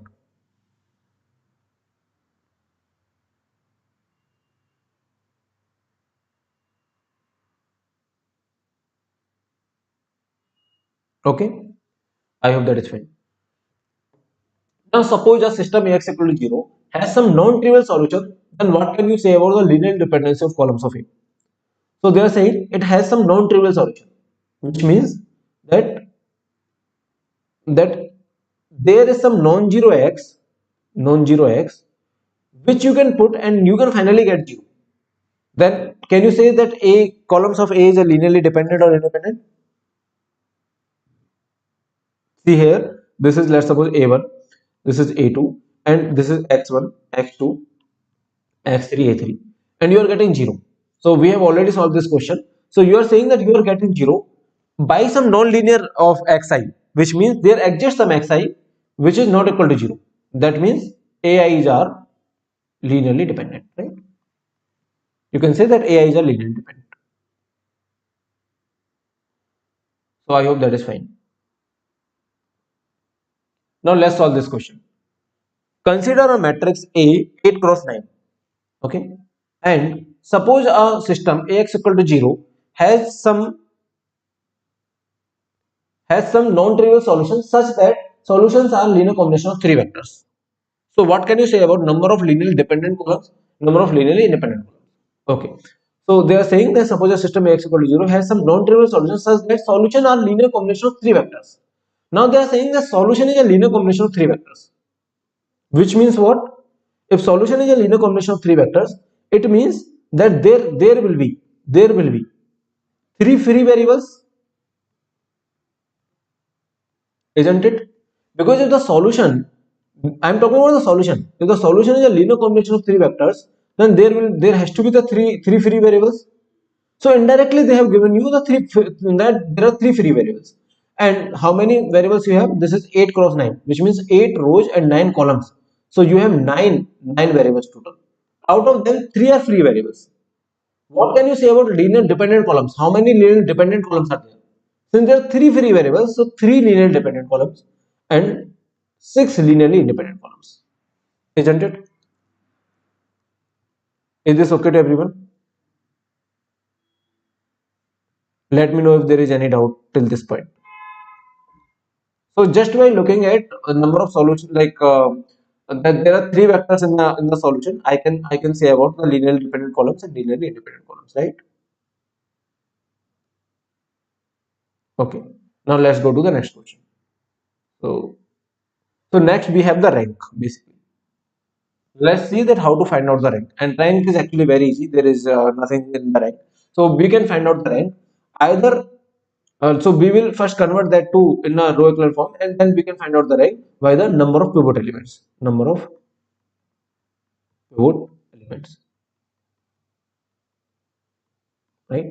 So linearly independent rows, number of linearly independent rows or number of linearly independent columns, everything is same. Pivot elements and non-zero rows, so everything is same and everything is just a rank. Okay, everything is represented by just a rank. Now, if you find out the rank, you can easily find out the rank since this is already in the echelon form. So there are four pivot elements, so you can say rank is 4, right?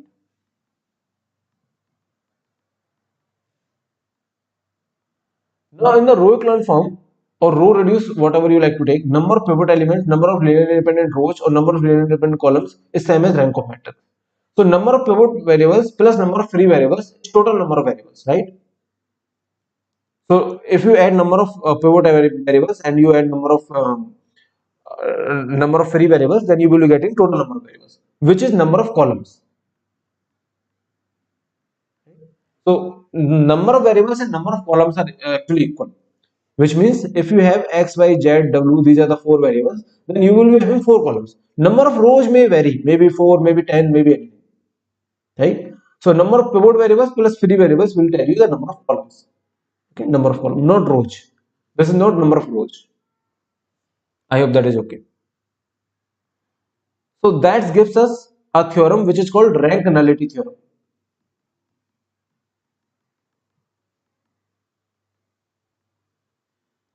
It says that rank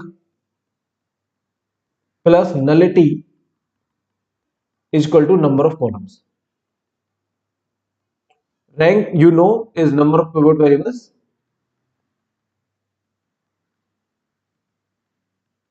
Nullity is basically number of free variables.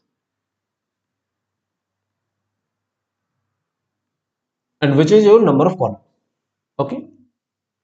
Basically, nullity is number of variables or number of vectors. Nullity actually has been defined something like this. Nullity is number of linearly independent vectors in Ax equal to 0. Okay, nullity is defined something like this.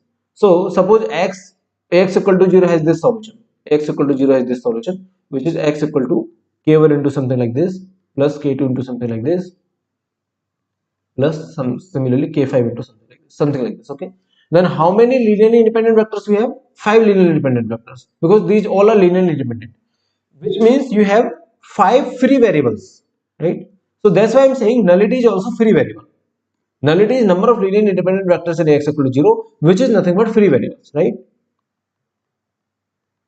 But originally it has been defined something like this. Nullity is the null space dimension, which means the number of vectors in the solution of Ax equal to 0. So nullity is just the number of vectors in the solution of Ax equal to 0, which is number of free variables, right? This is called rank nullity theorem. Is this okay to everyone? So suppose if I ask you that in the solution of Ax equal to 0, you have 3 linearly independent columns. You have 3 linearly independent columns. Then what are the number of free variables?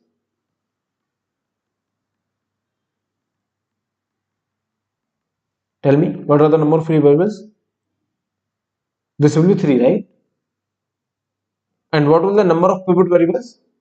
That you can find out using the total number of columns. Number of pivot variables, it is, let's suppose the total number of columns are n, then it will be n minus 3. Right? Is this okay to everyone?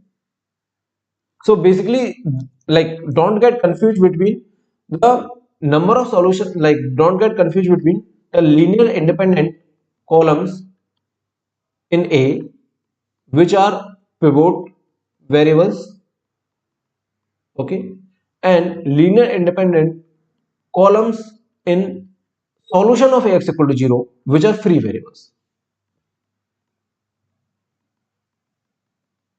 These are free variables.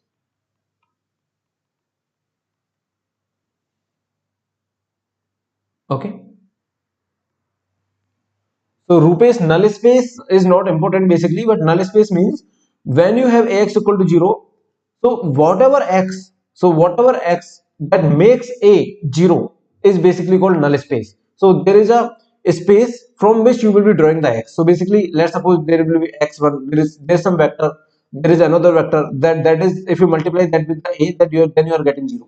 Then these vectors are called to belong from null space. That these vectors are belonging from null space. Anyway, this terminology is not important for the gate, so that's why I'm not going in the detail. Number of Nihal is saying number of free variables equal to number of linear independent vectors. No, number of free variables are number of pivot variables are linear independent columns in A. What are we talking about? In A, or solution of Ax equal to 0. Both are different things. Okay. So in A, this is pivot variables. In solution of Ax equal to 0, this is free variables. Okay, don't get confused. I hope that is fine. Now let's move to the next slide. So these are the just example of homogeneous system. So you can just solve this. You will be getting this. So can you tell me what are the free variables here and what are the pivot variables? These are the two pivot variables which are x, y, and free variable is z. So can you solve this equation? Free variable is z and pivot variable is x and y. So let's immediately put z some value which is, let's suppose, k. So now solve it. It will be y minus k equal to 0 and this will be x equal to 0. So you will be having x equal to 0, y equal to k, and z is obviously k. So x, y, z will be 0, k, k. Since it is homogeneous, so you are not having any constant factor. So that is okay. So this is your final solution. This is your answer. Is this okay to everyone? So whenever you have a free variable, you have infinitely solutions. See here, you put the value of k, you will be getting one solution, right? So Sandeep, let's continue for 10-15 minutes and then we will have a break. So let me just complete this part and then we will be, before starting the eigenvalues and eigenvectors, we will be having a break. So I'm about to complete this ax equal to b thing. Okay. So yeah, so this is the answer. Instead of k, they have taken the t. So that is fine. So what I was saying, that whenever you have at least one free variable, there are infinitely solutions, right?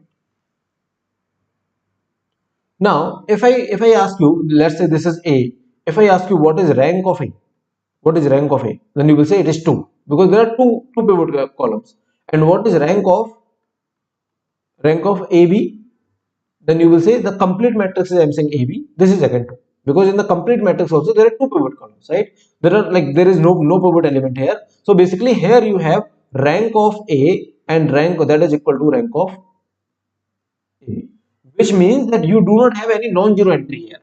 That's why these ranks are same. So if these two ranks are same, then you will be having the solutions, right? So if these two ranks are not same, which means there is some non-zero entry here. If there is a non-zero entry here, then only these two ranks are not same, then there is a no solution. So there will be a solution only when these two ranks are same.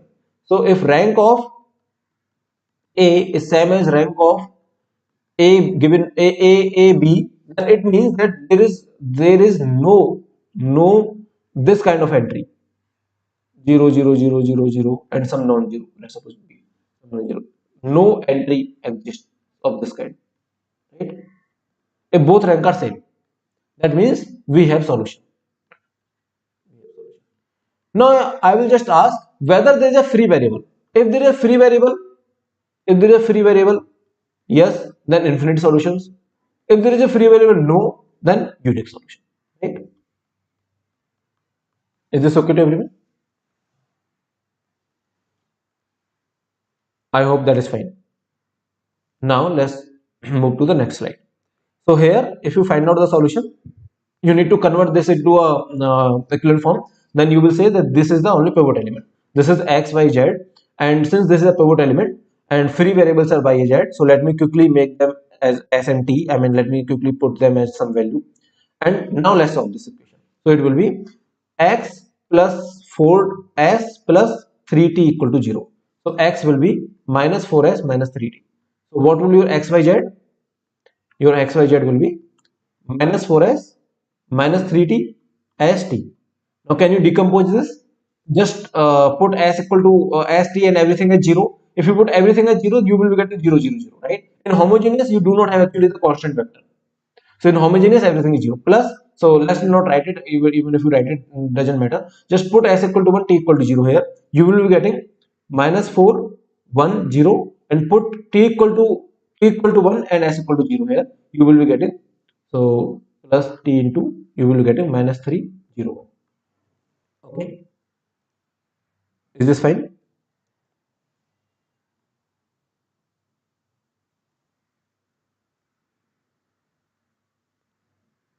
Okay, now see, this is your answer, right? Now let's move to next question. So your next question is this: can you find number of solutions here? First, put this into the form, which is basically 10 minus 3 minus 2 and then 0. So there is only one row. There are no other rows. Then tell me what are the pivot columns. Pivot column is only this. So basically x1, x2, x3. X2 and x3 are free variables. So let me put them some values, maybe k1 and k2, and then you can find out that the value of x1. So if you find out the value of x1, then x1 will be 3 by 10 k1 plus 2 by 10 k2. Then you can find out the x, which is x1, x2, x3, which is nothing but 3 by 10 k1 plus 1 by 5 k2, and then k1 and k2. And then you can decompose this, right? If you decompose this, you will be having k1 into 3 by 10, 1 and 0, plus k2 into 1 by 5, 0 and 1. Right? This is how you can decompose. So how many number of free variables you have? Two free variables. That's why you have in the solution of x equal to 0, in the solution of x equal to 0, you have two linearly independent columns. In the A, you have how many linearly independent columns? Only one linearly independent column, right? So in A, in A, we have one linearly independent column. In solution of ax equal to 0, we have two linearly independent columns. Actually, this is just a free variables, and this is just a pivot. Right? Now let's solve this. A homogeneous system with two equations and 10 unknowns always have infinite solutions. What do you think? A homogeneous system with two equations and 10 unknowns. So which means where they are talking about x equal to 0 and two equations. So there will be two rows, and 10 unknowns means there will be 10 columns. So let's say this is x1, x2, and x10. There are 10 columns. So what do you think? They are asking about that they always have infinite solutions. See, there are two equations. So always have infinite solutions. So you always have the free variables or not here. Just think about it. You always have free variables, or there is a possibility you do not have free variables. So you always be having the free variables, right? Why? Why you always be having the free variables? Because maybe one pivot element is here, maybe one pivot element is here. Then every other is free. So there is always free variable. That's why always infinity solutions. Right? Is this okay to everyone? Okay, let's talk about this. A homogeneous system with five equations and five unknowns always have unique solutions. So they are saying unique solution means no free variable. So homogeneous is always consistent. Now based on whether you have free or not. So if free, yes, then infinity solutions. No, then unique solution. So they are saying that do you always have unique solution? If there's a 5 cross 5, then do you always say there are no free variable? Need not to be true, right? I mean, you may be having the free variable. So in that case, what you will say that if we are having free variable, then this maybe an infinite unique solution, maybe an infinite solution, depends on free variable. So this is false. Always is false, right? Is this okay to everyone? This always is false. Now let's move to the next slide. Now they are saying 10 equations, 3 unknowns. So which means you have 10 rows and 3 columns. 1 column, 2 column, 3 column. Always have a unique solution. So it depends on the free variable. So what do you think?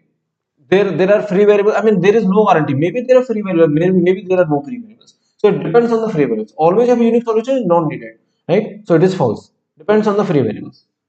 So depend on free variables, right?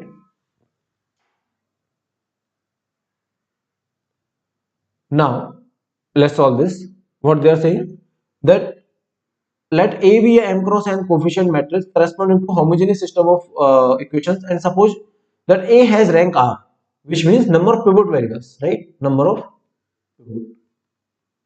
Then the solution corresponding to the system has n minus R parameters. Is this true?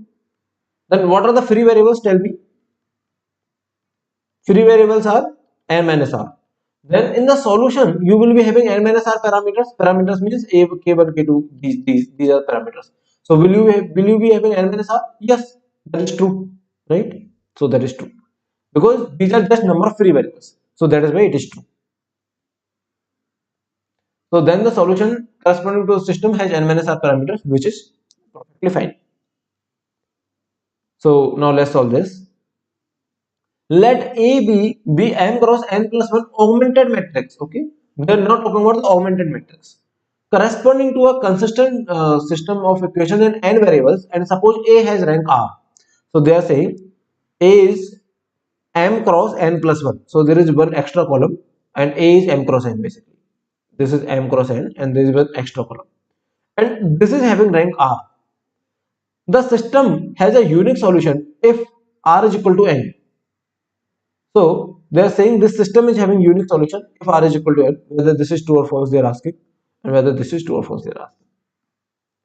Which means R, when can this rank be equal to n? When everything is a pivot, everything is pivot here, everything is pivot here. If everything is pivot here, then this system will be having unique solution or not? Which means there are no free variables. If there are no free variables, then yes, this will be having unique solution. So that's why this is true. A system has infinitely many solutions. If rank is less, which means there are free variables, then yes, system will be having infinitely many solutions. So yes, this is also true, right?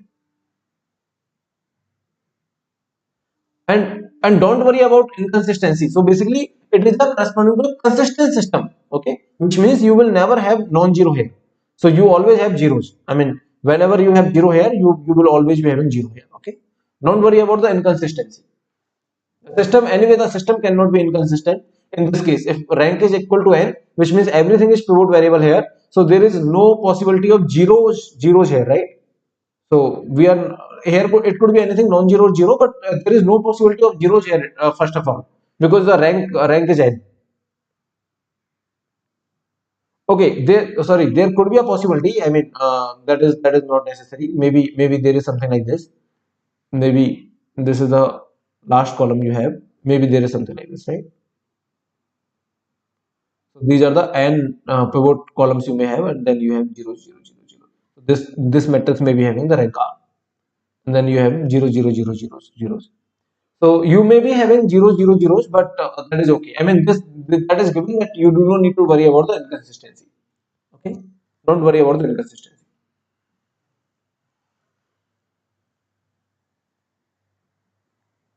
Ananya is saying 5 equation, 5 unknown, how free variables. So Ananya, if you have followed that, 5 equation and 5 unknowns always have a unique solution.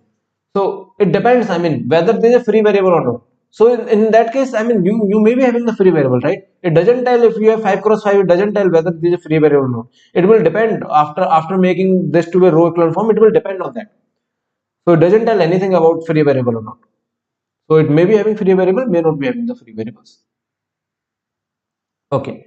So I hope till now things are fine, right? Now let's just solve non-homogeneous systems, and I think we have solved this example already. So we have solved these examples. This example already we have solved, and we got this. So you can solve these examples. Okay. Now let's talk about this. Why we just need n independent vectors to fill Rn. And I think we have just 4 or 5 more slides, and after that I will be solving the gate questions, and then we can talk about the eigenvectors and eigenvalues. So let's take 10 minutes break, and then I will continue. Okay, let's meet at 3:55. Okay, we will meeting at 3:55, and then we will be continuing from this point.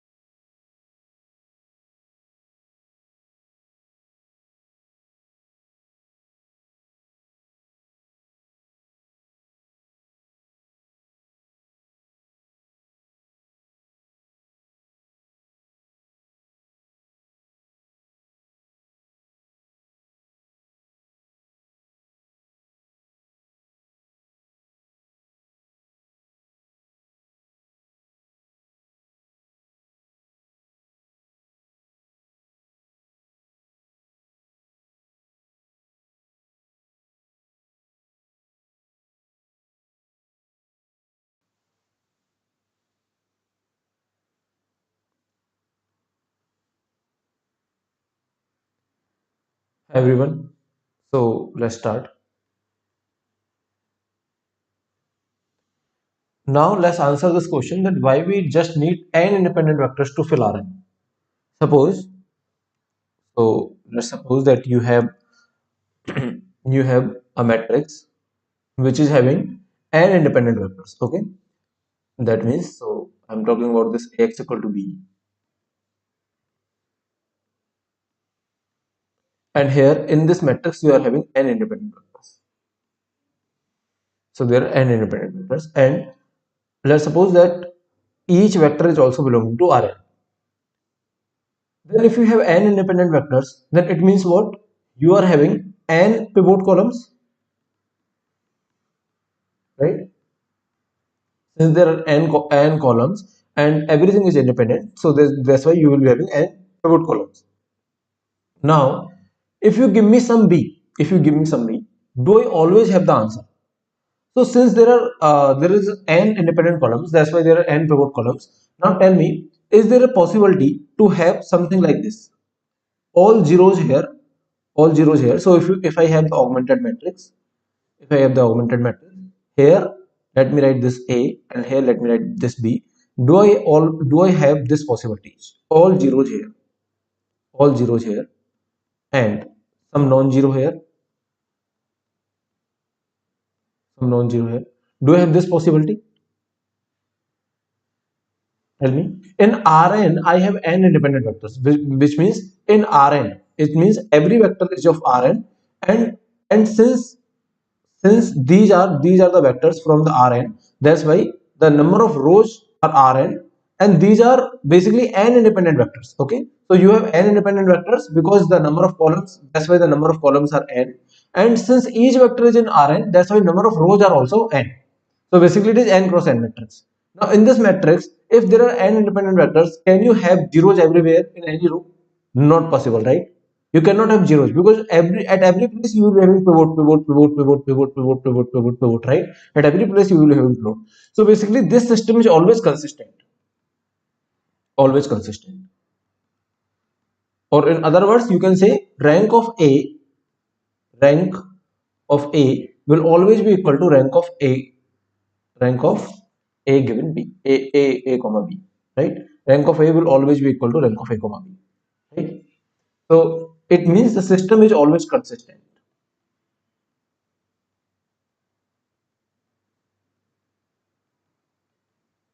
That means what? You always have a solution for any B. So basically for any B, you always have a solution. That's why you can fill the whole space of R. You give me any B, the system is consistent. So that's why you always have a solution, right? That means you can fill the whole space of Rn using just n vectors. Is this okay to everyone? Or there is some doubt? See, the system is consistent. Why? Because you cannot have all zeros or some non-zeros, which means rank of A is equal to rank of A given B, A comma B. So that is why you can say that there is always a solution. There is always a solution, which means you give me any B, I have solution. So which means I can fill the whole space. I can fill the whole space of Rn. I'm able to fill the whole space because there is always a there are no free variables and the system is always consistent. That's why I can fill the whole space of Rn. Filling the space means what? You give me any B and I can represent that B is a linear combination of these vectors, right?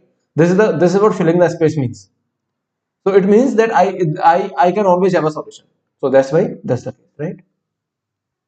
Now, suppose that we want to be a linearly independent vectors, and you can write V as a linear combination of these linearly independent vectors, okay, till Vk. Now, then there cannot be other linear combination of this to represent V. So, suppose there are two linear combinations. So, that's what we have already done. So, suppose there are two linear combinations to represent V, something like this. And then if v1 v2 v3 are linearly independent, then this is not possible. You can subtract one from another, then you will be getting c1 minus d1 plus c2 minus d2 plus c3 minus d3, right, equal to 0. Then you will say that see, this to this be 0, and since these are linearly independent, that's why C1 should be equal to D1, C2 should be equal to D2. That's what we have already proved, right?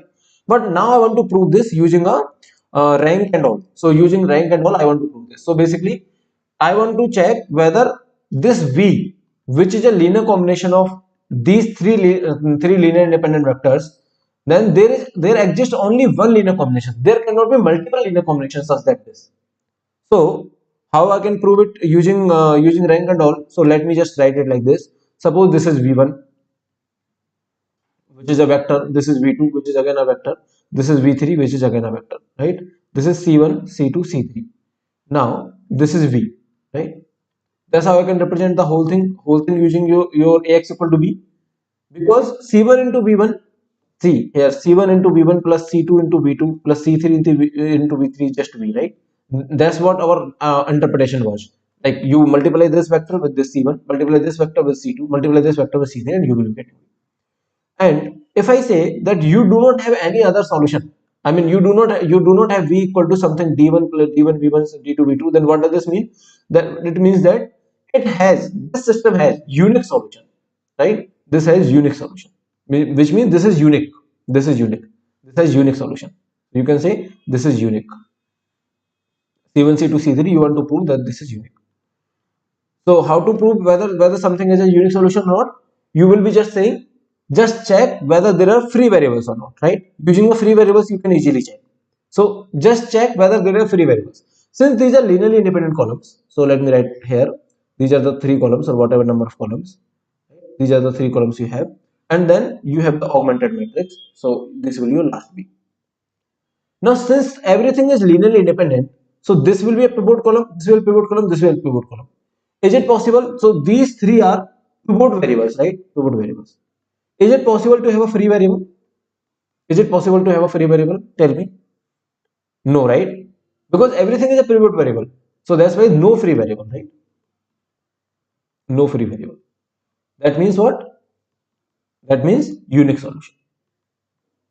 That means what? You can represent this by just uniquely C1, C1, C2, C3. There exists only one solution, C1, C2, C3. Okay. If you take it X, Y, Z, then there will be only one solution of X, Y, Z, which is X equal to C1, Y equal to C2, and Z equal to C3. Right? Because everything is pivot variable. I hope that is fine. Now let's solve this. Consider a matrix that is 8 cross n. Okay, I think we already did it. Suppose the system Ax equal to 0 has a non-trivial solution such that solutions are linear combination of three vectors. Okay, solutions are linear combination of three vectors, which means free variables. Free variables are three. The number of linearly dependent columns are 5. Number of linearly independent, so dependent columns are 3 because these are the free variables, and this is 5. We already solved it. Is this okay to everyone? Let me know if there is any doubt till this point. I hope that is fine. Now let's solve this question. So you want to find out the rank of this matrix. So what you can do, you can convert this into Euclidean form. So Euclidean form, if you convert, you can just first action these two rows. You will be getting, because this is 0, that's why it is easy and makes sense to action these two rows. Then you will be getting 0, 0, minus 3. So now if you convert that into Euclidean form, you will be basically applying some row reduction, which is something like this. Then you will say that okay, after applying it, you will be getting some matrix which is 3, 1, 1, and it will be 0, 0, 2, and then this will be 0, 0, 0. So rank is clearly 2. Okay, you can easily find out rank is 2, right? Now see this question. This question was asked in GATE 2021. Now they are saying, suppose that P is a 4 cross 5 matrix. Okay, P is a 4 cross 5, which means 4 rows and 5 columns. So there are 5 columns and everything is R4. And there are 5 columns. Okay, 1, 2, 3, 4, 5. And the solution of Px equal to 0 is a scalar multiple of this, which means they are talking about the solution. So they are talking about the solution of Px equal to 0, which means x equal to k into 2, 5, 4, 3, 1. It's a scalar multiple of this. So x is looking like something like this. Now can you tell me number of free variables here? If x is looking like something like this, what will be the number of free variables? There has to be just one free variable because it is just one parameter. That means there are how many number of pivot variables? If there are 5 variables, the number of pivot are 4 and free is 1. So what is the rank? Rank will be just 4, right? Is this okay? Rank will be just 4. So that's how like you can solve this question. So they are like they are trying to trick us by giving this kind of questions where you can easily solve it, right? So by looking at this formulation, you can say that okay, number of free variables is just 1. So that's why number of pivot variables are 4. So the only thing is that from here to here, can you go from here to here? Just by looking at the solution, can you tell what are the number of free variables? That was just asked in this question. Okay. So just to summarize that we will be just saying that if this exists, then there is a inconsistent solution. If this doesn't exist, then I will be asking about the free variables. So what does this mean? So it means Sam is saying that if the rank of A and rank of AB, if both are not equal, which means when they will not equal, whenever this is zeros, all zeros, and this is non-zero, then this rank will be just greater. This rank will be greater, and that's why they are not equal, right? Obviously, this rank cannot be greater. Rank of A can never be greater than rank of AB. Not equal automatically means the rank of AB is greater, which means 0 0 0 non-zero exists, right? 0 0 0 0 non-zero exists. So then only rank of AB is greater than rank of A, right? Rank of A. In that case, you will say inconsistent solution or inconsistent or no solution. System is inconsistent or no solution. If it does not exist, which means that this does not exist, which means this is just 0 0 0, then this is also 0. Then it means ranks are equal, right? If this does not exist, this means number of pivot variables, whatever the number of pivot variables here, are the same pivot variables in whole thing. If it does not exist, isn't it same as saying rank are equal? Rank of A is equal to rank of AB, right? Since this is same as saying rank of A is equal to rank of AB, if this does not occur, then I will be asking the similar question whether there are free variables or not. So here I will say whether free variables means whether the rank, now the rank of this only. Now if there are free variables, then rank will be less than n, right? Rank will be less than n. Then this means there are free variables. Free variables. If there are no free variables, then rank will be exactly equal to n. Then that means a unique solution, right? I hope that is fine. So I am just mapping these two diagrams. So this is my first diagram. There I have this is my first diagram, and this is my second diagram, right? I am just mapping these two diagrams, first and second. So this non-zero, nothing non-zero exists means this rank is greater. So everything is one by one mapping. So this is just a different way of saying it, right? Now let's solve these questions. These are some gate questions. Let's quickly solve them. Suppose they are asking about number of solutions here. So I think we can easily do it. So let me not do it. You can do it. Okay. So this is easy question. You can do it as a homework. Now this is the question that they are asking. Now in this question, what they are saying, consider the following system of linear equations. Then notice that second and third columns of coefficient matrix are linearly dependent. Second and third column. So they are saying these are linearly dependent columns. That is okay. Linearly dependent column. For how many values of alpha does this system of equations have infinitely many solutions? So what they are saying that they want to have infinitely many solutions. So let me write in the augmented form. So this is 1 3 2. This is -4 -12 -8. Right, and then you have alpha 5 and 7. Then let's just convert that to a row echelon form. Now if you convert that to a row echelon form, you will be getting, so you need to apply some row elementary row operations. So it will be something like this: 2r3 minus r1. If you do it, then you can convert that into a row reduced form. So it will be something like this: 2 1 alpha, and then you will be getting, okay. So there are 3 columns, right? So actually this column and this column are linearly dependent. So if you just, even if you remove this, then there won't be any harm. But let's just do it, okay? So basically you need to subtract r2 minus 2r1. If you subtract r2 minus 2r1, you will be getting 0 here, and you will be getting 2 here, and then minus 12 minus 2 into minus 4, which will be 8. So you will be getting minus 4 here, right? So you will be getting this is 2 1 and minus 4 already, minus 4, and then alpha. You will be getting 0 here, you will be getting 1 here, because earlier it was 4 3, earlier it is 4 3 minus 12 and 5, minus 12 and 5. So if you just do this operation, which is r2 gives r2 minus 2 r1, then you will be saying that r2 4 minus 2 r1, which is 4, which is 0, and then 3 minus 2 r1, which means 2, then you will be getting 1, and then minus 12 minus 2 into r1, which is minus 4, so which means, so it will be minus 12 plus 8, which means again it is minus 4, and then you will be having last quantity as 5 minus 12. And then if you apply this R3, that gives 2 R3 minus R1. So what will be the answer? R3, that gives 2 R3 minus R1. You will be having something like this. You will be having 0 here, 3 here, and then minus 2 R3, right? Minus 16 minus R1. Minus R1 means plus 4, which is minus 12. So you will be having minus 12, and then 5 alpha minus 1. So sorry, 14 minus alpha.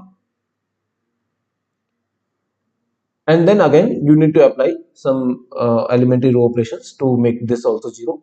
So it is very easy. You can convert r3 to r3 minus 3r2, right? So you will be getting this 2 1 minus 4 alpha, and then you will be getting 0 1 minus 4, 5 minus 2 alpha, and then you will be getting 0 0, and then minus 12 minus 3 into this, so again you will be getting 0, and then this is 14 minus alpha, so it will be 5 alpha minus 1. Now tell me, they are saying that they want to have infinitely many solutions. Now tell me, can you have infinitely many solutions? So this system is clearly inconsistent, right? I mean, to make it consistent, you need to have 5 alpha minus 1 to be 0. Right? To make it consistent, to make system consistent, and these are the pivot variables. So if alpha is 1 upon 5, then there will be a solution. So alpha has to be 1 upon 5 first of all. So what is the value of alpha? They are giving 0, 1, 2, 3. So none of the option is correct actually in this question. So that's why they have actually given marks to everyone, because none of the option is correct, and alpha has to be 1 upon 5 to make the system consistent. So none of the option is correct. If alpha is 1 upon 5, then what will be your matrix? Your matrix will look like this. It is 2 1 minus 4 alpha, 1 minus 4 alpha is 1 upon 5, and then it is 0 1 0 1 minus 4, and then you have 5 minus 2 alpha, which means 5 minus 2 upon 5, which means 25 minus 2 upon 5, which is 23 upon 5, something like that, right? 23 upon 5, and then you have 0 0 0 0 0, right? And then if you find out the number of solutions, you will say that, see, this is the pivot element, this is the pivot element, and then there are two pivot elements, so that's why this last, which is z, so this is x y z, z is free, z is free, then it means you have infinitely solutions, right? So your alpha has to be 1 upon 5 for that. If alpha is 1 upon 5, then z will be free, z will be a free variable, and this z will be a free variable, and you will be having infinity solution, right? But none of the option is correct in this case. So that is why, like, they have actually given marks to everyone, since none of the option is correct. Okay, sorry.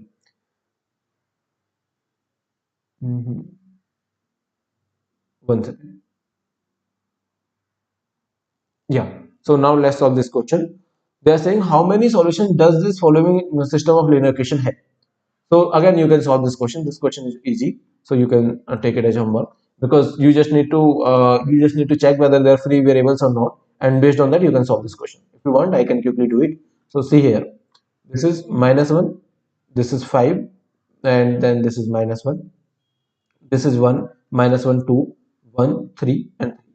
Then you can just do that. R2 is basically R1 plus R2, and similarly R3 is R1 plus R3, right? So if you just add these two, it will be 0, it will be 4, it will be 1. Similarly, if you just add these two, it will be 0, it will be 8, it will be 2. then you can just see that these are actually linearly dependent, right? These two rows are linearly dependent. Then these both will be 0. If you subtract R3 minus 2R1, then these both will be 0. This is 0, this is 0. Now they are saying how many solutions you have. So you have two free variables, sorry, two pivot variables. That's why there are unique solutions, right? And there are no free variables. So there are unique solution. That is a very easy question. Now let's move to the next question.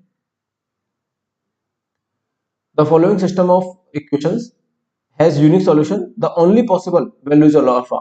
So they are saying they are giving us that this has a unique solution. So the only possible value of alpha. So basically for that I should not be having any free variable. That's the only way I can have the unique solution. So let me just write the augmented matrix. This is 1 1 2. This is 0. Sorry, this is 1 1 2 3, and then this is 1 4 alpha, and then this is 1 2 4. Now you need to basically apply the elementary row operations to check it whether this is having unique solution or not. So just make everything as 0. So which means you can make R2 to R2 minus R1. Similarly, R3 to R3 minus R1. Now you will be having 1 1 2. This is 1. This is 0. This is 1. This is 1. This is 1. This will be 0. This will be 3. This is alpha minus 2, and this is 3. Right? This is how you will be getting. Alright, you will be making these as zeros. Now you need to make this also 0, which means you need to apply R3 gives R3 minus 3 R2. So if you just subtract R3 minus 3 R2, then you will be getting something like this. Let me write it already here. Let me write here. So if you subtract 3 of this, you will be getting 0 here. Alpha minus 2 minus 3, right? Which means alpha minus 5. And if you subtract 3 minus 3 of R2, you will be again getting 0. So it will be 0 alpha minus 5 and 0. So here you will be getting 0 alpha minus 5 and 0. 0 alpha minus 5 and 0.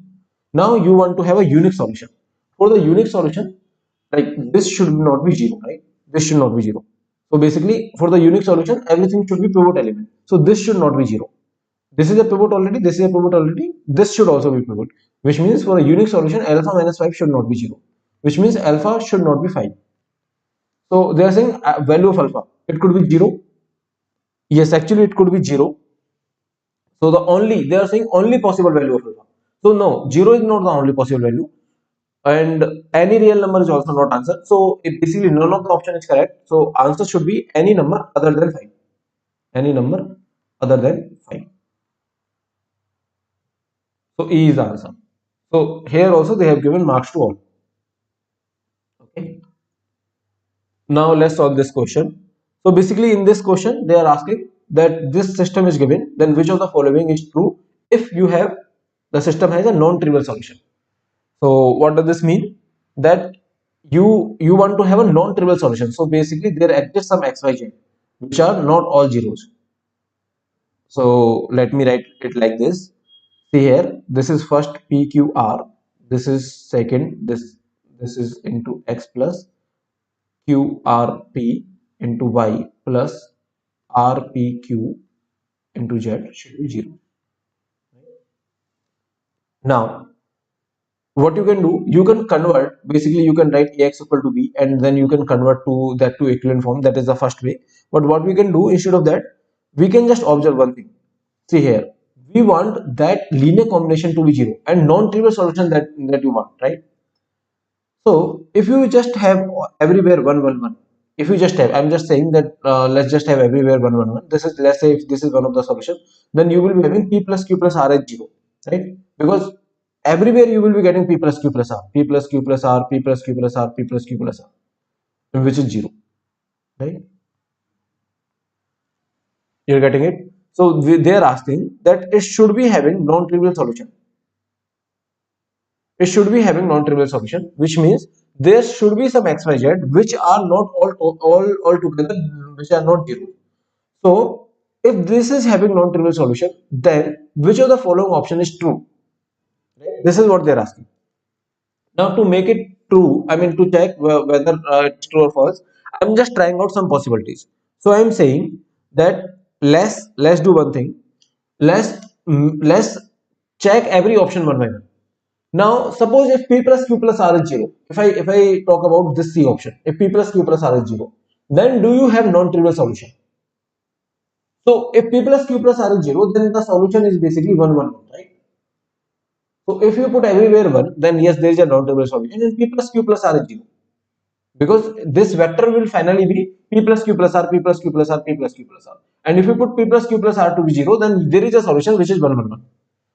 So there is a non-trivial solution that exists if p plus q plus r is 0, that is true. But what if p, q and r everything is equal?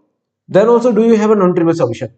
If p, q and r everything is equal, which means this is p, p, p, this is p, p, p, this is also p, p, p, right? This is multiplying by x, this is multiplying by y, this is multiplying by z. Can you give me x, y, z? I can easily give, right? X may be 1, y may be minus 1, and z may be 0, right? You can just subtract this and this, then also you will be getting zeros. So basically, if p plus q plus r is 0, then also you can have x, y, z as 1, 1, 1 as one solution, x as 1, y as 1, z as 1. And if p plus p and q are all are equal, then also you have some solution, x as 1, y as minus 1, and z as 0, right? So basically, in both these cases, if this is true and this is true, then you have a non-trivial solution. So you can do this question by option marking, basically. So with the options only, you can say that okay, if you go with the C option, then you can have the non-trivial solution, right? Or you can also check all the options. So if you check first option, option one is saying, option one A option is saying that P equal to Q equal to minus R. They are saying P equal to Q equal to minus R. So let's take it K. So which means P is K, Q is K, and R is minus K. Okay, R is minus K.